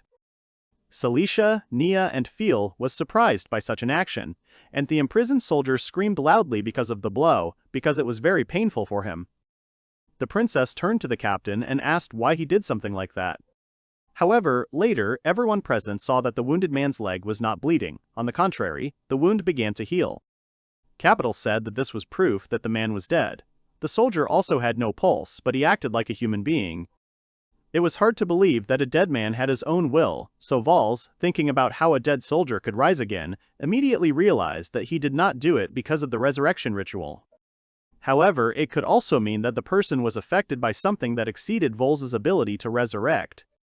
After some time, the captain wanted to tell about another feature of the dead man. Alexis called Mark and told him to leave the tent, and the soldier, hearing this, asked him not to obey the order, relying on the fact that he and Mark were friends, but the young man did everything as the captain told him and left. After Mark left, the eyes of the young man chained to the pole became empty, just as they did with the man at the bar who was being met by the company. Alexis added that he didn't know why, but it was when Mark wasn't around that the captured soldier became what he was now. Naya, hearing about this, called Vels to tell him something. The knight said that what was happening to the boy was very similar to the immortal Gaster. This meant that the man from the bar was as much of a dead man as the guy in the tent. Vels wondered if Gaster's nickname came from the fact that he was dead. Then in Rumati, where the man was, and in the Rhine, the adherents of a heretical cult had taken deep root. Vels began to approach the captured soldier and said that he had seen a similar case in Ramosha. The young man also suggested that the heretics had begun to spread their movement much further than he had imagined. Alexis replied that it would be bad if the number of monsters like the ones Vels saw continued to increase. It would be difficult for them, so they had to try and find a way to resolve the current situation with the dead. The guy said that the captain shouldn't worry, because he wanted to help people, but to do that he needed to study the shackled man. Alexis replied that he was fine with it, but Vels replied that he would have to do it himself. Vels apologized for speaking so rudely about it, but he did not want anyone to help him study the body. One of the soldiers immediately began to protest, but the captain stopped his subordinate and addressed the young man with a question. Alexis noted that the prisoner was an incredibly valuable source of knowledge for the fight and proof that the dead could indeed exist. Because of this, the captain asked Vels to promise that nothing would happen to the man that would kill him. Vels's experiment, but the young man replied that he only wanted to get the necessary information, so he promised to do everything carefully. Alexis led his subordinates out of the tent. Celicia, having waited until all the strangers had left, turned to Vels and asked him what she needed to do and noted that she could be trusted with anything. The young man paused for a moment and said that he had a plan. While the girl was bragging about her strength, the young man replied that first the prisoner's arms had to be broken, and then his legs had to be amputated and his nails pulled out, and then something similar had to be done with the rest of his body. The princess was horrified. She said that she could not be frightened even by something like that, so she was ready to carry out the order. However, as soon as Vels said what would need to be done with the boy's insides, Celicia couldn't stand it. However, Vels did not stop. He continued and said that they also needed to explore the outside situation with the captain. Nia and Celedia took on this task, and the young man and Feel remained to resolve the issue with the dead man. Celicia didn't really like what Vels was saying, but she understood that the elf's magical abilities could really be useful in the study. After everyone left, the guy asked why Feel was so wary. The girl replied that she was amazed at how attentive Vels was, because he specifically tried to lead Celicia away from the tent. However, the young man said that he simply did not want to show what was going to happen to anyone but Feel. Vels approached the captured soldier. He said that they first had to assume that the dead man's condition was due to some kind of magic being cast on him. If that was the case, they first had to get rid of it. Vels asked if Feel had elemental cancellation magic. The girl replied that she could cancel the air element. The young man turned and looked at the elf, but he couldn't say anything specific, and quickly turned away.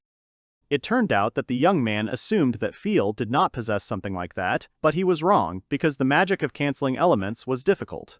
Such magic was equal to the mastery of the first rank, and the easiest magic was equal to the fourth. Vels also recalled that in her past life, Feel did not know how to use something like this, but she, as he remembered, said that she would try to learn it, as it turned out in the end. 17 years of effort had not gone by in vain. The young man was amazed at how responsible and purposeful Feel was. However, the elf's voice brought the boy out of his thoughts. The guy replied that he was just thinking and asked to come to him. Drawing his sword, the young man decided that they were wasting no more time, and said that he would first cut off the captive's finger to see what would happen next. After his words, the boy did as he said. After waiting for a while, both Feel and Vels noticed that the man sitting in front of them did not react to the pain in any way, just like the time he was wounded by the captain, which confirmed the version that the soldier was dead. What was strange was that in Mark's presence, the dead man behaved completely differently, even though they were enemies and were on different sides of the war. However, the guy was shouting that Mark was his friend, which meant that they had something in common. Vels didn't understand how the information that people were familiar with, those who revived them, was related to the spell used. If you use magic to cancel all elements, then most likely the spell can be removed. While the young man was thinking, Feel saw how the severed finger tried to return to the dead man's hand. Vels wondered how they could identify the element that needed to be undone, since they couldn't just try to undone everything. Vels also thought that only Ars could do the complicated procedure, but he couldn't allow himself to be exposed in a place like this. The young man realized that he just needed to make sure that no one would think that he had used magic. The guy assumed that if there was a compound magic in front of him, then he only needed to remove one element to upset the balance. Cassandra was considered the capital of water, so the young man decided to use the water element on his finger. However, as soon as the young man used the magic he thought was appropriate for the situation, he saw something strange happening to the body part. Vels couldn't believe what was happening. He saw how the finger on his palm began to turn into a golden liquid. Feel, standing nearby, did not understand what happened to the young man, because he froze in place and did not say anything to her.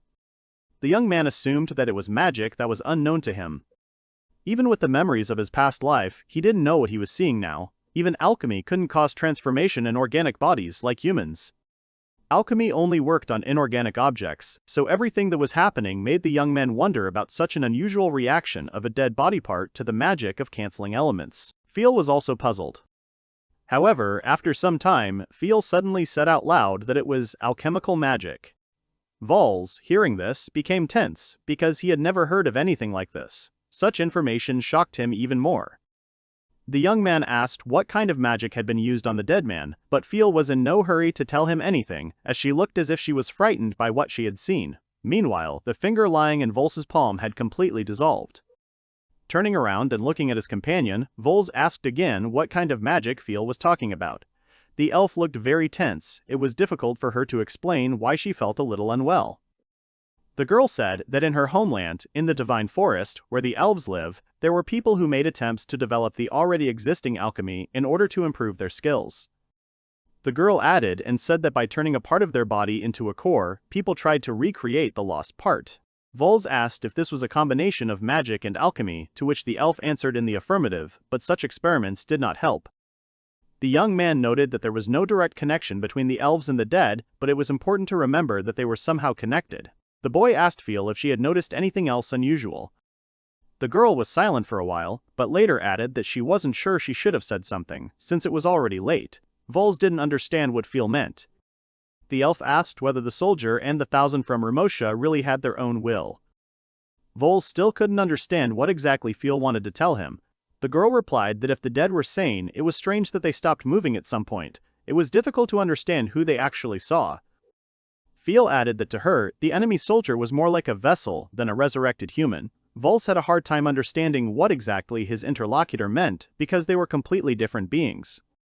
Elves, unlike humans, were closer to spirits, so they could more accurately understand the subtleties of the human soul. Feel could feel what Vels could not understand. The guy started to reason that maybe the soldier really didn't have a will, but why did he move when Mark was next to him? If you don't focus on will, then where could the dead man have thoughts and different behaviors? Vels realized that it was all because of the memories of the soldier in Mark's head that the warrior was trying to imitate. It turns out that the young man was simply projecting the thoughts and actions he had during his life. It was because of this that Feel thought that the man was more like a vessel.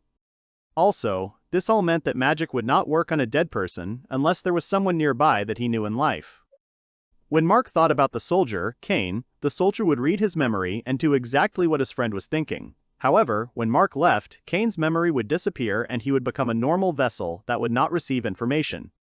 After figuring it out, Vels realized that he didn't know about the magic that was capable of taking away memories. However, according to Feel, Ars had changed as a person, which was completely different from the situation the enemy soldier had found himself in. Calling out to his friend, Vels asked her if she had seen Ars bleeding. The girl replied that 3 years ago she had seen him cut his hand. The young man realized that Ars was still alive, which meant that he had little connection with the dead.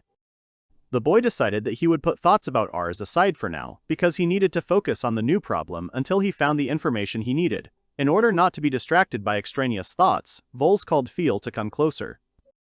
Vels decided that something had to be done to get rid of the dead man as soon as possible, so the young man asked his girlfriend to bring everyone who had recently been in the tent. Later, some seals began to appear on the floor. As it turned out, after all the people returned to the tent, one of those present, who was a magician, began to create seals that formed around the chained body of the wounded warrior. Feel, who was watching the mage, asked if he needed help, since the spell he was using required a lot of power, as well as several people to perform the circle cleansing. Celicia was surprised at how difficult it was. Alexis, seeing the cleansing going on, was a little wary. He turned to the young man and asked him if he was sure he understood everything correctly about Kane. Vels replied that the soldier was not dead at all, but was a puppet created by magic.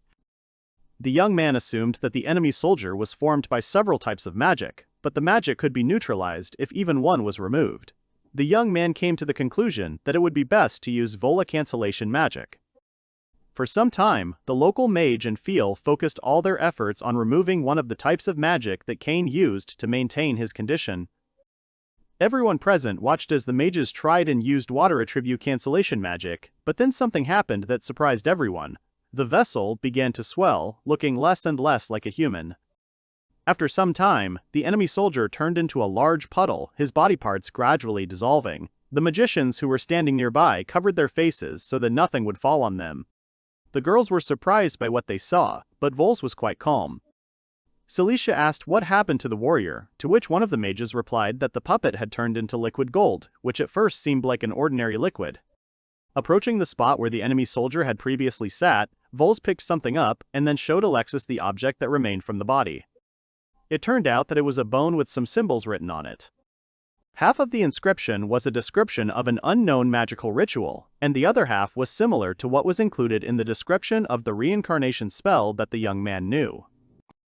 The bone was the core of the spell, so perhaps if they destroyed it, they would be able to get rid of the dead even without using elemental cancellation magic. Alexis noted that it was not that simple because there were a lot of such creatures. Elemental cancellation magic on a large scale could not be used after the battle, and it was impossible to target bones of such a size. The man did not have time to finish his sentence because a subordinate ran into the tent with some news. As it turned out, Reim began his invasion with an army of 12,000 men. The soldiers attacked on the plain of Canary. The subordinates were led by General Broen, who was known to many. However, the soldier added that the general had died a few days ago, and besides him, many other supposedly immortal knights who had died sometime in the past had also been spotted. Alexis was in a bad mood. He understood that all the dead were just puppets, but his soldiers no longer wanted to fight. The man called Valsa Capital recalled that Mirage told him about the boy's exploits in hunting adventurers and goblins. The man asked the young man to help him with his fighting skills, but the young man replied that he was only a servant, so he should not be asked.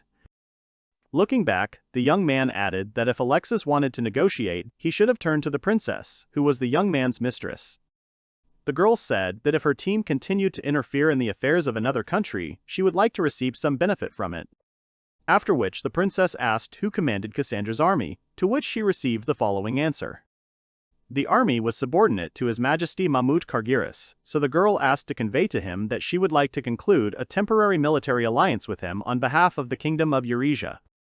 If everything goes as the girl said, then she will give the order to Vels to destroy the general who decided to attack the country with his army.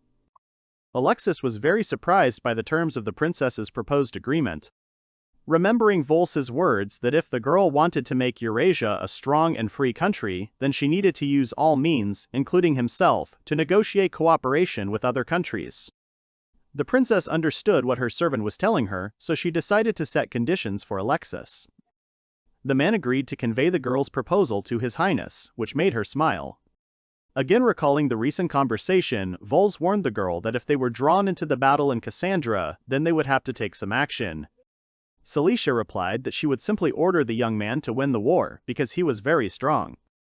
However, the guy replied that this was not enough, and it was necessary to conclude a military alliance with Cassandra, because if they did not officially sign the documents, then their small and weak country could simply be abandoned due to uselessness. Returning to the present, Vels was already kneeling, his head bowed before the one who could give him orders. Celicia looked at the young man and said that she, as the first princess of Eurasia, was giving him an order. The young man was obliged to destroy with his own hands the general of the army, Rain, and the dead man, Bron, in order to help the army of Cassandra in their difficult war. Vels raised his head and looked at the girl standing in front of him and smiled. He replied that he would carry out the order given to him. After Vels decided to join the war on Cassandra's side, he could use all of his unique skills on the battlefield. After some time, a group of people came out of the tent with Mirage. Vels turned to his friend and asked him if there was a uniform of the army of Cassandra somewhere. Mirage replied that there were spares in one of the tents, so he asked to wait a little while he brought it. After the man left, Celicia let out a sigh and said that she was tired of frowning to appear more serious. Nia patted her shoulder to encourage her a little. However, Vels said that the princess looked exactly as she should in such a situation, after which the girl thanked him for his support. After the boy began to change, Celicia asked him why he needed the Cassandra uniform, since he already had equipment. The boy replied that it was to raise the soldier's spirit, as well as to more quickly integrate with the army. Vels added that if he stood out too much, he would prevent the soldiers from rallying, so he wanted to fight the warriors on equal terms. Later, Mirage approached, carrying a new uniform for the young man. After some time, Vels was able to try on the new uniform, noting that he was very comfortable in it. The young man did not even expect that he would like the new equipment so much. Looking at the young man, Celicia asked if he was not wearing enough protection. However, the boy said that he liked the mobility in his movements. Vels also asked Feel to look after his old clothes and sword so that they would not be lost. Vels also asked Naya to be careful, because not everyone might like the fact that the guy was now part of the troops. Mirage, hearing this, began to worry, but the young man assured him that they would not harm him. Alexis, who approached the company and announced that he had received an offer from His Highness, so he needed to negotiate a joint agreement with the princess. Celicia liked the idea of negotiations. Looking at her servant, the girl noted that everything was going exactly as they had discussed, so Vels needed to quickly take his sword and move into battle to finish the battle. At the same time, in another place, a fierce battle was taking place, with thousands of soldiers on the field fighting for their country. The soldiers were well equipped, but no one wanted to give in. Suddenly, a warrior began running into the crowd of people, shouting that his army would soon defeat Cassandra. Because the young man was on horseback, he had the advantage, so he quickly struck at the people fighting on the opposite side.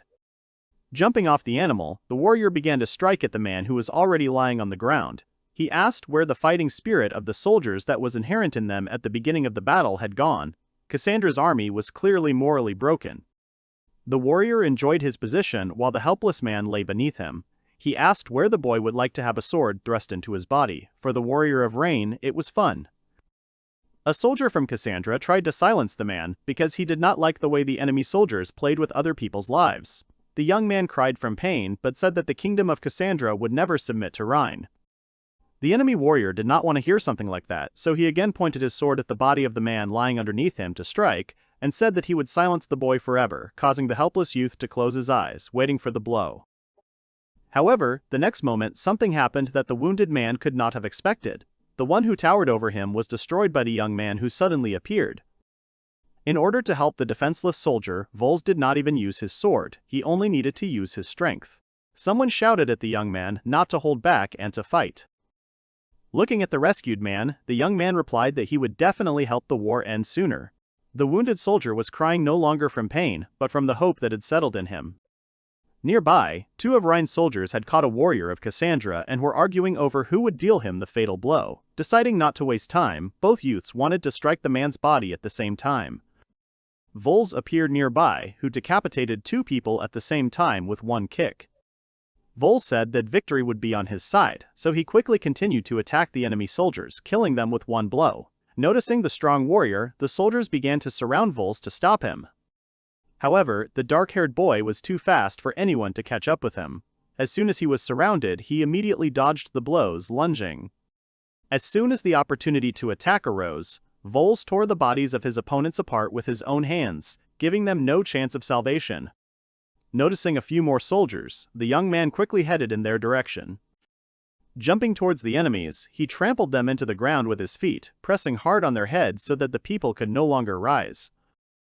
The warriors who remained on the battlefield did not understand who they were fighting because the man had too much strength. The enemies began to get nervous because they did not know how exactly they could defeat such a fast opponent. Drawing Vels' attention, a man shouted at him that Rein's magical squad would attack him to defeat him. After a short pause, the mage gave the order to his subordinates to attack the boy. Since the mages were not fighting up close, they began to use elemental magic, causing the ground beneath the feet of everyone on the battlefield to crumble. The chief mage shouted to Vels that they had taken the ground from under his feet so that he could not stand still, after which they directed fire projectiles in his direction. However, all the attacks missed the young man, but only hit Rein's soldiers. The magician, seeing how the warriors on his side were dying, said that he didn't care, because the main goal was to destroy Vels. The young man was not happy about the senseless deaths, and later he was covered in smoke. The magician screamed that a hail of stones in a rain of fiery spheres was supposed to destroy everyone who was below on the ground. The man who controlled the magic rejoiced, saying that Cassandra's hopes were quickly extinguished because the kingdom of Rein was too strong. Deciding that the battle was over, the magician ordered his subordinates to retreat to report the victory to Brana. However, the magician could not have imagined that Vels would survive and be behind him. The man noticed this too late, so he could not do anything. The young man said that he condemned the methods the mage used to get rid of him because he had destroyed his comrades in arms. All of the enemy mage's subordinates were already heading towards Vels, but he was prepared for this. After fending off all the approaching mages with one blow, Vels looked at the chief mage before killing him and said that a force that was unable to protect its comrades could not be called a great power. Cassandra army squad watching Vels was surprised at how quickly he was able to get rid of the magical enemy squad. To further encourage the people, the young man addressed the warriors. The boy shouted to his team that he had destroyed the magic squad, which meant that they now had an even greater chance of winning, so they needed to take advantage of the moment to defeat Rein. The soldiers were indeed encouraged by Vels' short speech. The warriors shouted and the young man smiled because he had managed to restore the dying fighting spirit of Cassandra's army. The knights had been fighting for a long time. They fought very fiercely and with all their strength. One of the knights struck the enemy, he hit him right under the helmet and managed to wound him. The enemy screamed in pain. He said furiously that the fighting spirit of Cassandra's army had suddenly returned. He looked to the side and shouted to the boy that one by one, Vels appeared and the enemy knight shouted that it was all because of that guy. The guy shouted that their soldiers were normal people. They weren't like puppets. Vels used magical perception. Vels analyzed the enemies and said that, judging by their mana, they were no different from humans. Gaster ate food, so the doll's energy source is the same as humans. It must be the magic particles that are in the food. The guy continued to reason that in that case, we can agree that there were no dead people in the magic squad. Since they replenished their strength through food, they would not have enough mana to use magic of such a scale. He is being attacked. Vels noticed them and knocked the knights' heads off with his foot. The enemies fell to the ground. He quickly dealt with all the enemy knights. He thought that if you look at it from this point of view, Vels continued to reason that Ars, who had shed blood with magic, could not be a puppet. He looked ahead to collect his thoughts. The boy thought hard. No, now was not the time to think about it. Definitely not now. If he destroyed the general of the Rein army, he would be able to get closer to the truth. Vels thought his first priority was Broen. The enemy knights shouted, "Forward, Cassandra, they must win, they will tear Rein to pieces." Suddenly, they were cut in half at great speed. No one could understand what had just happened. The horse began to walk among the people and approach Wels, who was watching everything tensely. The dust settled and a man came forward. Someone shouted that a knight of mid-rank was here. He actually appeared, but it just couldn't be. It was hard to believe. Wels smiled and said that he had finally shown himself. The knight shouted that he was the general of the Rhine army. They shouted loudly that Broen himself had appeared on horseback. The man looked angrily at Wels and asked, so it was he who turned the entire battlefield upside down. He was acting too much like a tough guy. Wels smiled and replied that he looked too young for a general. Broen started approaching the guy, saying that he knew who he was and was still behaving like that. He shouldn't make fun of him. He struck with his sword, but Wels parried the blow. The ground began to crack from the force of the man's blow. The knight screamed in fear, asking what was happening. One of the guys shouted that he was still too dangerous. They had to run. They were retreating. Wels looked at Broen with a smile and asked what he was talking about. This is his chance. He can tell you how many times he has already died. He hit him in the arm and just tore it off. Wels looked at the man, who was not stopped by such a serious injury. He grabbed the sword of his only hand and struck the guy. He managed to run away, but Broen broke the stone in two. Wels wiped the dirt off his face and said that it was cool. He wasn't even pretending to be hurt. The man looked at the young guy who had dodged his attack. The knight said tensely that Broen was with them after all. They couldn't win, could they? Wels looked at the knights and said that their fighting spirit was fading. Wels looked at Broen's hand and thought that he must have been able to resurrect so many times by defeating a strong swordsman on par with the sword princess Nia and making a huge sacrifice in exchange. Wels confidently continued to reason that he was able to defeat Broen in order to raise the morale of the Cassandra warriors and help them win. He shouted loudly for the Cassandra warriors to listen to him carefully. Wels said loudly that this Broen was not immortal at all. He was just a puppet created by magic. It was possible to break him. They had to watch carefully. The guy smiled evilly and shouted that he would prove it to them now. The knights looked at him in surprise. Broen hit the guy, but he managed to quickly jump away. Broen asked furiously if he had misheard or if he had said he would defeat him. He threw himself forward and shouted that he was calling for a rain of spears. Vels quickly covered his face with his hands. The man shouted furiously that he had to try hard to repel his attacks. He would show him that he was no match for him. Broen swung his sword and shouted that he had stopped. The man looked ahead and saw no one. He began to quickly shake his head to find the guy. Broen screamed furiously that he had simply disappeared. He was ordering him to come out. He looked up and saw a guy flying quickly towards him. Wels touched his shoulder and activated his power. Broen screamed in shock. What was happening? Wels hit him, and a huge wave formed, which swept away everything in its path. All the stones rose into the air from the explosion. The guy skillfully landed on a hard surface. The knights came closer and waited for the dust to settle. Wels appeared, raising his hand high, which meant that he was the winner. The knights shouted joyfully. They were very happy that Broen had won. The boys shouted excitedly that Vels had done it. He had destroyed Broen himself. The knight ran into the tent, shouting that there was a message for the captain. Just now, Wels defeated General Broen. Everyone shouted joyfully, and Cilicia smiled widely. The War of the Kingdom of Rhine against the united army of several states. The situation in the army of Cassandra on the plain of Canary. Against 8,000 soldiers, the Kingdom of the Rhine put up 12,000 men. The founder of the military union entered the battle in the middle of the battle, thanks to the success of one soldier. An incomparable battle that changed the entire situation on the battlefield. Thanks to the power of Vels, they won, and their alliance fulfilled its mission. The Kingdom of Cassandra won the war. Nia smiled widely and shouted happily, "Keep it up, Wels is really cool. He was able to crush the enemy with just his strength without using weapons, which is just amazing." She continued to speak quickly, saying that she was deeply moved by his feat. At the same time, she felt her own weakness keenly. Wels looked at her awkwardly. Suddenly, someone on the street shouted, "Where is the hero who defeated Broen? He turned the entire field upside down. We need to find him immediately." Cilicia looked out into the street and said that she told him to defeat Broen, but still. The girl looked at the knights who were quickly running to find him. She said that not so much as to raise everyone's ears. The princess carefully closed the curtain. She said that he had caused them so much trouble, having become famous as the hero of Cassandra. Wels replied that he had already told her, if he helped them just once to boost their morale, they would not find him out. Cilicia said loudly that, however, he had gone too far. Now there was such a fuss that they would not be able to leave this place. The boy said that he then asked for forgiveness. The girl said that nevertheless. The princess looked at him and said with a smile that he had done a great job. Wels put his hands on the girl's shoulders and said that it was because he had a beautiful lady looking after him. The guy asked what, by the way, would happen to their union. Celicia answered that he shouldn't worry about that. They could always enlist Cassandra's support, but only once. Wels thought and said that, once, he would return everything he remembered. What a strange agreement. She answered that she also only used his help once.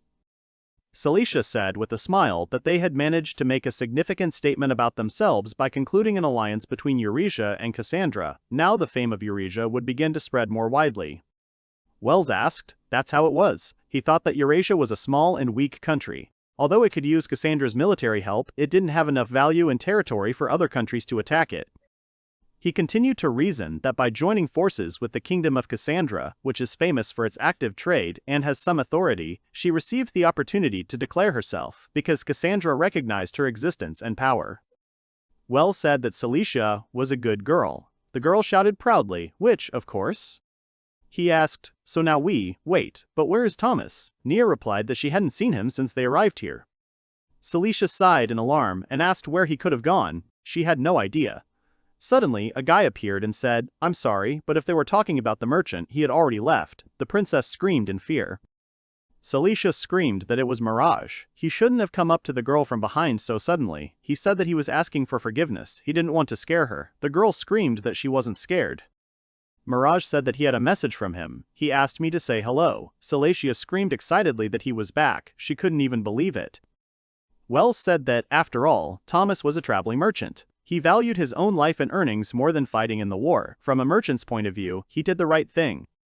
Merge approached the guy and asked tensely, by the way, had they decided where they would go next? The guy began waving his hands impatiently.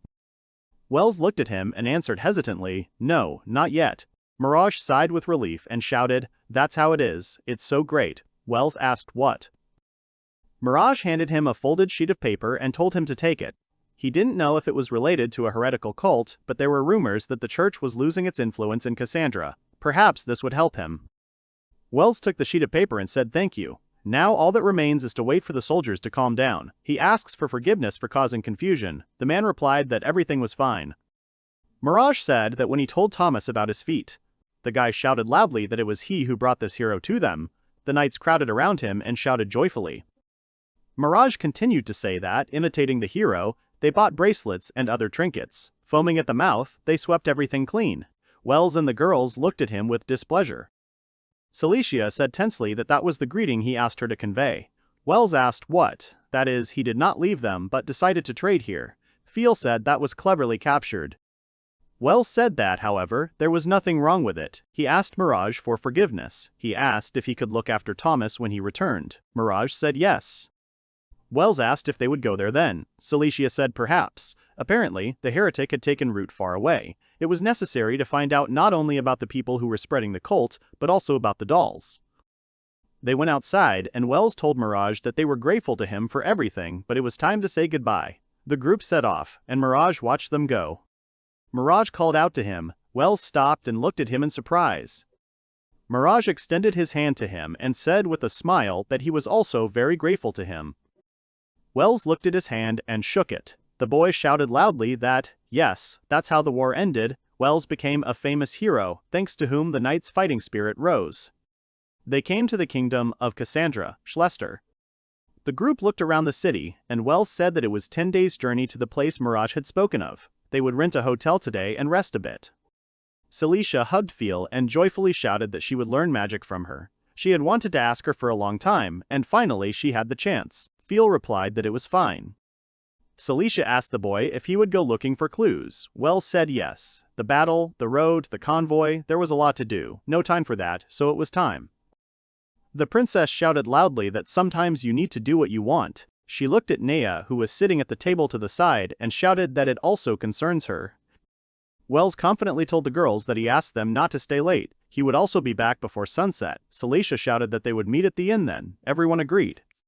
Wels walked through the city. He said that the heretical cult, the dead and alchemical magic. However, Ars himself is not a magical puppet. This means that, suddenly, he stopped.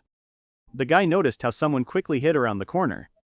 He didn't say anything but simply turned around and went about his business. Naya looked out and looked at Vels. The girl realized that he was nowhere to be found. She excitedly said that he was not there, but where had he gone? Vels appeared behind her and called the girl. Naya jerked in fear. Vels asked with interest why she was following him. Naya said with embarrassment that Vels should understand her. The princess just told her to do what she wanted today. Vels hesitantly replied that she could go and do it then. Naya sheepishly replied that she would not, following her instructions. She decided that she would watch them all day. Vels looked at her and asked why. Naya replied that during their journey she had not seen him train. When she had free time, she practiced fencing and hardened her body. However, she did not notice that she had become closer to his strength. The girl added that that's why she decided to see what he usually does and take it on board. She can't say it outright, but that's how it is. Naya mentioned that as she helped him with his investigation, he could join her in her training in her spare time. That was her secret plan, or something like that. Vels looked at her closely and wondered what she had said. The guy said he wouldn't call it a secret plan. Naya closed her eyes and said no, it was. The girl said loudly that there was a secret plan. Vels thought that his body was strengthened not only by physical training, his abilities were also increased by the circulating magical energy, but... Vels scratched his head and thought that it happened because he was a magician. Naya began to repeat his movements. She thought that she should scratch her head, put her hand on her side. The guy thought it would be easy to refuse, but his power was tied to the fact that he was reborn. Vels said that it was fine, he would help her with training. Naya bowed and shouted loudly that she thanked him very much. Vels said that in return she would help with the investigation. The girl excitedly asked what he needed to find out. Vels looked at the tall building and said that the source of the heretical teachings was kept in the Royal Library of Cassandra. Forward, to search for the essence of the enemy in the treasury of knowledge. They were met by a worker who held out his hands to the sword, saying that they would take care of their things. They asked them to wait while they checked their IDs. Naya said that the Royal Library was quite something. Vels looked at her and said loudly that yes, it was quite strict, because not everyone could use it. He said that almost half of all the books in the world are kept here. This place can also be called the Heart of Cassandra, but now, thanks to the fact that Celicia concluded that she is a military alliance. Vels confidently said that he would be able to obtain important clues to expose the heretical cult. They stopped and saw a man approaching them and greeting them. He said with a smile that they could certainly call him and the other workers if they needed help in finding them. Vels answered tensely that then they would get straight to the point. Vels said loudly that he needed materials related to the politics and foreign policy of the kingdom of Remosha 30 years ago, the heretical teachings, and the now notorious dead. The workers bowed and said that they would be there right now. Naya asked in shock that they really remembered the location of every book here. The guy answered that in such institutions there is a constant record of who was interested in what. Besides, it is a measure against theft. The workers placed a stack of books on the table, saying they apologized for the wait. The girl said it was a huge stack. Vels replied that yes, he couldn't handle it all on his own, it was good that she was with him. The guy continued to say that if Celicia were in her place, she would throw away the books and refuse to work. She asked how they would divide them. Vels replied that they needed to think about it. Naya put the rubber band in her mouth so that it wouldn't interfere with braiding her hair. Vels looked at her in shock. The girl noticed a strange look on herself and asked if something was wrong. Vels excitedly shouted that he suggested that he look for information about Remosha and she could take care of the dolls. He noticed the girl's upset expression and asked what was wrong. Naya said excitedly that she suggested not calling them dolls. The word reminded her of ordinary cute toys, not that I liked it. He thought she didn't want to equate them with children's toys. Vels answered loudly that she was right. Furl said that mixing alchemy and magic is called alchemical magic. He asked what she thought about alchemical dolls.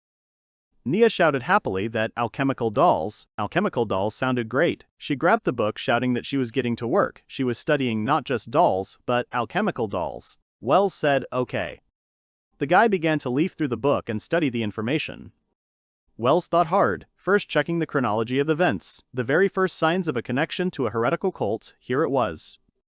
Vels thought that 16 years ago some aristocrats rebelled and a civil war began in Remosha. Gaster gained fame as a 1,000-man 2 years later. 2 years later he was given the nickname Immortal, in other words. The guy continued to reason that Gaster had turned into an alchemical doll. Then, 12 years ago, He died 17 years ago. At the same time, Ars appeared, who is believed to have been resurrected, and a year later, riots began in peaceful Ramosha. He continued to reason that if another Ars was involved in this rebellion, it means that 5 years before Gaster became immortal, he learned how to create alchemical dolls, however. Wels thought hard that this was impossible. He spent so much time to give birth to the magic of reincarnation. There is no way that even the best wizard in the world, which he is, could create such magic in 5 years. He looked at the book and thought that even if he had the same magical abilities and intelligence as him, Ars couldn't have done it alone, which meant that Ars had helpers.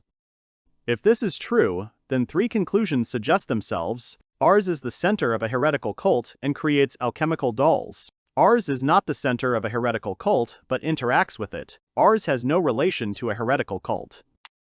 Wels continued to reason that the most dubious option in the current situation was the first one, but if his assumptions were correct, they would not be able to avoid a war with the kingdom of Garlets. Nea called Wels, and the guy asked her if she had found anything. She replied that yes, the book was old, but there was an interesting moment in it. It mentioned people who looked like alchemical dolls, and who, under similar circumstances, lost their ability to act. Wels asked tensely, what are similar? Since the information is old, it is possible that it was an experiment. The guy asked Ney how long ago it was. The girl replied that it was 20 years ago. Wels looked at her in shock and shouted that it was 20 years ago. She was absolutely sure of it. He couldn't believe what he was hearing. Nea replied that yes, however, people with such symptoms suddenly disappeared one day. After that, there was no mention of alchemical dolls, that's all. Wels thought hard that 20 years ago alchemical dolls existed. He thought in shock that he was living a past life at that time. Nea called the guy. Wels thought that 20 years ago alchemical dolls already existed, so that Ars, who appeared after his death. The guy continued to argue tensely that, however, for this he needed to contact someone who had a direct connection with the heretical cult. He thought, how can he get to a person he doesn't even have a lead on? He can't enter Garlets anymore. The heretical cult of alchemical dolls is alchemical magic. In his homeland, in the forest of sacred trees, there was a man who was trying to develop the already existing alchemy. However, to do this, he needed to contact someone who had a direct connection to the heretical cult. Wels thought he couldn't go to Garlets anymore. The heretical cult, the alchemical dolls. This was alchemical magic. He finally began to understand what was going on. The guy continued to reason that in his homeland, in the forest of sacred trees, there was a man who tried to develop the already existing alchemy, which is simply incredible. He thought excitedly that, however, to do this he would need to contact someone who had direct ties to the heretical cult. How could he get in touch with a person to whom he had no leads? Wels continued to reason that he can no longer enter Garlets. Heretical cult alchemical dolls. It's alchemical magic which is very scary. He thought excitedly that in his homeland, in the forest of sacred trees, there was a man who was trying to develop the already existing alchemy. The boy shuddered in shock. Wels said an elf. Nea looked at him in surprise. The guy said that next they should meet the elf who, according to Feel, created alchemical magic. Nea said that he was talking about the elf. She heard that they had a difficult character. Wels replied that she wouldn't say that about Feel, but yes, they really are difficult. He continued to say that the difficulties would only be at the beginning. There are no creatures in the world who would trust so much if you earned their recognition. That's what elves are like. Nea said in surprise that he knew quite a lot about them. Wels replied that he had simply heard from Feel. The guy cleared his throat and said loudly, whatever. Wels confidently said that he must meet the elf who created alchemical magic, but in order to get to the forest of sacred trees where he lives, he will have to cross the sea. The guy continued to say that that's why he first went to the place Mirage told him about. He was interested in the fact that the influence of the church there was weakening. Suddenly, the entire building shook and all the visitors and workers screamed in fear. The workers asked excitedly what was going on. The floor was shaking. Nea quickly took the elastic band off her hair. Nea and Wels quickly stood up from the table and looked at each other intently. They quickly ran out of the building and ran. The guy shouted to the girl, and Nea replied that yes, it was an explosion. Wels noticed smoke coming from the forest. He said excitedly that it was over there. Nea looked at the source of the smoke and said that it was a long way, but... The girl asked tensely what happened in those woods. Wels said loudly that Celicia said that Feel would teach her magic in this place. He remembered that. Nea screamed in fear, no, were monsters really attacking Celicia? Wells quickly ran forward. The girl screamed, "What is he doing?" The guy didn't answer, but simply continued on his way. The boy and the girl stopped in front of a huge hole. Naya asked in fear what was here. Wells quickly ran forward. He did not think about the danger. Wells excitedly shouted what happened and where Celicia was. She had to answer him. In a cloud of dust, someone called Wells. Celicia stepped forward and asked what was wrong, why he was so worried. Wells looked at her with fear and asked if she was okay. Where did the enemies go? They ran away. Celicia asked discontentedly what he was talking about. Maybe it was because of that explosion. Celicia pointed to the pogrom and proudly said that she had caused it. There were no enemies here. Wells looked at her in surprise and then angrily shouted at her not to joke with him. The girl replied that it was true. Wells noticed Feel and shouted loudly. The guy excitedly asked what it all meant. She was also in on it. Feel awkwardly replied that she was asking for forgiveness, that something had happened to them. She would fix it now. The girl screamed loudly, calling upon the Earth attribute and the Air attribute. She used her power to fix all the chaos they had caused. The Earth began to return to its former appearance. Val said in surprise that Celicia had actually used something so powerful. The princess laughed proudly at his words. Celicia held out her hands to him and shouted with a smile that Wells could praise her. He had to praise her honestly, he simply had to do it. Wells awkwardly said that he couldn't believe it. The princess screamed with laughter. What happened? He was afraid of her huge potential. It was very easy for her now. Wells thought hard that her power was comparable to first-tier magic. How did she do it? Naya leaned towards Wells and whispered that they should leave this place quickly. They would have problems if the guards showed up here. The guy replied that she was absolutely right. Night fell and everyone returned to their rooms. Vals heard snoring and said that she finally fell asleep. He uses magical sense for protection. Wells thought that whatever it was, that explosion, he couldn't imagine Celicia doing something like that before. Back then, her maximum was third-tier imperfect magic. Suddenly, someone called him. Wells noticed Feel, who looked very worried. He asked her what was wrong. The girl looked away and awkwardly said that he should know something. Feel said that she wanted to say something about Celicia's magic. The girl asked how Celicia and Naya were. Wells replied that everything was fine. They were asleep under the spell. A multi-layered barrier of the first rank was deployed in the room. Wells looked at the girl and wondered what this urgent matter was. He said loudly that it was okay, she could come in. The girl and the guy sat down opposite each other. Feel confidently said that Celicia was a genius. Wells asked hesitantly that she was a genius. Having the magic of the four elements, she could not control them. However, what does she mean? He asks for an explanation. Feel exhaled and said loudly that Arsus' teacher, the greatest sorceress in the world, was named Lilium Helianzas. She knew this very well. She wanted him to know. Wells thought excitedly that Lilium Helianzas, he doesn't want to hear that name. The guy didn't really like this topic, but he understood that this was a very strong person. He continued to reason that she was his teacher, and also the captain of the magic order in the previous generation. He admired this woman. Just like him, her body was weakened by the amount of mana and abilities she had. In the end, she left this world.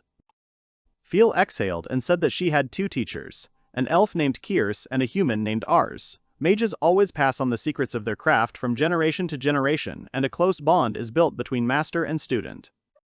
She added that Celicia did not have anyone she could call her teacher.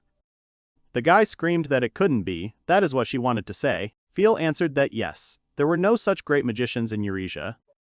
The girl said that Celicia studied magic alone. Wells shouted she mastered the mania of the four elements on her own. She also learned to use them simultaneously. He thought that the same Celicia does not believe. The guy continued to reason that there are not many people in this world who possess magic. Wizards pass on their knowledge and skills by inheritance, but only those who can control at least two elements are called powerful. Her strength is small, but she possesses the magic of four elements. Wells asked what she meant by genius. That was clear, but what happened in the evening? Having temporarily increased her strength and used a powerful spell, she showed no signs of fatigue at all. Feel shrank back and said tensely that she was asking for forgiveness, but she told Celicia about the transformation of magic particles. She was truly sorry. Wells shouted that this was why she was able to perform second-tier magic. Indeed, transforming magic particles allows them to be taken from the environment and used for particularly powerful spells. The guy added that it was a huge strain on the body, especially since Celicia had little mana and stamina. It was risky for her to transform a large number of particles. Feel sadly replied that she was very sorry, she was too carried away by the role of a mentor. In addition, Saikyou was worried about her small amount of mana.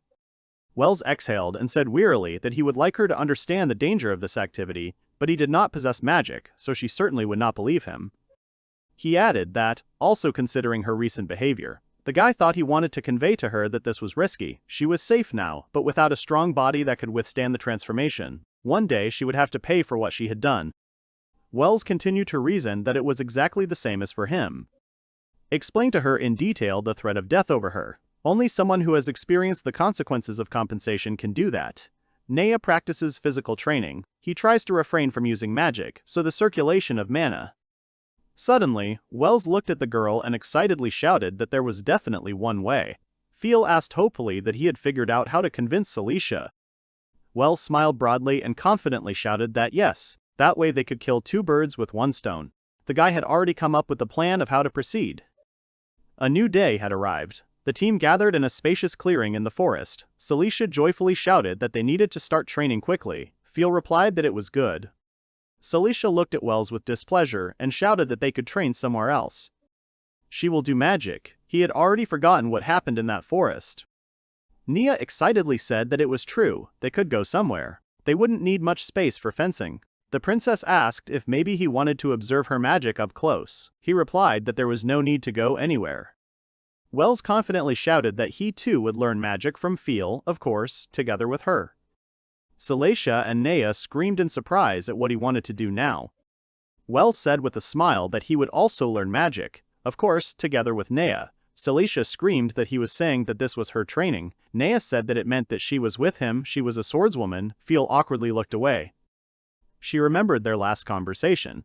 The girl listened to Wels's entire plan and excitedly shouted that she would teach him magic. The guy confidently answered that she would.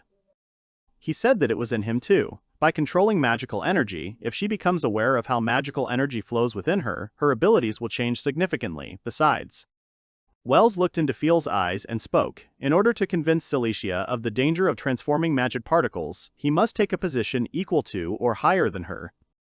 He continued to say that he would show her his talent for magic. Then she would have to admit that he was right. Feel replied that it was true, but she was worried. She would have to teach the one who once taught her. Wels said with a wide smile that he was looking forward to it. Feel closed her eyes and thought excitedly that the former captain of the magic order. That was how their conversation ended.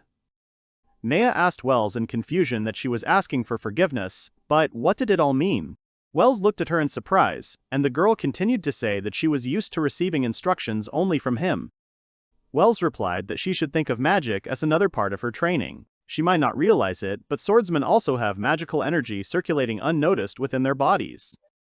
The boy continued to say that by controlling the magical energy in him, he was able to increase his strength. Nea listened to his words with excitement. She said that magical energy, so that's it. Saikyou screamed that they stopped. Wels asked her what was wrong. The princess replied that it seemed he was not aware that magical training was not easy. Saikyou cried out in displeasure that he couldn't learn magic if he just studied hard. Wels thought with irritation that she had become so enthusiastic so quickly. The guy smiled and walked up to her. Saikyou asked what was wrong. He had objections. Wels shouted that yes, he would prove to her that he could do anything. He had mastered everything that was possible. The team stood next to each other to listen to Feel. The girl said that then, first, in order to determine the attribute that suits them, they could try each element. She said that Nea had already explained to them recently. She was asking to start the basic training of magical energy circulation. Nea excitedly replied that it was good. Feel continued to say that before determining their specialization, she wanted to refresh their memory on the attributes so that they knew the full theory. The girl said loudly that among the magic of our world there are 7 attributes: fire, water, earth, air, light, darkness, and attributeless magic. In most cases, magic is specialized mainly in one element. Feel added that this is why mages of several elements are incredibly strong. Saikyou proudly shouted that, however, she owns 4 at once. Wels looked at her with displeasure. Feel said that among them there are especially few who can control the attributes of light, darkness, and without attribute magic. These elements are considered extremely rare. The girl continued to say that now she would explain to Wels how to determine the attribute that suits him. Feel began to show her magic. She added that he should focus on his fingertips and imagine creating a sphere of each type of magic. She showed him how it should look. Feel said that for the magic of their corresponding attribute, the sphere should form rather quickly. Wels replied that it was fine, he would do everything as needed. Celicia grinned and told him to show what he could do. He would see that he would not learn magic by memorizing alone. Even if he only had 1 or 2 types, she could master 4. 3 balls appeared in Wels's hands at once. Celicia looked at him in shock. And she said that light, water, and attributeless mania. He thought that in fact he owns all the elements, but he is still no longer ours. Wels continued to reason that if he showed Celicia, who controlled 4 attributes, that he had mastered 1, he would be putting himself in a bad light. It would be even more unnatural if he had the ability to control 4 elements. The guy thought that besides hiding the simpler attributes, he could cover her weak points in their further journey. So from this point of view, these 3 elements are the best. He continued to reason that if he used the rare lights and no attribute magic, Celicia would have no choice but to acknowledge his power. Feel exaggeratedly screamed, "Wow, attribute of water, light, and also, wow, attributeless magic, that's rare." Wels shuddered at her acting. He thought she had terrible acting, too emotionless and, on the contrary, suspicious. However, she was already used to the fact that Ars possessed 7 types of magic. What can you expect from her? Now it was his turn to act surprised. Wels shouted, "It's so cool, is he really that cool?" Feel shook her head in displeasure. The guy wondered what kind of expression that was. She wanted to say that he played badly too. Celicia spoke excitedly, she couldn't believe it. Wels could use 3 elements at once. She looked at him in fear and fell to the ground screaming that he still had attributeless magic. It was such a rare variety. Wels thought he knew it. The reaction was a little different. Celicia said dejectedly that she had heard that light magic was only manifested by saints who were pure in heart. She asked him angrily where he got it from. The guy asked her discontentedly what she meant. The princess furiously asked Feel what to do next. The guy excitedly asked what she was talking about. Celicia shouted that it was her turn next. This was originally her training. Celicia screamed loudly that she was just a little surprised now, but now he would show her his stupid face. He could see her abilities. The girl released the elements into the air and turned them into 4 birds. She aimed them at Vels and Feel. The birds began to fly quickly around the boy and the girl. Celicia proudly asked him what he thought about it. In magic, the main thing is not only to have a rare attribute. Wels looked at her and thought that she really was not lying about her power. He thought that it was so skillful to control 4 types of 3rd-tier magic at the same time. Ordinary magicians would have brought down an avalanche of applause on her. The speed of her growth is incomparable to those times. The guy said that he should teach her to do the same. Celicia looked at him and asked him with a sly smile what he was talking about. He shouldn't underestimate her magic. It may look easy, but it's much more complicated. The girl happily shouted that they could see if he could do it. Wels hid his eyes under his bangs and told Feel that she should teach him 3rd-tier magic. Celicia asked what the 3rd tier was straight away. Wels replied that yes, he could master the 4th-tier magic, but he would not have the opportunity to use it, so he would like to master the practical spells of the 3rd tier. Feel created a magic sphere and said that she would show him an example first. The girl threw it into the forest. Celicia said that it was a normal spell of the 3rd tier. Feel shot magic at the trees and pierced them through. Celicia screamed tensely that yes, Feel is handling such a huge force at the 3rd rank. Celicia said that, however, she had managed to cut through the trees on the very first day of training, although not so neatly. She shouted for him to try. Wels stepped aside and said, "That's clear, she did it on the first day, so he should be able to do it too." Celicia said with a smile that she didn't succeed the first time, even she needs to try hard to produce such great power. Wels waved his hand to summon the elements. Celicia closed her eyes and said that, so Wels, who had mastered everything, should pierce him with just a drop of water. Suddenly, Celicia heard a loud explosion. She looked ahead tensely and turned slowly. Vels had knocked down all the trees in his path. His strength was simply enormous. Wels told Celicia that the water bullet wasn't as accurate as Feel's, but he thought the power was enough. If she was satisfied with his result now, he would surpass her. He said he had mastered everything there was to know. Celicia screamed in shock that he suddenly had 3rd-tier magic. Just yesterday, he didn't have it at all. She asked furiously why his power was so much greater than his. Wels confidently said that he knew how to handle his magical energy from the very beginning. Apparently, he had such a great talent, since he managed to handle the magic of the third rank. The guy looked at her and said with a smile that, with the right knowledge, nothing would be impossible for him. If she was lazy, he would quickly overtake her in mastery of magic. Wels added that under Furl's careful guidance, he would do everything to make her bite her elbows and not be able to keep up with him. Saikyou looked at him in shock. Saikyou braced herself and shouted furiously that she would beat him without his words. She would use Furl's help and become much stronger. There was no way she would lose to him. Wels answered as she wished. The guy thought that this way she would listen to Furl more easily and heed her warnings. He said okay, next it's Nea's turn. The girl tried to create a spear, but it didn't work. Furl ran up, screaming for her to stop right now. Saikyou and Wels watched them awkwardly. Saikyou screamed loudly that the circulation of magical energy shouldn't cause blood. Wels said that she had overdone it. Nia answered tiredly that she apologized for causing them trouble. The girl confidently shouted that just a little more and she should get it. They should give her time. Furl said that Nia seemed to have overexerted herself a little. She could explain it to her again. She said she could imagine her arms and chest forming a circle and her blood flowing through it. She should remember the sensation of rotation. Nia screamed loudly that it was good. The girl tried to release the energy, but nothing happened. Nia spoke when one magician told her that she had an insignificant amount of mana. She continued to say that, in order to become stronger, she began to learn swordsmanship without relying on magic. However, Wels said that magic was necessary to become stronger. She would definitely master it. Saikyou called her friend with a smile. Furl excitedly said her name. Wels put his hand on Nia's shoulder and proudly shouted that this is the mood, she is great. The guy said that the magical energy flowing through her body does not require as much mana as a wizard. What is more important is the strength with which she effectively uses it. Wels smiled broadly and said that she, having remembered a couple of hints, will gain faith in herself. She will definitely become stronger. The guy is completely confident in his words. Furl shouted loudly that she believed it too. There are no people who do not have the ability for magic at all. Mana is power, and magical energy is the technique of wielding it. The girl continued to say that once she mastered this technique, she could achieve great results even with a small amount of force. Nia listened to her attentively. She smiled broadly and said thank you very much. Wels looked at the girl and said that, however, for a long time she had not been able to learn the secrets of magic. The guy continued to say that she had always despised and avoided mages, so it was no surprise that she couldn't do it right away. He has a good plan. Wels chuckled and said loudly that it would be a rough method, but how about imprinting the right sensations? Her body was basically ready for it. Saikyou asked fearfully, what is rude? Nia excitedly shouted that since it will help her become stronger, she is ready. The girl gathered her thoughts to begin.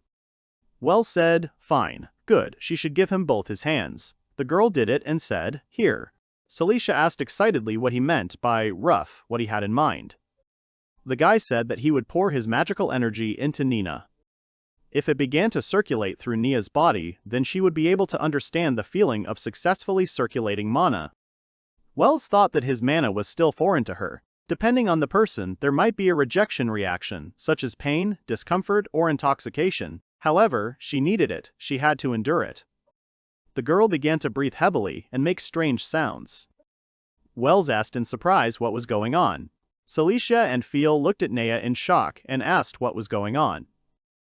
Saikyou screamed in displeasure at what Wels was doing to her. Nia screamed loudly. The guy screamed excitedly that no, they didn't think that, he just poured his mana into her. Wels screamed tensely that the magical energy began to circulate. He asked that Nia remembered these feelings. Is she okay? It shouldn't be like this. Nia said that he shouldn't worry. She'd never experienced anything like that. She felt like she was numb. It seemed like magicians felt that way all the time. Wels shouted that it wasn't at all. It was just that his mana was unusual for her body. The girl said that she seemed to understand what it was like to have mana flowing through her body. Furl closed her eyes, and Saikyou grabbed her and began to lead her away. Vels shouted for them to stop. Where were they going? Stop now. 10 days later, in the mountainous region northeast of Cassandra. The team came to the city center. Nia said that here they are. This is the very city that Mirage was talking about.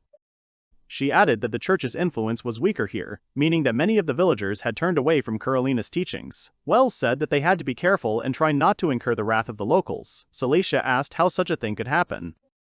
The princess looked at the locals and asked if it wasn't all peace and quiet here. Maybe that scoundrel had tricked him. Wels replied that yes, life really did look calm.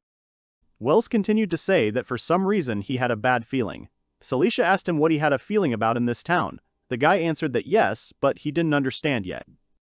Celicia asked that it was unlikely that anything could go wrong. Suddenly, Feel turned sharply and looked somewhere excitedly, her eyes widened in shock. The girl called out to Vels. The boy asked what it was. Feel pointed and said there was a bell over there. Wels saw that the place where the bell should be was empty. The guy said tensely, "That's what's not right here. There's no bell on the church chapel. It's just unthinkable." Wels thought, "It can't be." They quickly ran towards the chapel. They saw that it was completely destroyed. Wels thought furiously that only the church had been destroyed. In other words, this city had fallen into the clutches of a heretical cult.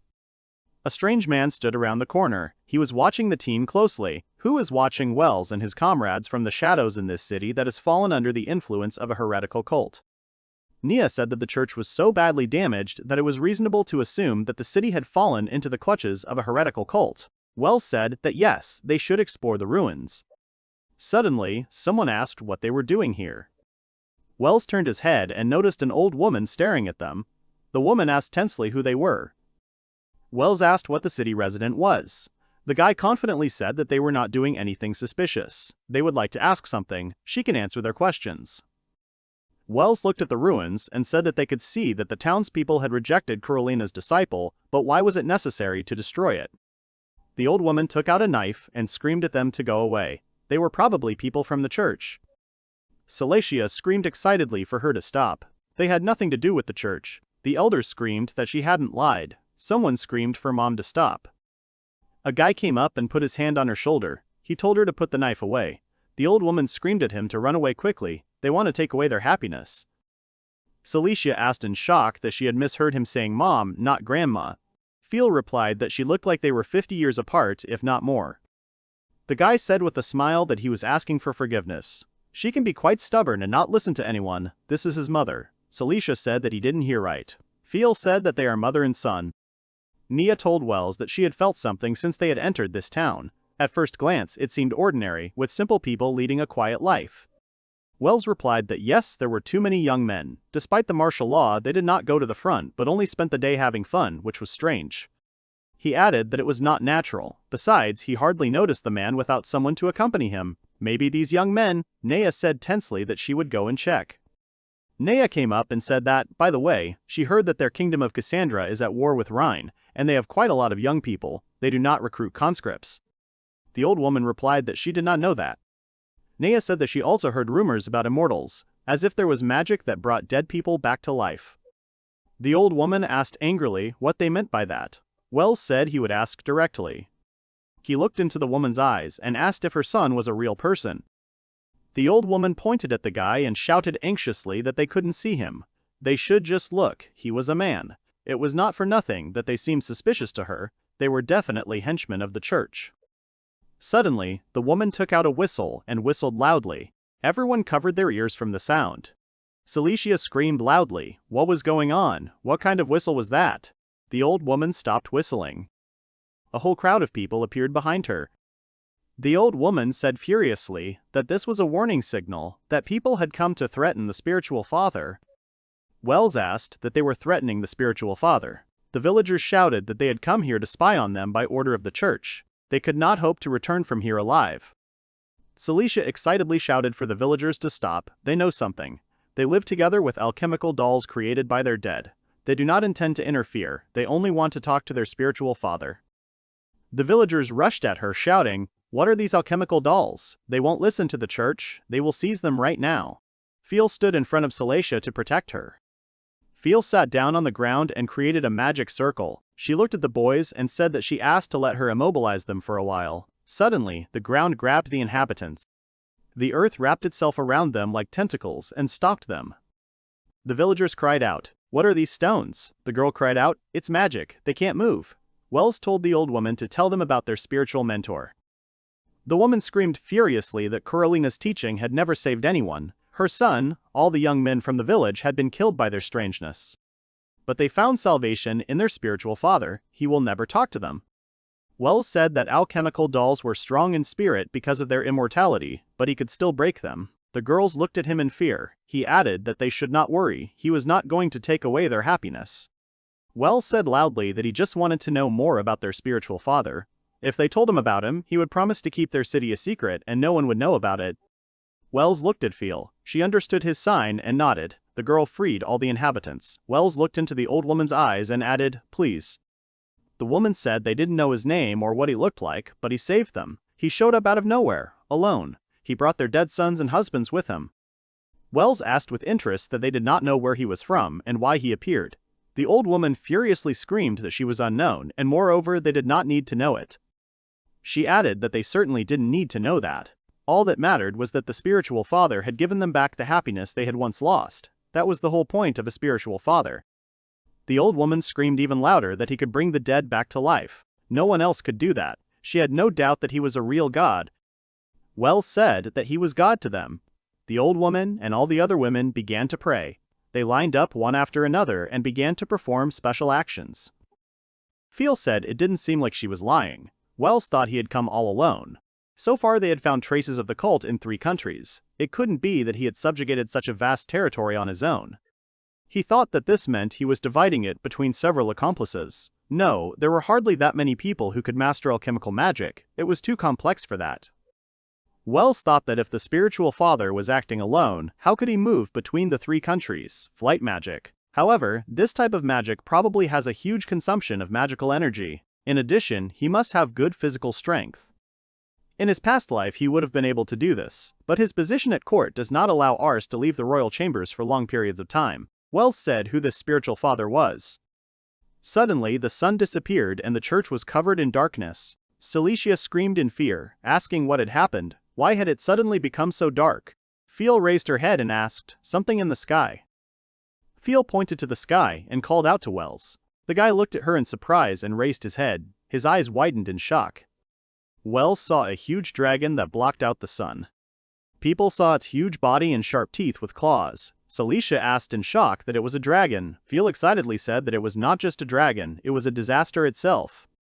She added that one of the 4 great dragons, who was thought to be dead, was the dragon of gluttony, Helarthoyo. The guy looked at the monster with fear. The dragon circled above the church. Cilicia said in shock that Hilartia was killed by Ars Ditland. She shouted again that the dragon was killed by Ars Ditland. Nia looked at the boy and said tensely that if. Wells answered loudly that yes. The guy confidently said that this dragon was an alchemical doll. He thought that by flying over so many people, he wouldn't attack them, so the conclusion was obvious. However, in order to create an alchemical doll, a body part was needed. Wells saw how all the inhabitants of the city began to shout. The women began to pray again, and to sentence that the spiritual father, their father flew to them, they are so happy. Wells asked in shock that the spiritual father, that is, their guru, controls them. The old woman answered that they know it, they feel it. The spiritual father is definitely there. Phil looked closely and said that there was a man on Heliartio's back. Wells raised his head and began to examine the dragon's back. Suddenly, he noticed. The guy saw a man in a black cloak, which completely hid his face and body. Wells excitedly shouted that this was their spiritual mentor. He was flying on a dragon.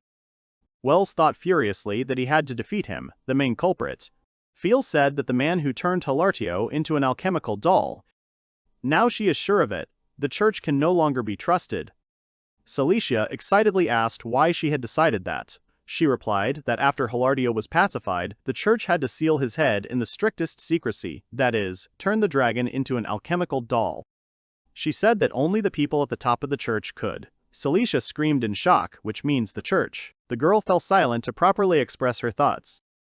Cilicia said no matter what happened, she would not change her mind. Wells said that it did not concern them, and they were unlikely to receive information about their spiritual father. Besides, they had no right to take away their happiness. She is right. Cilicia said that's why they have to leave this city, but what about Phil? The girl said that the direction Hilartio is flying towards. Wells said that there is only a port city to the south. He excitedly shouted that the forest of divine trees. Nea said tensely that as it was written in the books from the great library that they read. She added that this is where elves live. This is Phil's homeland. Wells wondered why the heretics would attack him. Maybe because they broke Rain's alchemical doll, they thought they were after them and perceived them as a threat, so they intended to.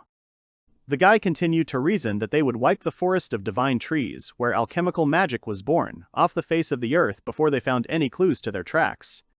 Wells shouted loudly that they were also going to the forest of divine trees. Celicia asked that they would have to cross the sea, but they had no ship. Feel called the princess. She bowed and said that the alchemical magic was created in the forest of divine trees, so she felt that they were planning to burn it to the ground with Hilardio before they found their trail. Feel shouted loudly that yes, she had escaped to the land of humans, but that was her homeland. She could not watch this silently. She asked her to let her go to the forest of divine trees.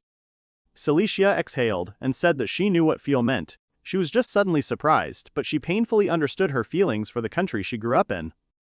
The girl looked at her friends and confidently shouted that they should not just stand there. They would save Feel's house. They had to run quickly. To the forest of divine trees. Feel smiled and shouted, "Thank you very much." They came to the kingdom of Cassandra, the port city of Schlester. Celicia screamed, "Why? They must explain. I mean, they can't send a ship." The worker replied, because a large monster had appeared in the country across the sea. In addition, pirates had been appearing there more and more often since the war began. Even the fishing boats were sent to the needs of the army, so they couldn't. Celicia said sadly that it was only because of that. Feel did not answer. Wells said that the fishing boats had stopped moving, and the navy even more so, and the merchant guild couldn't send a ship. He asked how they could get out to sea. Celicia said that she tried, learned magic, and became stronger, but she couldn't go to help. What a shame. Suddenly, she screamed that she definitely had an idea. He asked what it was. Celicia confidently shouted that they would cross the sea using magic, specifically flight magic. The girls asked what. Celicia shouted that she and Feel had air magic, so they would be able to fly across it like them. Wells replied that it was a day or two to the forest of divine trees. She didn't have enough magic to fly that far. Celicia screamed that no, she couldn't. She could transform magic particles, they would see it now. The girl used magic and flew up into the air. She joyfully shouted that this was it. Wells looked at her with displeasure and told her to stop right now. He said that he also tried using particle transformation, and it is very dangerous. It uses her magic power too intensely. If she uses it for a long time, her body will not be able to withstand it, and her lifespan will be greatly reduced. Celicia screamed furiously that she didn't care at all now. There were no ships, all she could do was fly. She would do anything for Feel, she would help her. Wells looked at her tensely. Feel noticed her look and approached Celicia. The girl said that she was very happy to hear this, but she wanted to object. Feel said that Ars's body couldn't withstand the weight of the enormous force. Celicia replied that it was Ars Ditland. She doesn't have that kind of magical power, so nothing will happen. Feel replied that no, every person has their own limit. Although she doesn't have the same large mana reserves as Ars, if she continues to rely on particle transformation, she might end up sharing the same fate with him even faster. The girl continued to say that since her life was tied to Wells's life by a blood contract, she should not so thoughtlessly use the transformation of magic particles. Celicia looked at her and came down to the ground saying that she understood. Wells said that in other words, she should protect her life. She doesn't have to worry, he's here to stop Celicia from doing anything reckless. She replied that it was true. Wells thought that, albeit accidentally, he had managed to warn her of the danger lurking in the transformation of particles. He said that the problem was where they could get a ship to cross the sea. Nea looked at him excitedly and said that it seemed she had found a means that would allow them to go to the forest of divine trees. Everyone looked at her in surprise. Wells excitedly asked if it was true. Nea answered that it was, but she herself was not sure yet. The guy asked in surprise what it meant, and who then. Suddenly, someone said that they. He turned his head and shouted that Benanash was here. Celicia excitedly shouted they come from. The girl asked that they were looking for a way to get out to sea.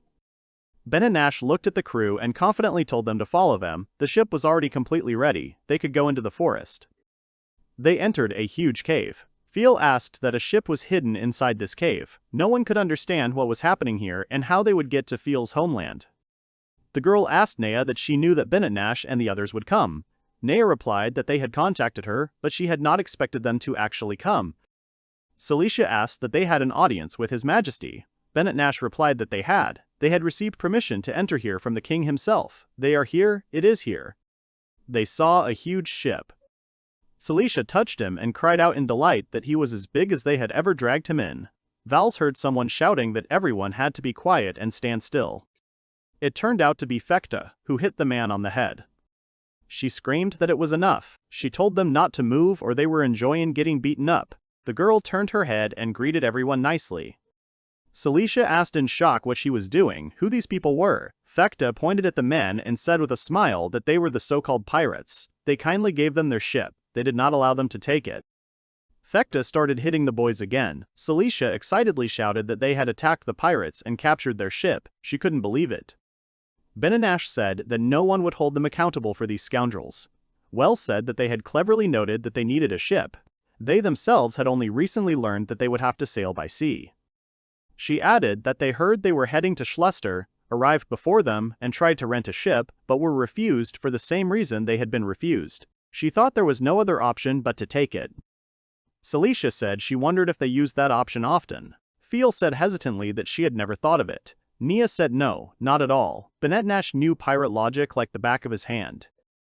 Nia put her hands on the girl's shoulders and said with a smile that it was because she was a former pirate herself. Benetnash looked at her in surprise when she said all this. She screamed excitedly, "Why did she say that?" Nia replied that it was okay, there was nothing to be ashamed of. Celicia asked shocked that she was a pirate. Wells said that it was clear, it was justified. Benanish cried out in embarrassment, warning that her skin had nothing to do with her being a pirate. She was just born that way, that's all. Naya told Wells that she was sorry, because she was a pirate. Her skin color was often joked about. Wells said that pirates really do spend all day in the sun, that's why there are so many people with tanned skin. Wells said he had no idea her code was tied to her pirate past. His experience as a former pirate came in handy. He was impressed by her efficiency. Benanash blushed at his words and quickly turned away. She said sheepishly that it wasn't that bad, she did it for Naya, so it was nothing. The pirates cried out in discontent about what would happen to them. Wells asked that they tied them up so that they could decide their fate themselves, to force them to work on the ship or hand them over to the state. Wells called Celicia. He sat down in front of the pirates and told them that he wanted them to go with them to the south of the continent. They would free them when they reached their destination. They agreed. The pirates laughed and shouted who would help them. The guy shouted loudly that they were pirates. They were not afraid of prison or death. They were not going anywhere. Wells stood up and said it was clear. It was sad to hear, but they had to look around more carefully. He leaned over and whispered that I wouldn't be the only one on the ship. The pirates looked at the girls. They blushed and shouted loudly that they were with them. Celicia asked that he seriously let them on board. Vals answered that he would only take those who knew how to operate the ship. They were weaklings, so they would not cause problems. Wells looked at her and said that they could now sail away from the port, forward into the forest of divine trees. The ship set out to sea and set off on its journey. Wells shouted loudly that forward into the forest of divine trees and half of them. Celicia came out of the cabin. The guy looked at her and said that she almost never got out of bed. The girl answered tiredly that she would do it. She was sick of this ship. She didn't think that the rocking would make her feel so bad. Wells said that she shouldn't have fooled around during the rocking, it would teach her a lesson. The pirates shouted that there was no need to complain about their ship, it was the best. Benanash hit him and shouted for him to return to his workstation. The man happily went about his business. Feel approached Celicia and said that she had been slacking off for 2 days. They should be properly dedicating themselves to training. Celicia awkwardly replied that yes, she knew. Wells said that for elves, mastering magic is something that goes without saying, so they will not tolerate an amateurish attitude towards it. That is, magic is the key to building their friendship. Celicia looked at him with displeasure and turned around abruptly. She said loudly that she knew that too. They should look at her awakened abilities and be amazed. The girl looked at them and proudly shouted that Feel could rely on her. She would be able to shock the elf herself. Suddenly, she heard a strange noise and shouted in displeasure that she was being disturbed. Wells asked what was going on. The pirate shouted loudly that it was Brother Wells's turn. Azimuth 2 Dala, Azimuth 2 Dala, he's right on course. They screamed louder that a huge creature was approaching them through the water. Celicia screamed in fear that a huge creature was swimming towards them. The pirate excitedly replied that yes, there it was, a monster. Was it really a sea serpent? The water rose up and a huge monster appeared. The monster emerged from the water. The pirate shouted that he was big, 10 times bigger than the ship. Celicia shouted for Vals to do something. The guy said that she said that you can rely on her. The pirate shouted that he was going to attack. The monster created a magic ball and then attacked the ship with a huge wave of energy. The pirates screamed in fear and covered their faces with their hands. Suddenly, Feel jumped up and blocked his attack. The boys shouted that his attack had missed. They were very lucky now. Feel is very cool. Wels asked what the sea serpent was. It seemed to have a huge supply of mana. The girl replied that he was right. It was not just a monster. Feel looked at it and said excitedly that it was a magical beast summoned by the elves. It was called a sea dragon. The girl looked very scared. Wels said that the magical beast was a sea dragon. The boy thought that it was a huge creature that surpassed ordinary monsters. Its threat level was close to the 4 great dragons. The girl looked at him tensely. The guy continued to say that she had never heard of anyone turning to a sea dragon for help as a security measure before. At this moment, elves, perhaps more than ever in history, wished to isolate themselves from humans. Wels looked at the monster and said, "Okay." Not a very friendly greeting. The pirates shouted what Wels was going to do. The guy undressed and said, but he was just in time. The guy created the magic spheres and said he wanted to put what he had learned into practice. He would be his lab rat, the magical beast sea dragon. Wels turned his back on his team and said that they needed to do 2 things now. First, defend this ship. Second, neutralize the sea dragon. The guy continued to say that he was leaving the ship with them. And he in turn will take on the sea dragon. Wels smiled and looked furiously at the monster. The dragon roared loudly and stood in front of the guy. The monster opened its mouth wide and began to scream louder. It moved towards the ship. The pirate shouted that it was attacking, full speed ahead. Wels jumped up and went to the dragon. Everyone excitedly shouted what Brother Wels was doing. The guy created a magic sphere and said that he was using water magic, 3rd rank, water bullet. The guy shot the monster, who roared loudly and screamed in pain. The dragon opened its mouth and began to shoot magic balls. Wels stretched out his hand and shouted that he was summoning 3rd tier attributeless magic. He used a multi-layered barrier. Wels created a magical defense with water that managed to protect their ship. The guy quickly began to approach him. Wels stood in front of the monster's neck and clapped his hands. He screamed as the barrier collapsed. Magi hit the dragon in the neck from both sides. Wels looked at the monster in surprise, who began to shake. The dragon shot at him, and the guy was thrown back. Saikyou screamed excitedly for him to be careful. The guy landed on the ship safe and sound. Wels smiled and shouted that he was so strong, he didn't even blink an eye at the 3rd tier magic. He thought that, fighting on behalf of Wels, he could not lay it out before Saikyou. The pirates shouted that he had dived back. Brother was able to drive him away. Wels looked at them and shouted furiously for them to grab onto whatever they could. The dragon emerged and huge waves appeared, causing the ship to rock from side to side. The pirates began to fall and scream loudly. Saikyou grabbed her and screamed, "What is this? What just happened?" Someone shouted that he had pushed them into the bottom. Thank God he missed. Wels thought it was close. If he hadn't turned without the attribute barrier, the ship would have been blown to hell. He can't show Saikyou magic higher than tier 3, but otherwise the attacks passed through him. The pirate screamed that he had dived again. Wels thought excitedly that he understood. He shouted at Feel to wrap her air around him. Saikyou screamed in fear. What was he planning? Even if he fought him, he was hiding. Vels jumped screaming that they should find him then. Saikyou screamed what Vels was doing. Feel said that he dove again. She used magic and created an air bubble around the guy. The dragon looked at the man in surprise. Wels said that it was because of the air shell. He could see perfectly well what was under the water. In such a place, Saikyou would not see anything. He will be able to fight to the fullest. The monster curled up and began to release magical blades that flew at the guy and the ship.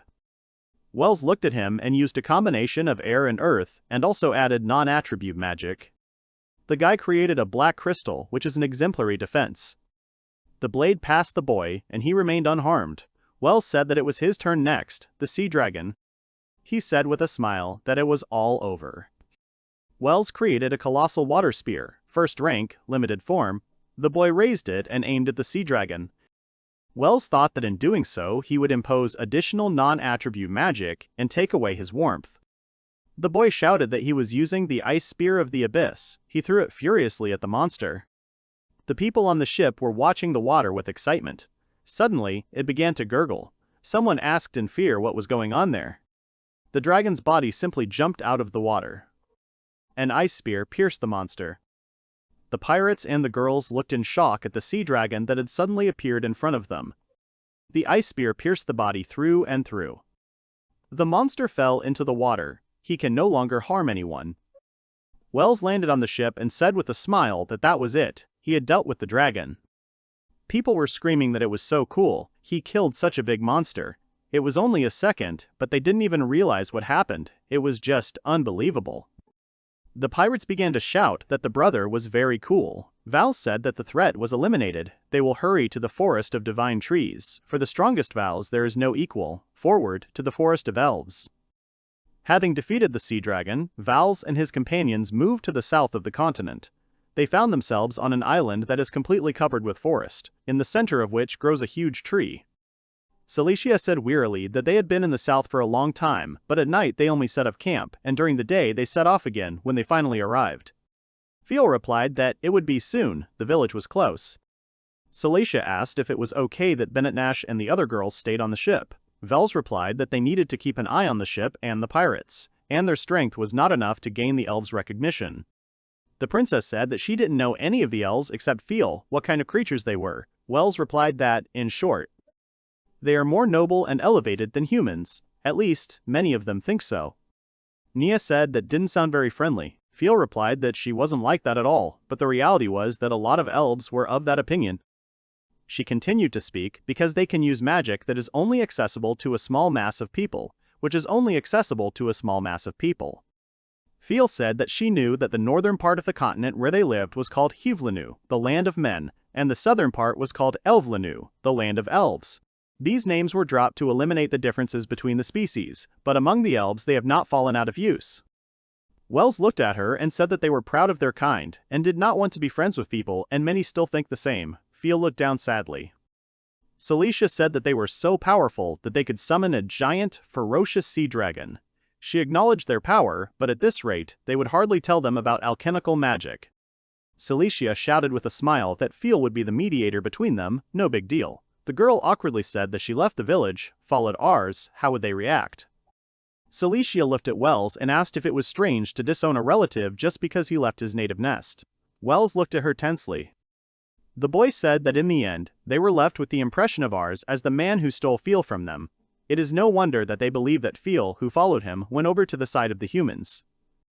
Feel looked at him worriedly. Cilicia cried out in displeasure that this was bad luck. Do they not understand her feelings at all? Why she followed him? A woman's soul is dark. Feel looked at her in surprise and then grabbed her hands. She joyfully shouted that Cilicia was right. The princess jumped up and down with her and shouted that here. Wels said that they were going to the forest immediately. He asked if Nia had heard him. The girl excitedly answered that she had. The guy looked at her and was surprised to think that Nia wanted to join them. Feel clenched her fists and said confidently that she would do her best. Even though they hadn't seen each other for a long time, they were still brothers. They would definitely understand everything. Cilicia and Nea looked at her with a smile. Wels looked at Nea with excitement. He asked what it was. The girl said that there, in the depths of the forest, there was a smell of burning. Nea covered her nose with her hand and added that the smell was weak, but it was there. Feel looked fearfully into the forest. Vals quickly ran forward, shouting that they would hurry. The girl ran after him, shouting that Vals had waited for them. The boy thought that they had almost reached the village. The watchful elves would have met them long ago. This was very strange. Cilicia screamed, "What if?" She looked at Feel and asked what was wrong with her. The girl screamed that the elven settlement. They stopped and saw that the village was destroyed. Feel looked at the elven settlement in shock. Cilicia excitedly shouted that it was a village. Nia said that it couldn't be. Wels said tensely that they should look around. They explored the city and Nea said that everything here was burned to the ground. Cilicia asked in fear what it meant. They were late. Wels said that the giant trees of the divine forest and other thickets in the center of the continent were not damaged, so they attacked the village specifically. The guy continued to reason that the spiritual mentor had aimed here after all. His connection with the alchemical magic of the elves could no longer be justified. Feel touched the ruins and said, "Guys." Nea and Cilicia looked at her with regret. It was very painful for them to see Feel so sad. Nea frowned her face, and Cilicia, on the contrary, stared at her. The princess screamed at her not to worry. Nea said that yes, only the buildings had been damaged, but they hadn't found the elves themselves. Val said she was right, they could be hiding somewhere. The boy stopped. Suddenly, air currents appeared from above, which trapped them in a ball. They could not get out of it. The team was trapped in a dangerous way. Everyone looked at each other in surprise. Celicia screamed in fear. What kind of magic is this? Nia screamed that these are air blades. Celicia covered her head to avoid getting hurt. She was very scared. Wells said tensely, "This is an air-sealing cut, local form, first rank." He shouted for the girls to freeze. He used non-attribute magic of the second rank. The boy touched the ground and used the gravity barrier. Vels tried to resist the force of the wind that had appeared so suddenly. He managed to cope with the air blades. Wells thought that now he was confident. All the ground around the team was left in cuts, but the main thing is that no one was hurt. The boy shouted loudly that it was an elf. They hadn't come to quarrel, they had to come out to them for a dialogue. The girls began to look around excitedly, and Feel hid her ears with the help of her hood. Someone fired a shot from a tree. Wells thought excitedly that he was there. The boy quickly parried the blow. He saw Feel run quickly towards the tree. He shouted what she was doing. Feel cried out in alarm that they were not enemies. They were not enemies, it was she. The girl took off her hood and asked what had happened to them that they were using such dangerous magic. The elf emerged from the tree foliage and jumped to the ground. Feel looked at him excitedly. She didn't expect to meet him. Feel was very excited. The elf landed on the ground. He touched the ground and lowered his head. The elf looked very muscular and strong. The elf looked like a very young guy. Wells thought excitedly that it was the same. The elf approached them with the words that she had left them, following ours. Why had she brought these understandable people here? The elf looked into Feel's eyes and said that they hadn't seen each other for a long time. The girl excitedly said that her brother appeared in the destroyed village of Feel. Feel whispered that her brother had come. Satilia asked in shock that it was Feel's brother. Nia looked at their faces and said that they really did look alike. The girl looked at her brother with excitement. The boy ran towards her shouting that Feel was here. He was so glad that she had returned safe and sound. He hugged her tightly. Celestia said in shock that he didn't look like that. Nea said hesitantly that elves were surprisingly emotional. They couldn't believe they were seeing such a scene. Wells thought he remembered this guy, Ligel. Alstromeria. Among the inhabitants of the Forest of Divine Trees, he was the first to realize the power of Ars and convince the other elves. He, like Feel, is friendly to humans. The girl awkwardly told her brother that the others were watching. Ligel said excitedly that he was really very happy. He was worried at the thought that something bad had happened to her too. Feel looked at him in surprise and loudly asked where the villagers were. The elf said what was really going on. A man appeared and interrupted him. He said sternly that there were people with her now. He shouldn't blab too much. The team looked at the elf who had suddenly appeared. Celicia excitedly asked who he was. Feel looked at the elf and shouted that it was Keith. Vals thought that it was the teacher Feel that she had told him about. He had heard of him. In that life, he had never met him. He was a high elf who despised humans more than any other elves. The elf said he had no idea how they managed to escape from the sea dragon, but they were the same people as the people of that vile country. They would get what they deserved for attacking their village with a monster. Keith created a magic sphere and shouted that the monster was like one of the 4 great dragons. Vals looked at him in surprise and then took a defensive pose. Feel stood in front of Wells and shouted loudly for Key to stop. This is the princess of the Eurasia kingdom. These people are different from those who harmed them, and also. Feel continued to shout that Vals defeated the sea dragon. Ligel asked in shock that he defeated the sea dragon, but even she couldn't defeat the monster, and he did it alone. Keith looked at him and said that indeed, it was he who stopped Ligel's attack. He admits that he is not like other people, they can't do that. The elf jumped off the house and said that they still had many problems. Since they had nothing to do with the destruction of the village, they should leave this place before he finished them off. Wells looked at him with displeasure and replied that he was asking for forgiveness, but they couldn't. They came because they wanted to talk to the elves. He asked what they still didn't understand. They don't want to deal with people. Everyone looked at the elf in surprise, who created a magical barrier around himself. Keith screamed furiously for the pathetic humans not to get cocky. They made him sick. He continued to say that if they understood him, then they should immediately get out of Elvlanu, and Feel will stay here. The girl looked at him in surprise. Feel excitedly shouted that she was against it. She was protecting Celidius. She couldn't stay. The girl didn't want to listen to Keith at all. The guy clenched his teeth angrily. Keith said with displeasure, when did she manage to stoop so low? She left the village, following that man, and now she comes back and tells him such a thing. Apparently, he threw her out. Feel screamed loudly that he couldn't talk bad about Arsus. She wouldn't let him get away with it. Ligel stood between them, shouting for them to stop. Now was not the time for quarrels. The elf excitedly shouted that he did not deny that Keith hated humans. He also could not forgive the people of that country, but he had to look at the situation more broadly. Keith looked at him with displeasure. Ligel looked at his sister and said that it concerned her too. Now he would explain to her the situation they were in. Feel looked at him in surprise.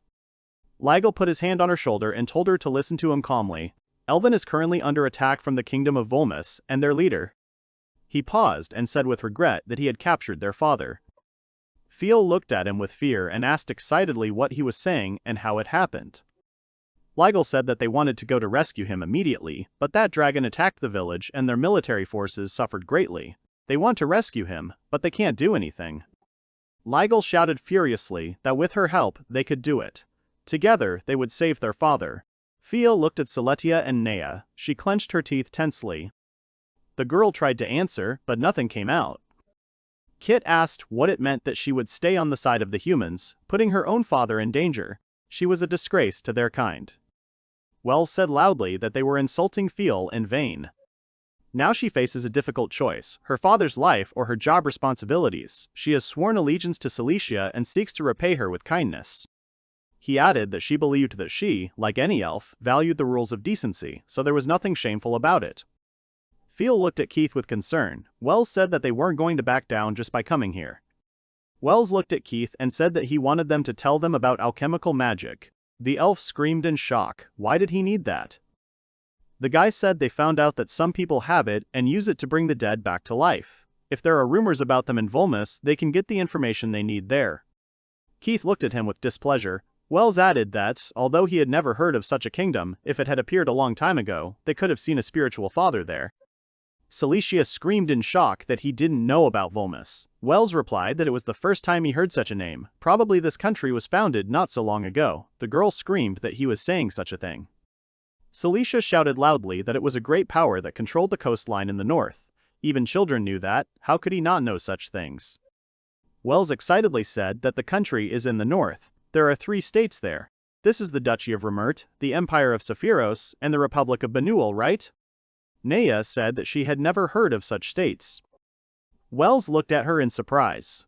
The girl added that the northern shores had belonged to Volmus for a long time. Nea continued to say that it was a large and powerful country inhabited by hot-tempered people. Wells thought with fear that this had happened. The guy continued to reason that in this place, where Volmus is now located, if you believe the memory of Ars, there used to be 3 border states. No, that's not true. Eurasia is a small country, so neither he nor those around him knew about it, but he is not aware that the countries that existed have disappeared, and in their place a great power has appeared that will attack the southern part of the continent. The boy looked in shock ahead and worriedly thought that if his reincarnation had changed the course of history, he raised his head to see the sky. He couldn't believe it. Ligel told them to follow him. He would tell them more about Volmus and their father. The girl looked excitedly at the guy who was staring at the sky. Wells realized the stunning truth, but the world would not give him time to think. Ligel said loudly that he would lead them to the divine tree. The guy said that they were at the foot of the divine tree. Vels followed the people and elves up the stairs. He was in his own world. He was thinking about what he had understood earlier. Wells wondered if his rebirth had changed the course of history. If so, what had changed and why had it happened at all? So many questions and few answers. Celetia looked at him intently. The girl said loudly that if they needed shelter, they could build themselves some small houses. She sees that the elves do not look for easy ways. Feel called out to Wells. She pulled him out of his thoughts and told him to tell Celetia something. She was worried about her words being heard by her family. Ligel and Keith looked at Celetia. Feel said that this place was the first refuge for the elves, so it cannot be touched. In other words, it is sacred land. The girl worriedly told Wells to remember this and keep an eye on Celetia. Wells said that it was true. She couldn't say everything that came into her head. This time, the deal was an exception for humans. Celetia shouted that she knew. Wells thought that he had finally reprimanded her. Stop thinking, it was only his problem. Now he had to ask the elves about alchemical magic. He had to concentrate on that. They entered a spacious room in which there was a huge table. Vals looked at the elves and thought excitedly that these two. The old elf told Kit that he wondered where he had disappeared to. The old man pointed to the team and asked who these people were. Suddenly, the elf looked at them intently. Celicia sighed in fear. The elf noticed Feel, who was hiding behind Wells. He grabbed Feel's hands and shouted joyfully that this was their Feel. She was finally back, he was so happy. Celicia and Nia looked at the elf in shock. The old elf picked up Feel, and the girl said that they had not seen Uncle Holbert for a long time. The elf cried out that she was still as small as ever. He understood that these people had walked her home. Feel replied that he had misunderstood. Suddenly, his companion screamed loudly for Holbert to stop. He was making a fool of himself in front of people. It was so indecent, he should behave like an elf. Wells thought that he was right after all. The boy continued to reason that these two are especially powerful and influential among the elder elves. Their name is Holbert Karkin and Mariel Elgren. Wells began to quickly shake his head from side to side with the thought that they were even familiar with Ars, but there must be another one. Where is he? He will not be able to calm down until he sees him. Celicia said that elves communicate closely with each other. You can take her brother as an example, then this man. The unknown elf said that they think so, but it seems to him that this is normal. People consider this unusual. The girl looked at him in surprise and shouted loudly who he was.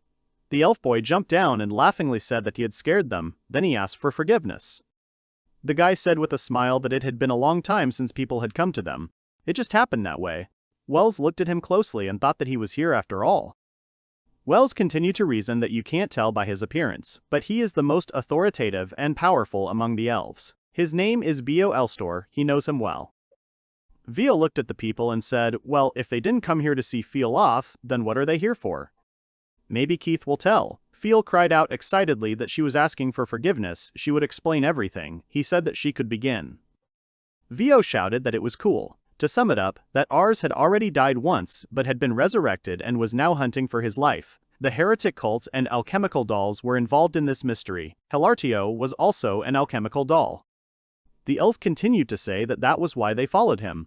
They came to ask them about alchemical magic. Vio asked that it was true. He smiled widely. Vio happily shouted that she was so cool. She can use 4 types of magic. Celicia, that's her name, she has a natural talent. The princess excitedly shouted that it was true. That's it. Vio said that he couldn't believe that Vels had defeated the sea dragon. He had never heard of humans being able to do that. No, not even the elves had anything like that. Vels was amazing, so strong. Vio leaned towards his face and said with a smile that it was just like ours. Vels looked at him with fear. The elf laughed and said that it was a joke, that he was as far from ours as the moon. Holbert told Vio that he was rejoicing too soon. People were still their enemies. The elf smiled and told him not to get angry. He himself understood that people are different. He had a keen eye, and he was confident in it. Mariel said that Vio is too naive. She doesn't even believe everything that Feel says. Do they even have this power for real though? No, at first. The woman sternly said that they should find out exactly whether they were friends or enemies. Celicia screamed in displeasure. How could she say that? Mariel interrupted and told her to shut up. Vio screamed loudly. Vio shouted with a smile that he had an idea. They had to show proof of their power. Celicia asked excitedly that they needed proof. Vals looked at the elf with displeasure. Vio said that mastering 4 types of magic and killing the sea dragon alone. These are very cool achievements for them to do that to convince them. He asked Keith if he had any suggestions. Keith opened one eye and told him to let him think. If they really had that much power, it wouldn't be hard for them to save Feel's father and her brother, Radael. The men looked at him intently. Vio said that it was settled then. At least they would show them that they had no hostile intentions. They would deal with the alchemical magic and Ars later. The girl shouted at him to stop. Celicia screamed furiously. How many times can you beg them? They mustn't take the conversation in another direction. The elves also won't be able to challenge the kingdom of Volmus, while the 3 of them must save it. Feel called the princess excitedly. Mariel stood up from the table and loudly asked if they even knew what situation they were in, or if they were that stupid. She pointed at Celicia and said that she had no idea what the princess of that was, but she was currently in the land of the elves. If she couldn't convince them of her power, then she would immediately leave Feel and go away. Holbert said that humans attacked them out of the blue and took away what was dear to them. She thought that after that they would cooperate with them so easily. Celicia excitedly shouted that they wanted them to fight Volmus. His army was many times stronger than that of Rain. The elf waved his hand and the door opened. Vio shouted with a smile, "Good luck." Celicia looked at him in horror. The elf told them not to worry. They were the chosen ones after all. Good luck. Vals listened attentively to their conversation.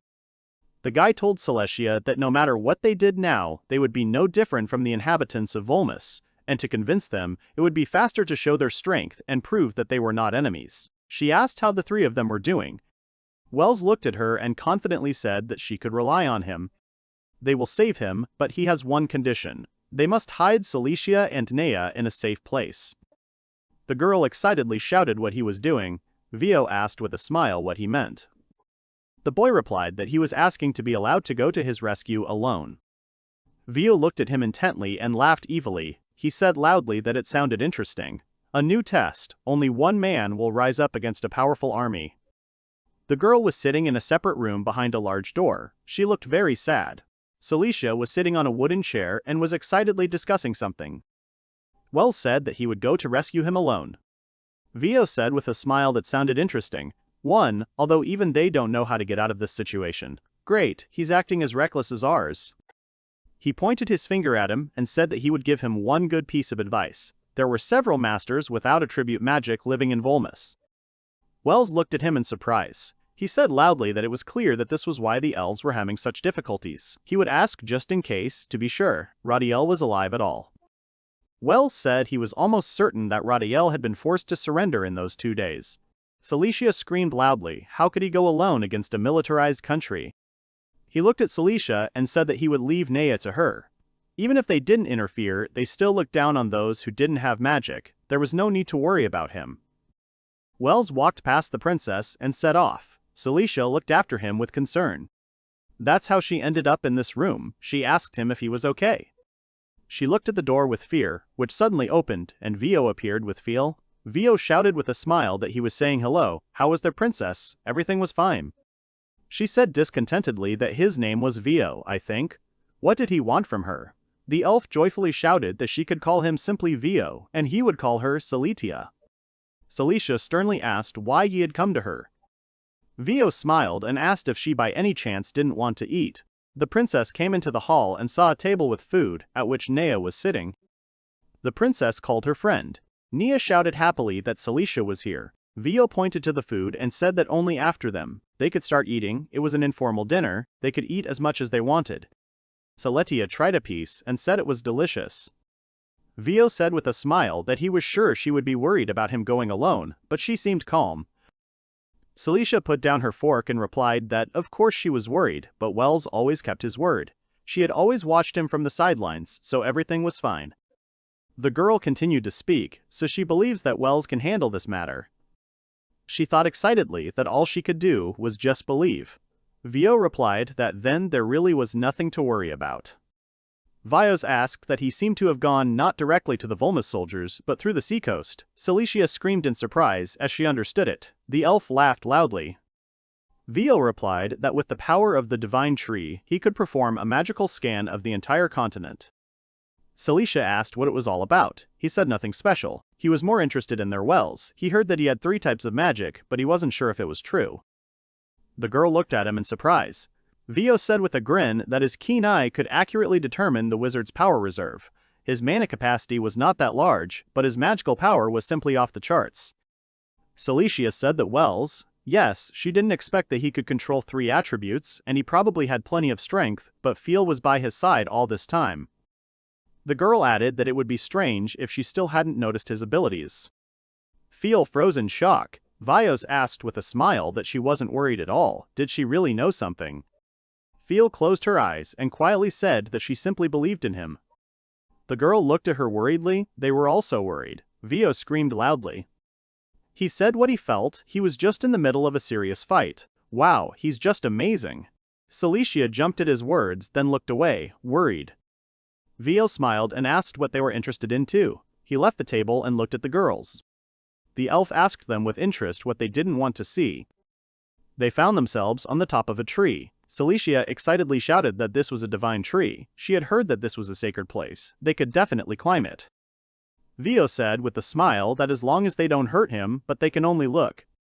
Celicia stared at the forest in horror. She said that there was smoke from the seacoast in the distance, the warships of Volmus.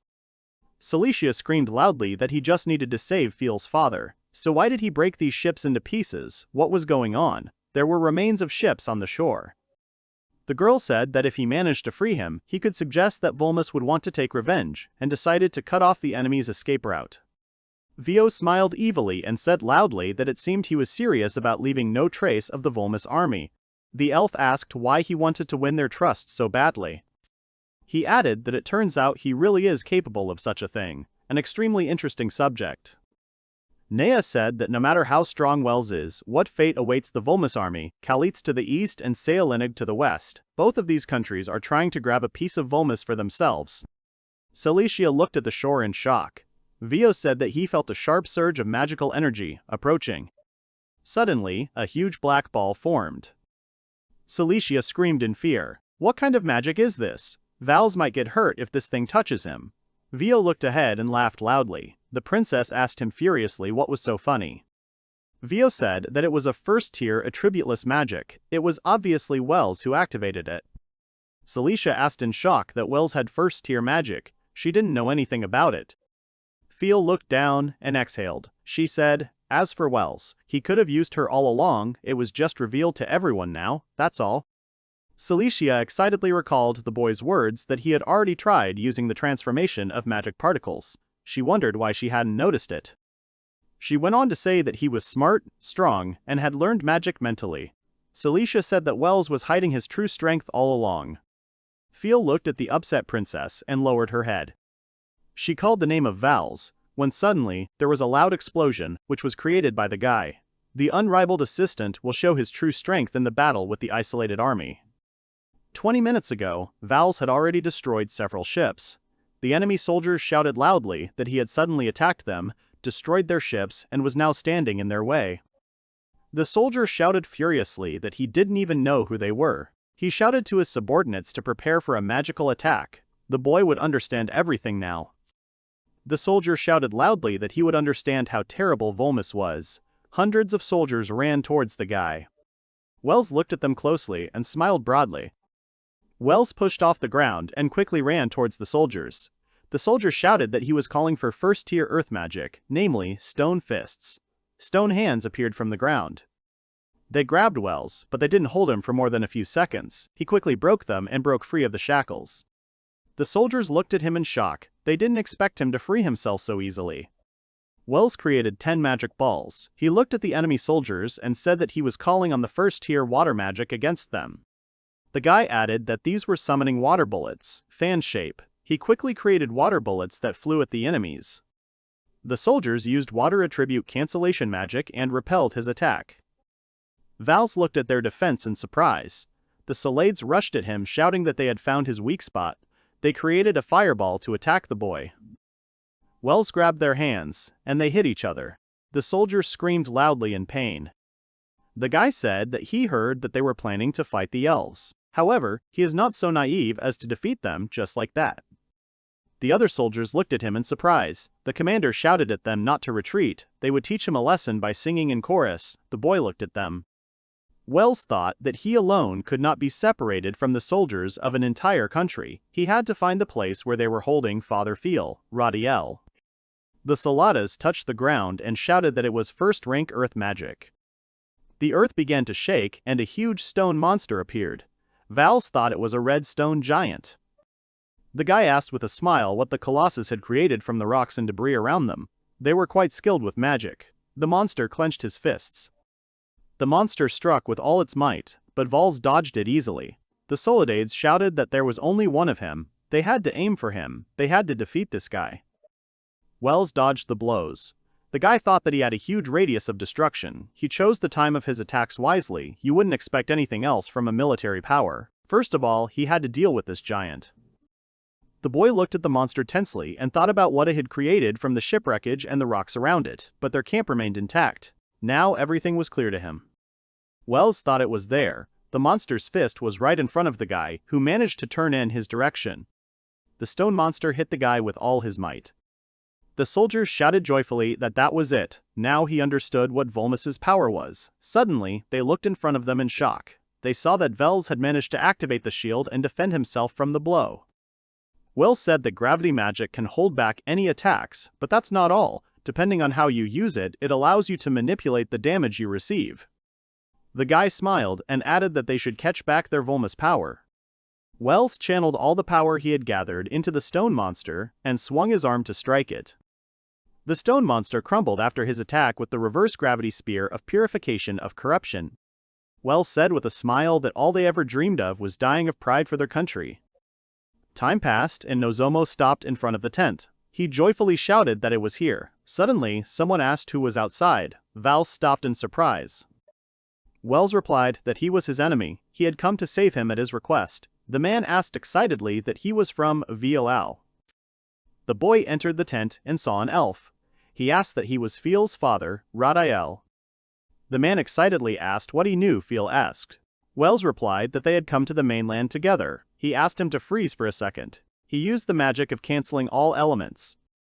They went outside and saw dozens of giants that surrounded them from all sides. It was hard to even see the sky, because the monsters simply blocked it.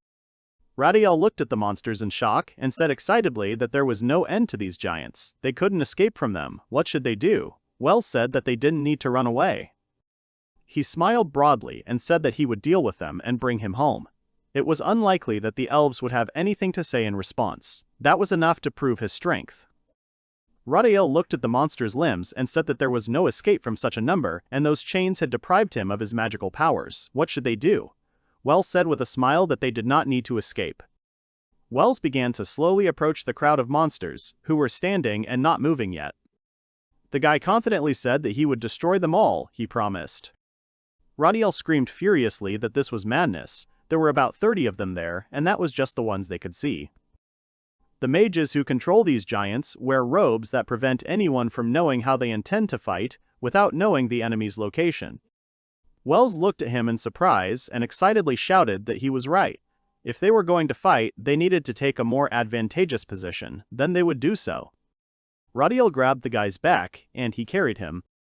Radiel looked at him in surprise and asked why he was carrying it. Vels replied that he had decided not to engage in combat for now. It was hard to fight when you were protecting someone. The boy added that if he was afraid of falling, he should hold on tighter. Radiel shouted loudly that he was not talking about that.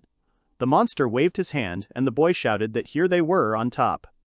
Wells threw Radiel aside to avoid being hit. The monster missed and did not hurt anyone. Wells looked at him furiously and shouted that he was summoning the Earth Element Neutralization Magic Sandblast. Radiel looked at the defeated monster in shock, and thought that there was no way he could use a complex attribute of first-tier magic with just one counterattack. Wells said that if their bodies were so fragile. Wells approached another monster. Radiel grabbed Wells tighter to keep from falling. The guy quickly ran forward and broke the stone monster into 2 parts.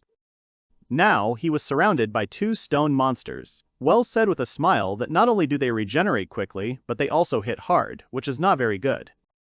Radiel said that their body is made of stone and shipwrecks. They can move thanks to magic, and there are plenty of magicians and stones here. Wells asked what he meant. The elf wearily replied that nothing would work. No matter how strong you were, there was no end to them. Volmas could not be destroyed. He must leave him. He can escape alone. Wells did not respond to the elf's words. Radiel cried out in displeasure that he heard him. The guy quickly ran forward and destroyed several monsters at once. Wells stared at the destroyed monster and said, "Now." Radiel screamed furiously for him to stop. He had no idea what he and Vio had agreed on, but there was no point in fighting blindly. Wells smiled widely. Radiel looked at him in shock. He did not expect such a reaction from a person in such a situation. The guy said that he himself said that he was going to destroy them all. Wells confidently added that they had already lost due to the large scale. It took longer, but now everything is ready. The guy quickly hit the ground. He put all his strength into the blow. Magical impulses began to run across the ground. They walked over the monsters but did nothing to them. The stone golems continued to stand and do nothing. The magical impulse passed by the trees in the forest and reached the man in the black cloak. He was sitting on a stump and waving his arms. The man was very concentrated. The boy screamed in fear. What was going on? He was trapped and screamed loudly, "This is the magic of the sealed wind sword. Why is it here? Where did it come from?" Wells said that if the magician could not be detected, then there was a connecting magical thread between the controller and the giant, so he linked himself to them, followed this thread, and found them. The guy created a black magic ball in his hands and loudly said that the most important thing in using a large-scale skill is to kill everyone with one blow. Vels continued to say that knowing the enemy's location and cutting off their escape routes, all that remains is to destroy this area. He summons without attribute magic. The guy looked ahead and said, "The prison of exhaustion." The ball quickly increased in size and covered a huge area of the island. Radiel looked at him in shock. Vels stretched his hand forward and began to squeeze it little by little, thus the ball began to shrink. After some time it began to fit in the palm of the guy, who simply slapped it. Radiel watched him closely. Vels said that if the earth was the material for their bodies, then it was necessary to simply remove it. If the mages were the source of power, then they had to be destroyed. Vels looked at Radiel and said that in any case, now he was free, he could return to Feel. His mission is accomplished. He will overcome all difficulties on the way for the sake of the people waiting for his return. Radiel said that he may be strong enough for Vio to send him on this mission, but he can't defeat Volmus's army on his own. He can't believe it. The elf continued to say that someone who could do something like that must be as good as Ars Ditland. Vels said that he was exaggerating. Besides, the high elf called the human a symbol of power. Radiel laughed loudly and shouted that it was true, but to hear such a thing from a human. Still, humans or otherwise, he will respect anyone whose strength they can recognize as such. Are they, the elves? The elf extended his hand to him and said with a smile that he was Radiel Alstro Emiria. The guy replied that he was Valsa Sai. They shook hands, and Radiel said that he was grateful to him. Vels helped the elf walk through the forest. They came out to the main tree and saw a huge crowd of elves who screamed loudly when they saw them alive. Vels said that the elves had been hiding all this time. Ligel ran to them shouting that his father was here. The soldiers ran saying that Radiel had returned, but he needed help. Vels heard someone calling him. He turned his head and saw Celicia, who came out of the crowd and began to approach him. The guy moved away a little, but the girl, on the contrary, came closer and closer. Vels dropped to one knee and said loudly that he had saved Radiel. Alstro Emiria, his mission is completely accomplished. Celicia looked at him and replied that it was a good job.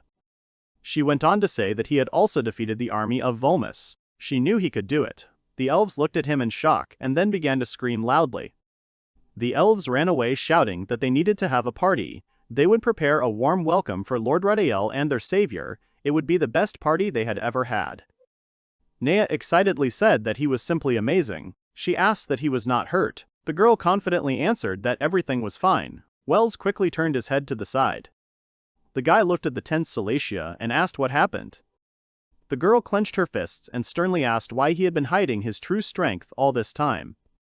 Vels looked at her in shock and asked what she was saying. Feel awkwardly lowered her head. Celicia said that they saw him fight using first-tier magic. The boy asked in surprise what they saw. Feel told him that Veal had allowed them to climb the sacred tree. The boy excitedly replied that, didn't he say that his magic was developing quite quickly? Celicia screamed furiously that it was nothing like that. Such a huge power would destroy his body, but he still continued to use it.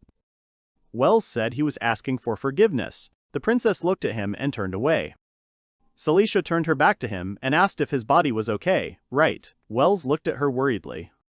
She said that it was nothing new for him to hide things, and she had no desire to interrogate him now.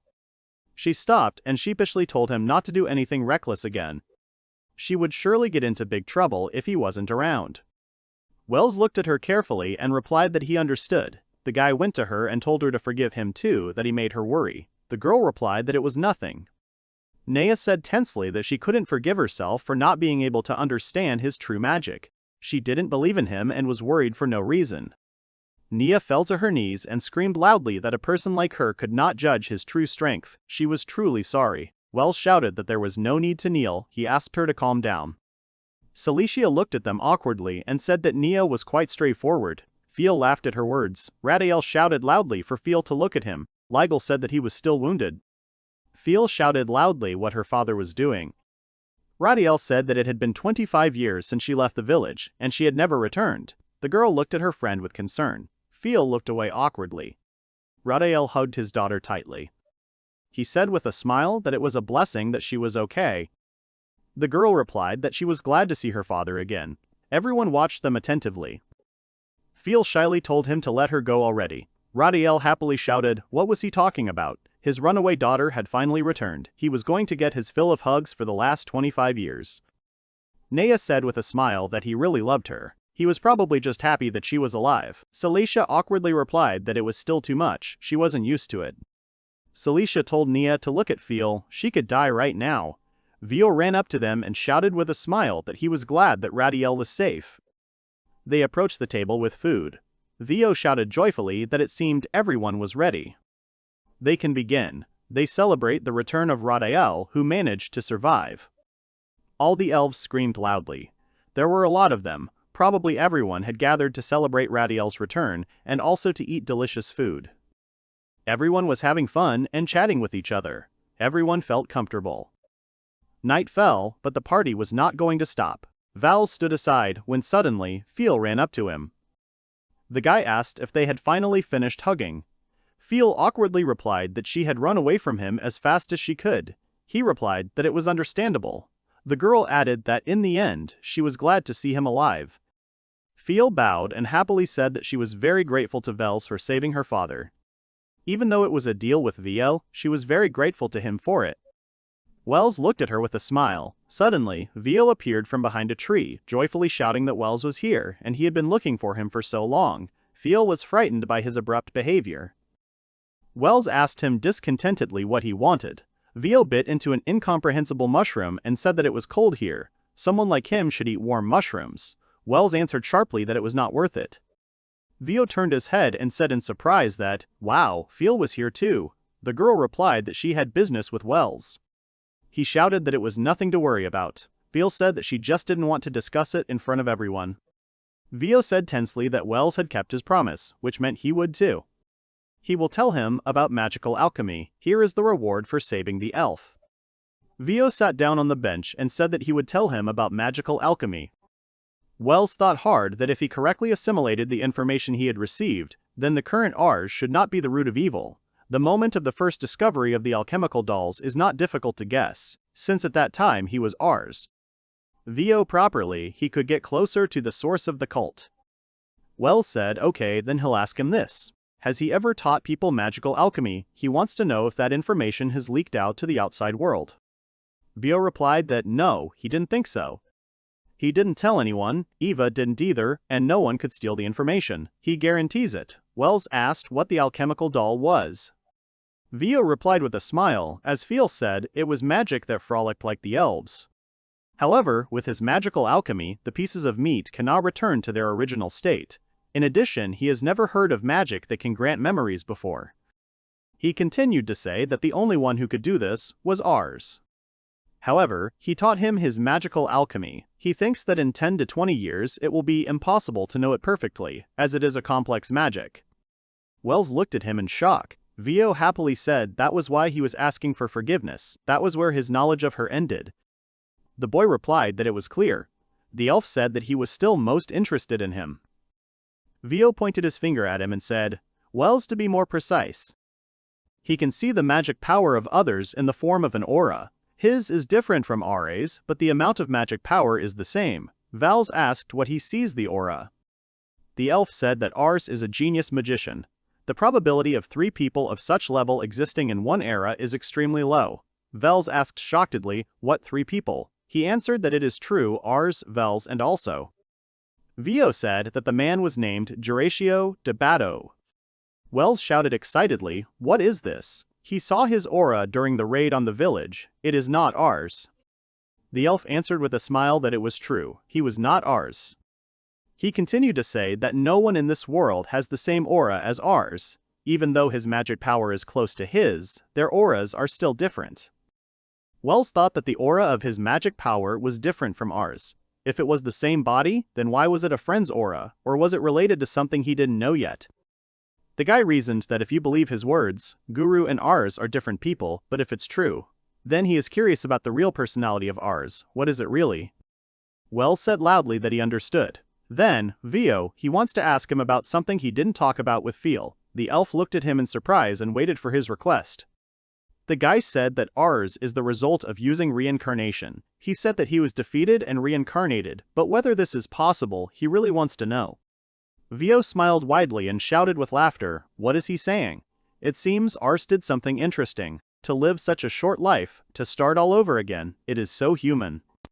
The elf continued to say that it was clear, so he thought that magical alchemy was the work of Ars. Well, that sounded convincing. But still, it's just impossible. Wells looked at him in surprise. Vio broke the mushroom into 2 pieces and said that they really didn't know if he had succeeded in using reincarnation. A body that had once lost its soul would not return to its previous state. He said that contrary to their expectations, the soul has a weak connection with this world. It is obvious that it is impossible to put someone else's soul into a body. He believes that the magic of reincarnation does not consist in moving the soul into a new body. Vio said loudly that, first of all, the dead cannot be brought back to life. Wells looked at him intently. He could not move from his words. Phil called out to him, and the boy came out of his trance. The girl excitedly said that Ines had once said that she did not recognize this Ars. Wells looked at her in surprise and thought that Vio and Ines thought alike. This Ars is not real. The guy continued to reason that in that case it is not excluded that someone is pretending to be him. Then the magical alchemy that he studied has nothing to do with elves. Using it, someone got into the royal palace under the guise of a living Ars. Wells thought that 17 years had passed. It was simply impossible to deceive people for all this time. In that case, there is another assumption that may be true.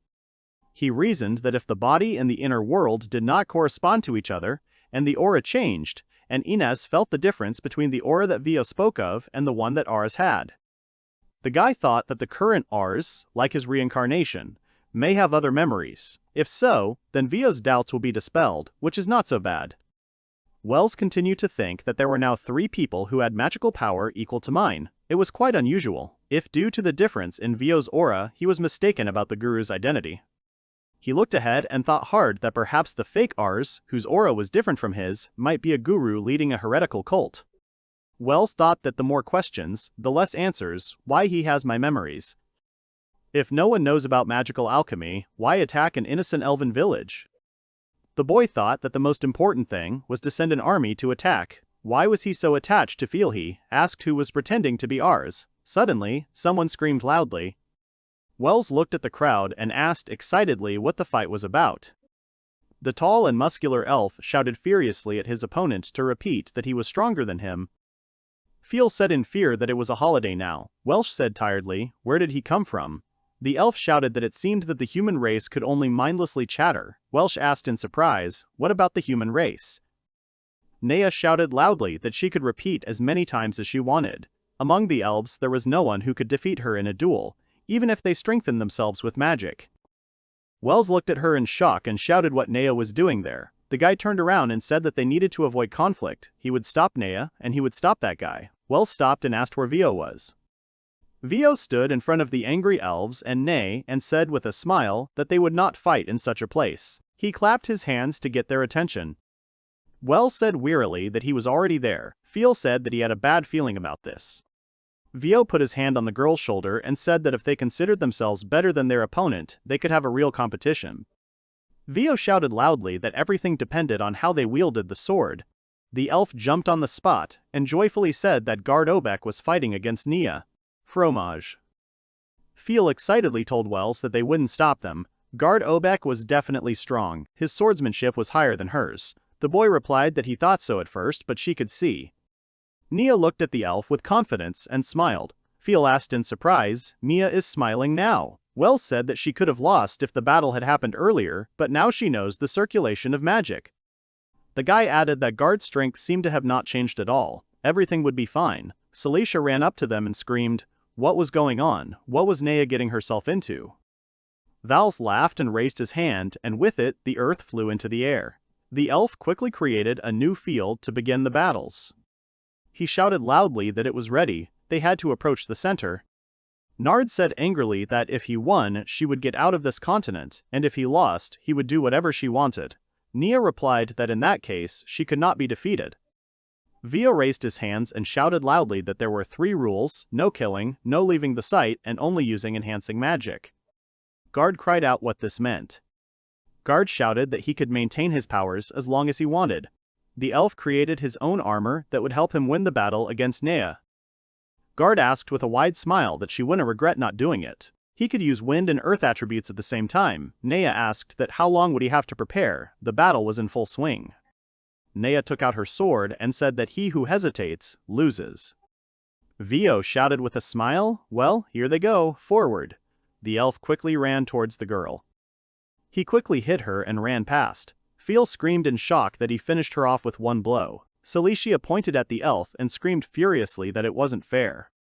Nea managed to put out her sword and parry the blow. She asked that the fatal blow of 2 attributes, which did not even touch her, "Is this all your power?" Weaker than she thought, which was stinging. Nea abruptly struck him with her sword, but Guard managed to defend himself. The elf asked with a wide smile what else she didn't want to let go of. Surrender is the fate of humans. They began to hit and parry each other. Celicia said that he uses dual-element magic on his sword, and how is Nea even able to withstand his blows? Feel replied that on the contrary, she is holding up well.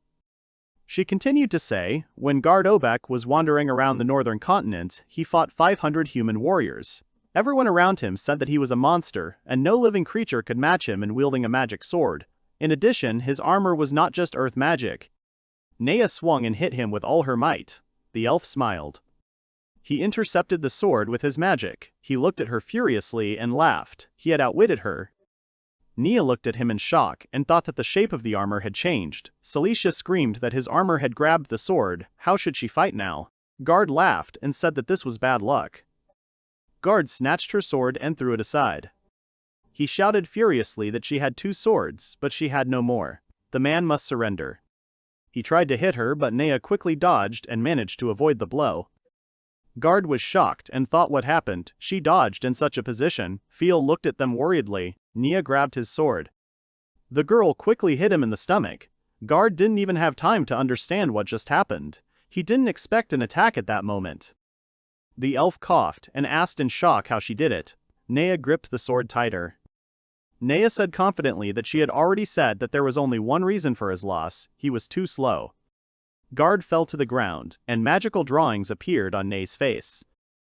Guard looked at her with displeasure. Voy ran up to her and shouted loudly that he congratulated her on her victory. She had proven her strength.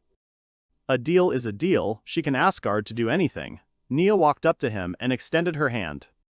Nea told the guard that he had shown excellent skill. They were similar. In her desire to become stronger, she had dedicated herself to training, so if he promised not to judge people by their magical power, they would part ways. Guard looked at her in surprise and took her hand. He stood up saying that he promised.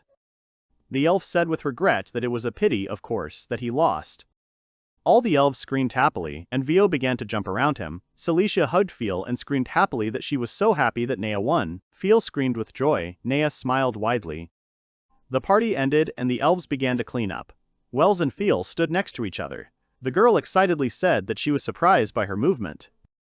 Wels looked at her with a smile and said that she noticed it in her. Feel said that Nea was able to master the circulation of magic. She is very proud of her. Nea is great. He said that he has been training every day since then. She has not lost to Guard, who has not changed a bit during all this time. Feel looked at him and said that she knew his past. Wels asked excitedly why she was suddenly talking about it. The elf replied that it made her feel out of place. He even knew Gardo's true strength, Obeka. Wels said that, remembering how good he was, he had no doubt that Nea would win. Feel said that was why she had a question. As far as she remembered, he had never met Obek. Wels replied that he could not. He had met him in the village when he was Ars Obek, also confirmed that he had never met Ars Ditland. Feigl asked if these memories really belonged to Ars. Eds asked in surprise that his memories did not belong to Ars. He thought no, that was quite possible. Of course, the memories and stories of the one who knew were different from the ones of today. He continued to reason that maybe now, at this very moment, if Feel, who knew his secret, noticed it, Wels said that he had already thought about it. After reincarnation, he did not know many historical events.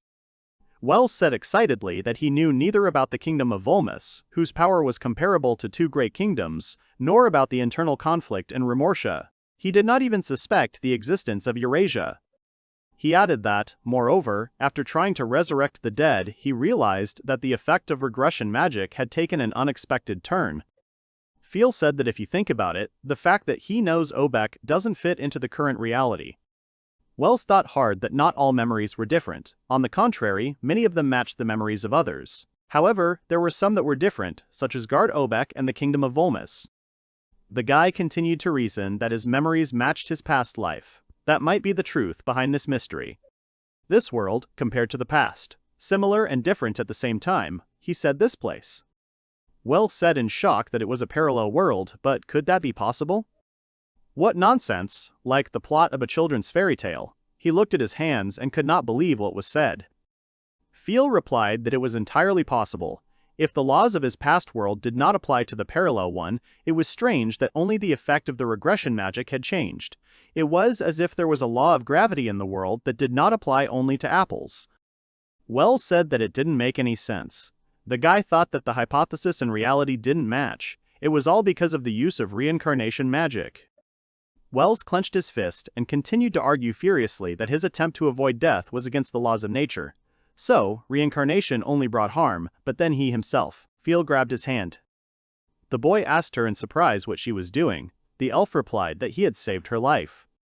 Even after listening to his guesses, she cannot answer whether he ended up in a parallel world or not, but still, she knows one thing for sure. Feel continued to say that she would always be on his side.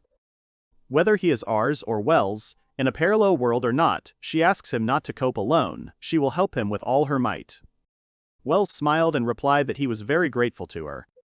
Feel wiped her tears and sat down next to the boy. She shouted that she had a proposal. She suggested comparing their memories and see if they were similar. Wells said that the first time they met, he was attacked by a fire dragon. Feel replied that it was true, that was how it happened. The day came and Vio shouted happily that it was great. He got the attention of the elves and shouted that they had a great time with them yesterday, so they would clean up well today. The elves used magic to clean up. One guy picked up some trash and yelled for the young lady to catch it. The girl stretched her hand forward and set all the trash on fire. The elf looked at the fire table in shock. He did not expect that the girl had such a huge power. The elf excitedly shouted, "That's cool, her fire element is much stronger, thank you very much young lady, and she can help with other things too." Celicia cried out in embarrassment that she was not a young lady, she was a grown-up, elegant lady. Wells told Celicia not to do that. Feel is 50 years older than all of them, so from the elves' side, they are really babies. The girl shouted that they were calling her as if she were a small child. Wells said so that she could understand their feelings. There are few elves who can control fire, so they rely on her. It's not just about fire, they consider her a genius mage with 4 elements. The elf shouted for her to get rid of these pieces of wood too. Celicia turned to him and pointed her finger at him. She confidently shouted for him to rely on her, she would do everything. Vio approached the guy and said that he was glad that she was helping them. Vels asked him discontentedly why he had suddenly appeared. The elf said that he wanted to ask him a simple question: what were they going to do now? Vio said with a smile that the strangest thing from yesterday's conversation was the fake Rs. The guy looked at him closely and answered that it was true. Wells said he had been thinking about it for a long time. They would come back, but first they would help them recover. Besides, he wanted him to think about something. The elf looked at him in surprise. Of Eurasia could establish diplomatic relations. He really wants to know the answer to his question. Vio asked in surprise what such relations with the village. Wells answered confidently that yes, the connection with the elves on this continent greatly raises the status of Eurasia as a kingdom. I bet Celicia itself wants this. The elf exhaled and replied that he could try to convince the others. He asked the boy with interest that he thought it was a good idea, however. Vels asked what he was talking about. Veal replied that if they established diplomatic relations and Rs found out about it, he might think they were related to Feel and attack them. Vals looked at him in shock. He said it was true. Vals thought he was right if they made a pact now. There was a high probability that the fake Rs would attack Eurasia using Garatio. Wells awkwardly said that he was asking for forgiveness. It was rash, they should forget. Vio smiled and said, well, cooperation sounds great, they cannot hide it for now. The guy asked what kind of cooperation. Vio broke the piece of wood he had picked up earlier and shouted that it was true. He looked at Celicia and thought, she has talent, but she only started seriously practicing magic recently. The guy continued to say that magic must be poorly developed in the kingdom of Eurasia, so why not send elves there as teachers? Wells asked in surprise that it was possible. Vio smiled and said, sure, they will do that and the enemy will know. Eurasia will become a magically advanced kingdom which will be just amazing. The elf flew up to Celicia and shouted that besides that, he himself wanted to get Celicia as far as she could go. The girl screamed in fear. What was he doing? Wells said that this was his true intention. Wells added that as long as the fake Ars doesn't know this, and they cooperate with them, so be it. It's perfect for training Celicia, well, now. Mariel ran up and screamed that she needed Vio. The elf turned and asked in surprise what the rush was, what had happened. Mariel replied that there was urgent news. Vio asked what was urgent, what had happened. The girl screamed excitedly that one of the 4 great dragons had been defeated. Vio looked at her happily, and Celicia screamed in shock that the 4 great dragons, whose power was comparable to Garachio. Wells looked at the elf in surprise. Mariel said that the victorious dragon was Avaricia. Like greed itself, the dragon plays with its prey before eating it. Like Dorei, it is a natural enemy of man. Celicia joyfully shouted that it was simply wonderful that such a dangerous dragon had been defeated, and now humanity had one less enemy that was so great. The girl looked at her quiet friends and asked why they weren't happy. Wells said that the problem wasn't that he lost, but something else, right?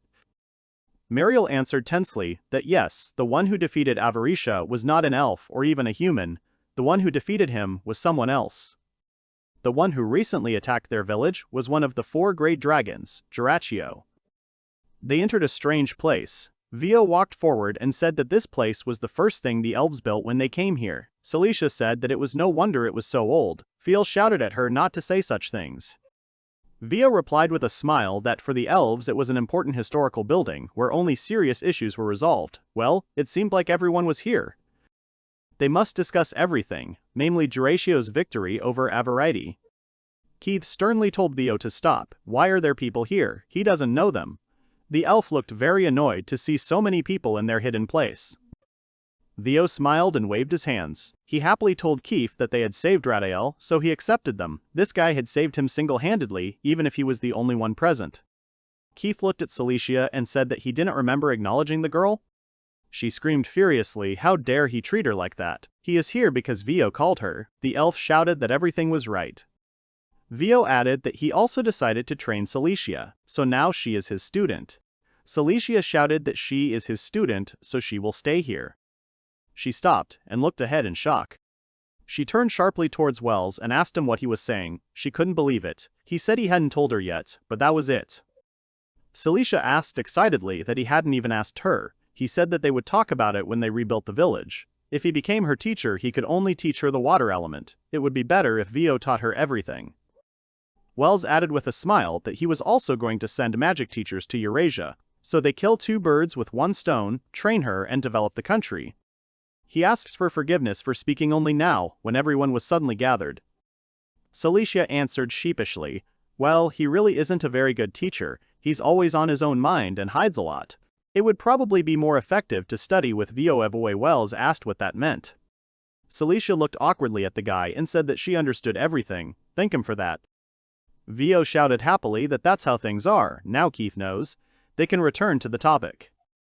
Vio said loudly that the dragon of greed, Avaritia, had been defeated by another of the 4 great dragons, the dragon of gluttony, Garachio. He thought it was quite dangerous.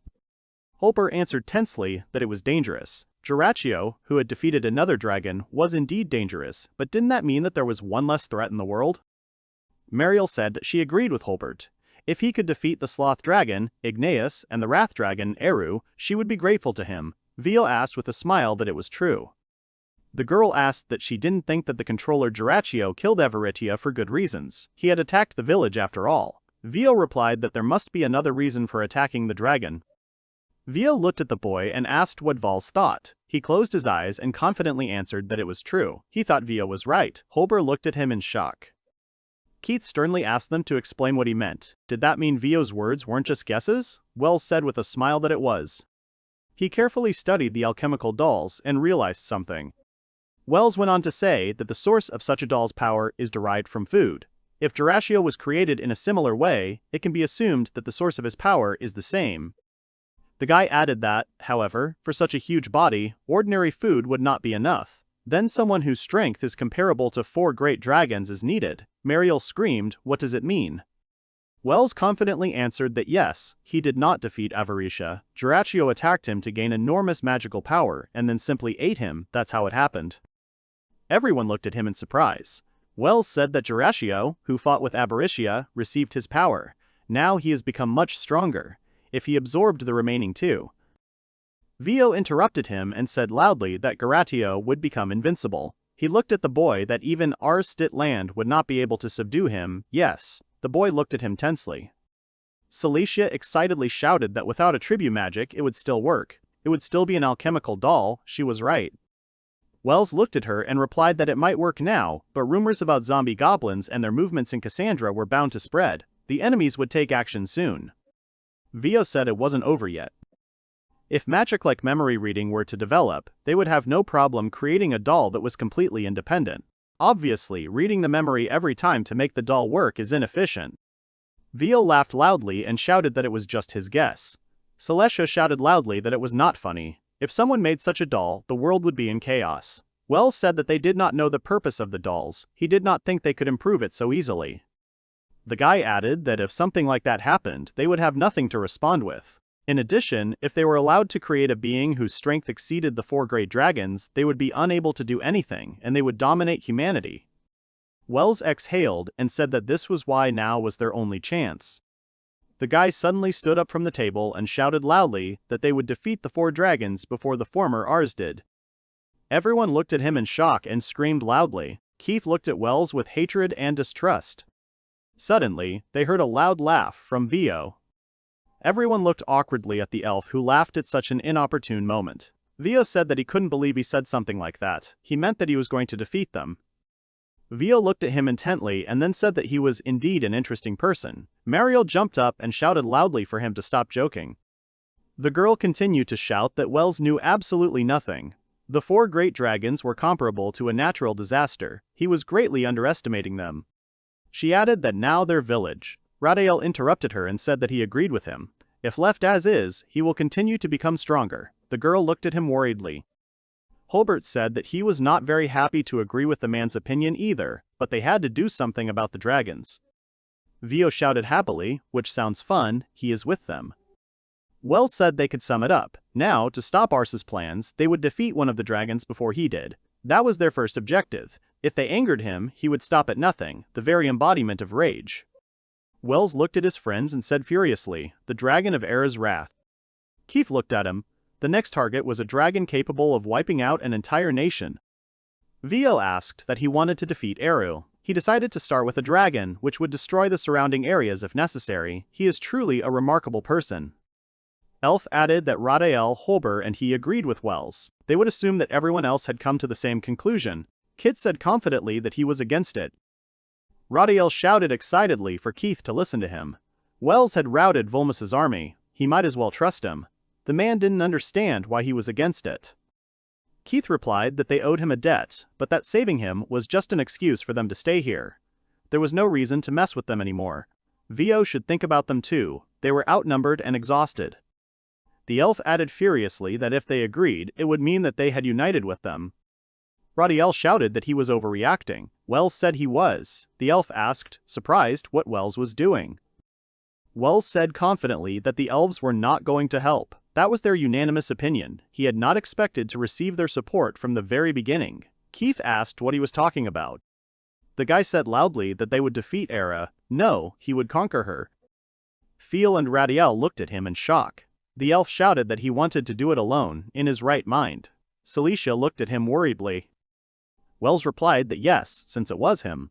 Celicia confidently said that she was against it. In the past, she had no idea how scary the 4 great dragons were. Even for him, it would be dangerous to go alone. Wells shouted excitedly what Celicia was doing. Feel shouted that she was going with him too. Radiel shouted that Feel was too. The girl was confident in her decision. Radiel continued to shout what she had just said. Feel said that he wanted to put everything on him. She was not saying that they had to, but at least they should not hold him back. She was not a child anymore. Her father should understand that. The girl looked at him and screamed furiously that if he felt he wasn't ready, he just needed to get stronger. She was going with them. Radiel looked at him worriedly, and Keith laughed. The elf said that even though he was talking about defeating Era, it seems that even Feel doesn't trust him. The humans decided to challenge the 4 great dragons. How reckless. Vio said with a smile that he wouldn't say that. As an example of how something like this is entirely possible. Besides, Wels can't go alone, Keith asked tensely because he's not going with them. The elf laughed and shouted, "What is he saying? He is not interested in defeating Era. What he is interested in is Cilicia and Feel too. Also fascinating is their development as he trains them. They can fight with Wels." He looked at his friends and asked what about it. Radiel replied that he understood. Keith said nothing. Wels replied that it was fine. He would leave the training of Cilicia and Feel to him, and he would train Nea. Bio stood up and said happily that it was decided. Since Gerashio got energy from food, like other alchemical dolls, it would take him some time to fully absorb Avaricia. I wonder if he sleeps after lunch like humans. Vals confidently answered that yes, they had a monk before he woke up. He thought hard that Ars would wait for him, he would interfere with his plans. They would defeat Urza. The kingdom of Seolin stands by the sea. The king of this kingdom asked that the report was finished. He spoke loudly that it was clear. He asks Borg to look up. The guy said that according to rumors, Avaricia was defeated. Borg said, "That's right, that's what they'll do." The king looked away from him and thought about something. His name is Victor Vriegberg, king of Seolin. Borg said that, moreover, it seems that Sir Rivendell is recruiting adventurers to defeat the Age. Victor slammed his fist on his hand and joyfully shouted that it was decided he would go too. Borg asked in shock what he was saying now. The king said that the eastern Garlets, western Seolin, and others were only feared during his father's reign. Victor continued to say that people do not recognize that he took up his position 6 years ago, when he was only 13. There are fewer and fewer contenders for positions in governance. They are becoming weaker every year, whether they can be called a great power. The king raised his cup and shouted with a smile that this was their chance, the perfect time to raise Seolin from his knees. Unfortunately, Sir Rivendell, an ambitious noble seeking the throne, beat them to it, but they will unite to defeat Era. Borg shouted excitedly that His Majesty had stopped. His job was to run the country. The guy said he wanted to go on an adventure under the crown system, which meant leaving the country. Victor put down his mug and replied that he had not yet done anything as king. What could a ruler be like who only followed his father's policies? If everything remained as it was, sooner or later the country would fall into decline. He added that it was similar to the kingdom of Garlets. Borg said that, after all, conquering a dragon was no game to him. Even with the strength of their army, it was impossible to stand against the 4 great dragons. The king replied that he had always known that they could not win. Victor shouted loudly that the kingdom of Seolin would welcome the people who defeated Eru. Borg looked at him and thought, this is impossible, no one can defeat 4 dragons. He continued to reason that in order to accomplish the feat that His Majesty spoke of, at least one group would have to deal with the dragon and that it would not belong to another country. The king told him not to worry. Victor came to the window and said, "Believe in God Adina." At the very moment when Seolin needs to be raised from its knees, Avaricia was defeated, and the adventurers are about to defeat Eru. I am sure this is the work of God. The king said that he heard, the kingdoms of Volmus in the north are in confusion, the fallen kingdom of Garlets too, and now theirs. Feels like the world is beginning to crumble, that's why the one who defeats Eru. Victor shouted loudly that he would be on top of the world. He began to reason that after the victory over Avaricia, the world began to move.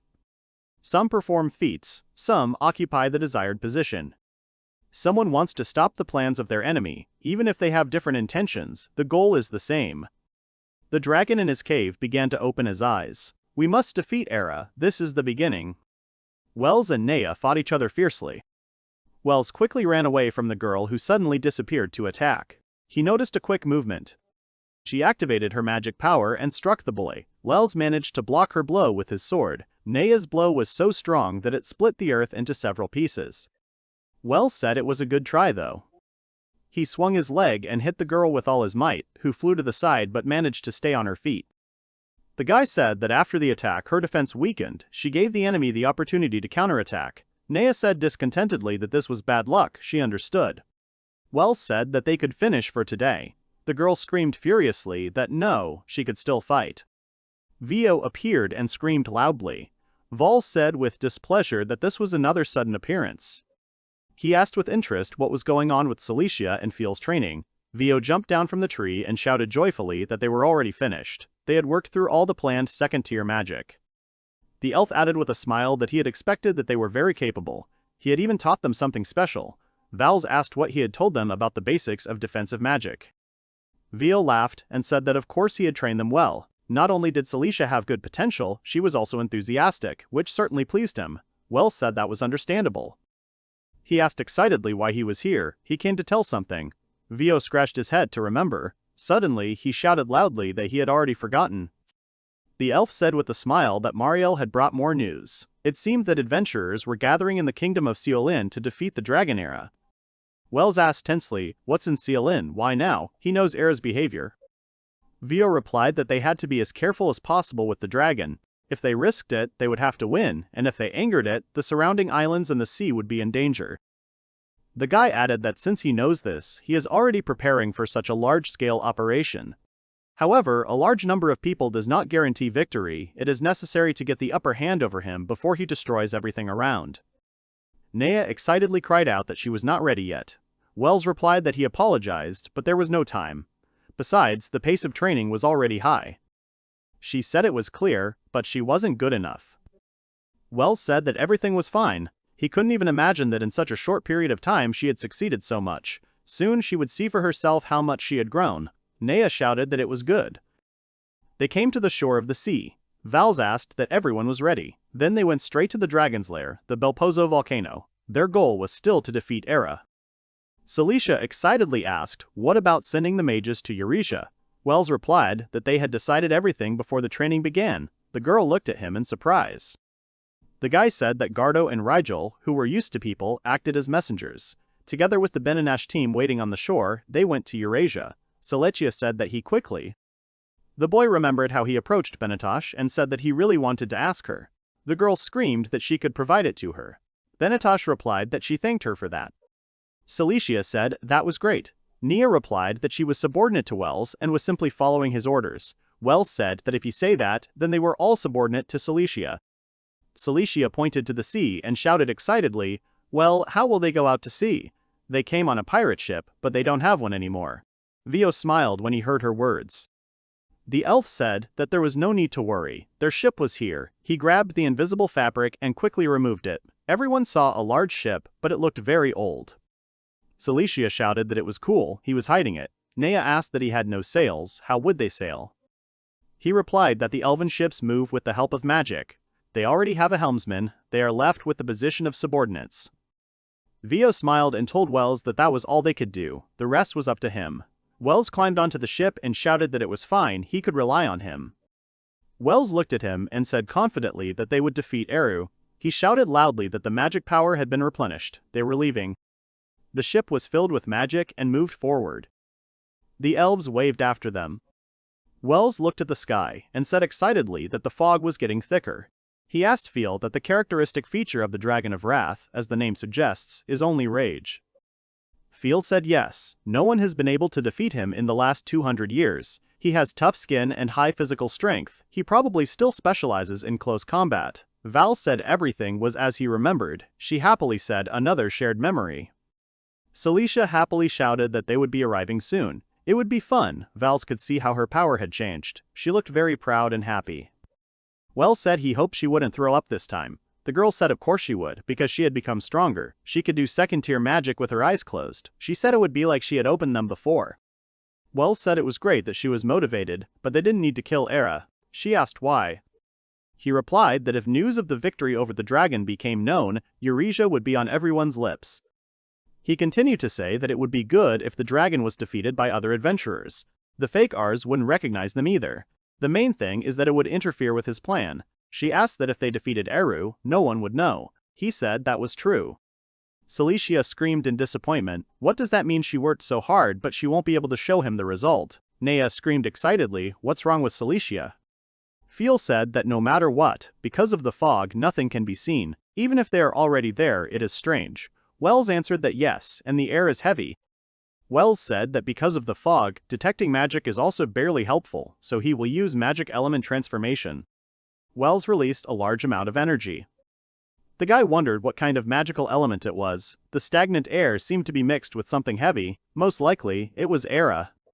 He shouted to Feel to blow away the fog with the wind. She replied that it was fine. She waved her arms and raised a strong wind, which quickly dispersed the fog. They saw a large volcano with black smoke coming out of it. They reached the right place. Everyone looked at the volcano in shock. Celicia screamed that the island had been in front of them all along. Nia replied that they were so close, but she didn't feel anything. Feel said that the magical elements in the fog felt the same as on top of the volcano. Wells said that one of the 4 great dragons that no one could defeat in 200 years. There's a good chance he has abilities that aren't written about in books. They have to tell the others. They're landing.